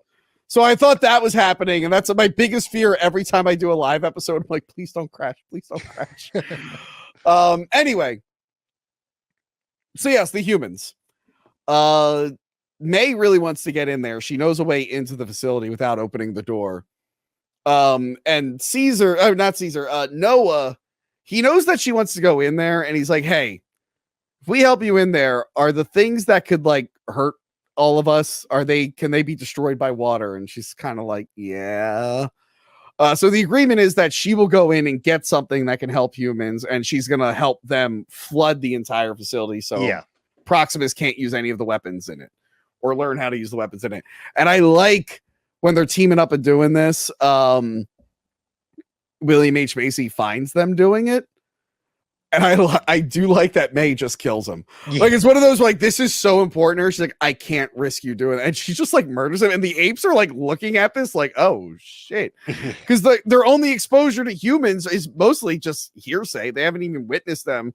But they've been told that they were, like, just mindless or whatever. And here they're, like, talking, yelling, and killing each other. Well, because they're almost, like, somewhat, like, scared of them. Yeah, because they're because they don't remember what they were like beforehand. But I do like that Noah learns. It's like, hey, everything you know is wrong. Humans ran everything and apes were subservient, and they don't like know how to process that. They're like, what? And it causes tension. It's because he's like, well, do you want the world to go back to that? And May's just like, well, that's the way it was supposed to be. Yeah. That's mean she's like, it's weird because like, yeah, I get where she's coming from. But almost it still has like a kind of like a little bit of hate. You can tell she still has hatred towards apes. Well, not straight up saying it, but you can feel the like. I don't think it's hatred. I think it's just fear because they are superior and they could screw everything up. And humanity, as she knows it, how it's supposed to be, will be done if the apes like actually make an effort to exterminate them. So I get why she is like the way she is, and it leads to like a fun finale where like they go throughout the whole facility. We never see any bodies, like, but I'm guessing because she knew how to get in, that someone had raided stuff from it earlier. That's what I'm assuming, or the original inhabitants left to go set up some other facilities. But yeah, it's like she opens it up and she realizes like Proximus like figured out what was going on. And I like that she has a moment where she could like help him because she has a gun. She could kill Proximus and everything, but she's like, I'm just gonna flood this. I don't care that you're all in here. It sucks that you're all in here and you're probably all gonna die, Noah and your whole clan, but I can't risk this. So that was a good moment. I like that how morally gray she is. But you get it from her perspective. At least I got it from her perspective. But yeah, then the rest of the movie is just a fight between Noah and the people who killed his father. He kills the gorilla who killed his father.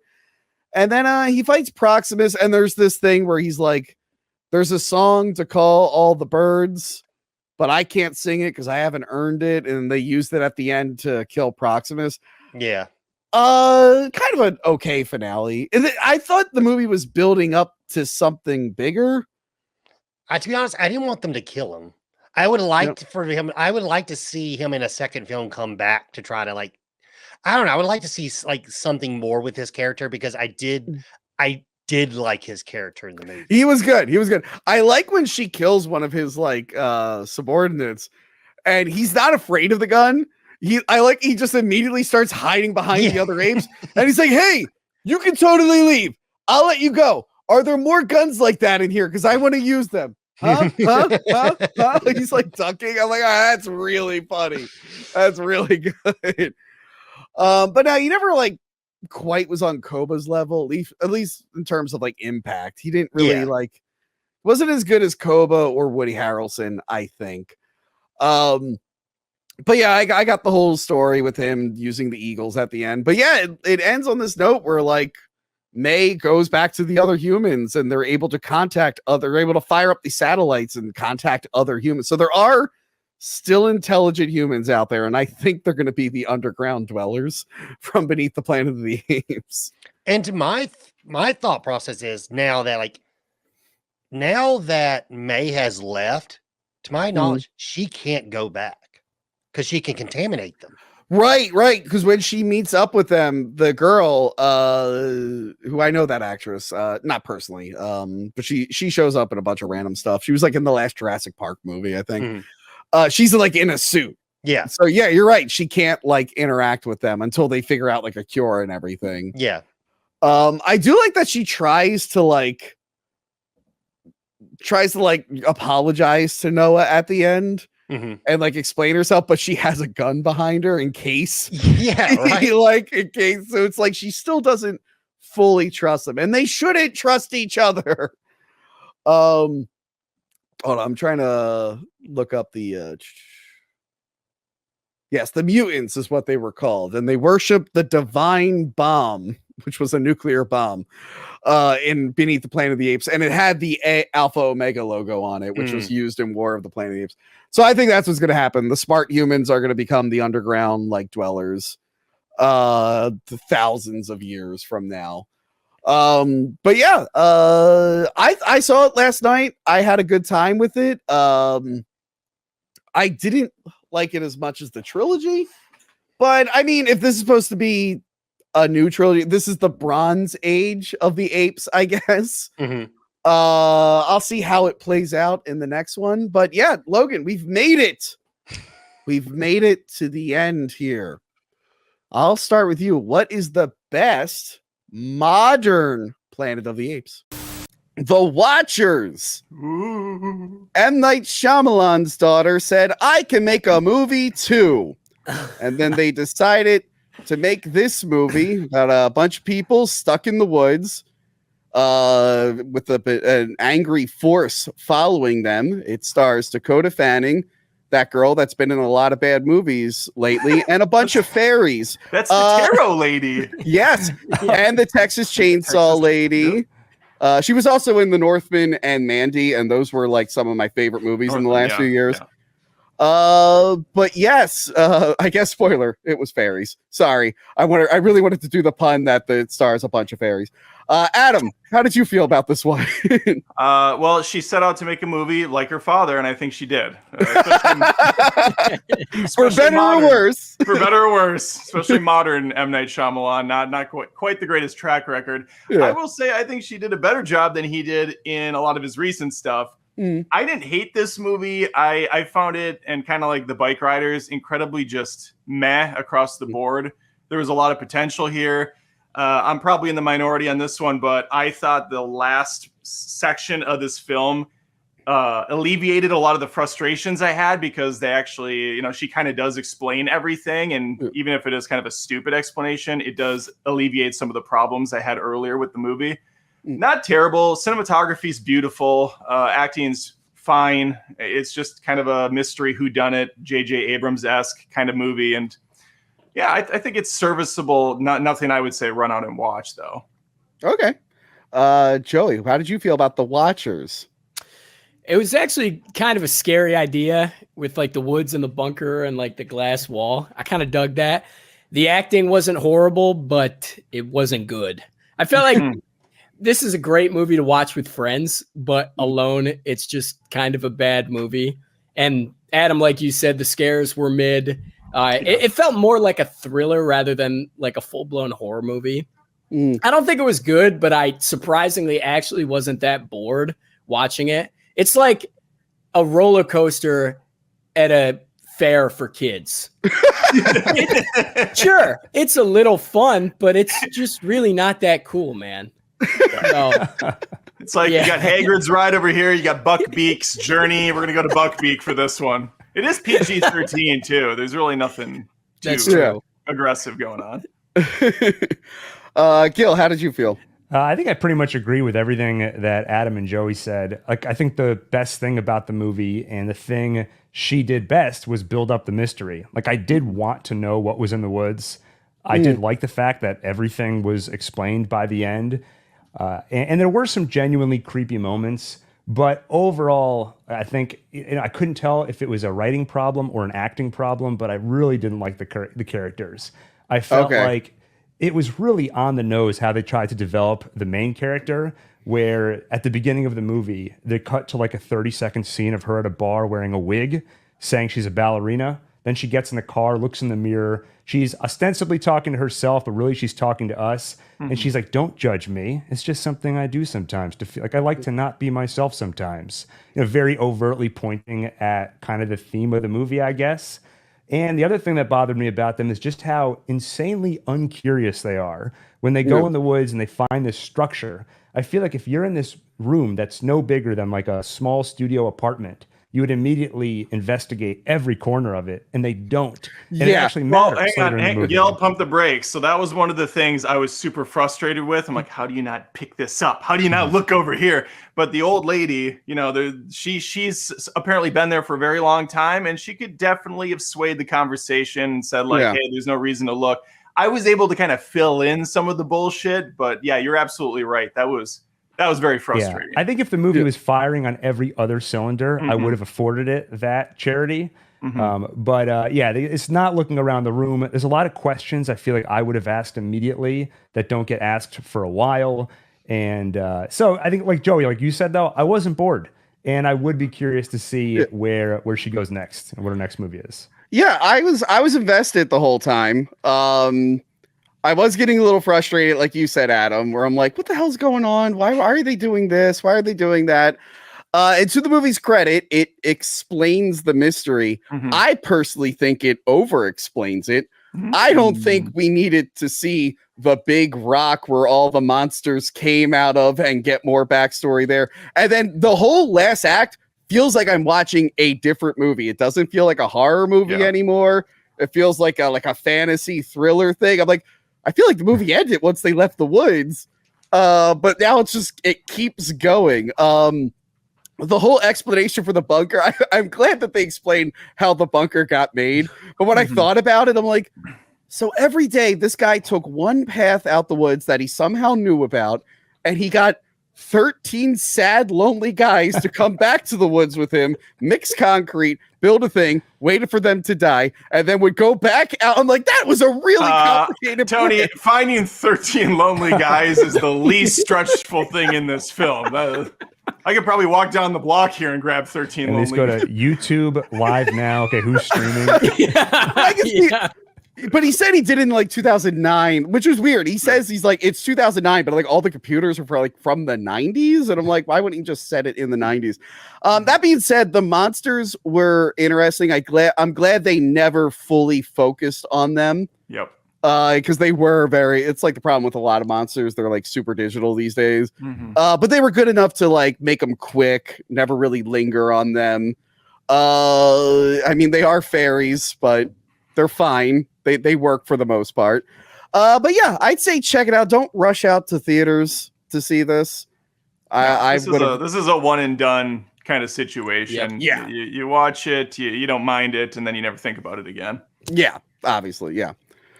But yeah, I don't know. Do we have anything to say about the Watchers?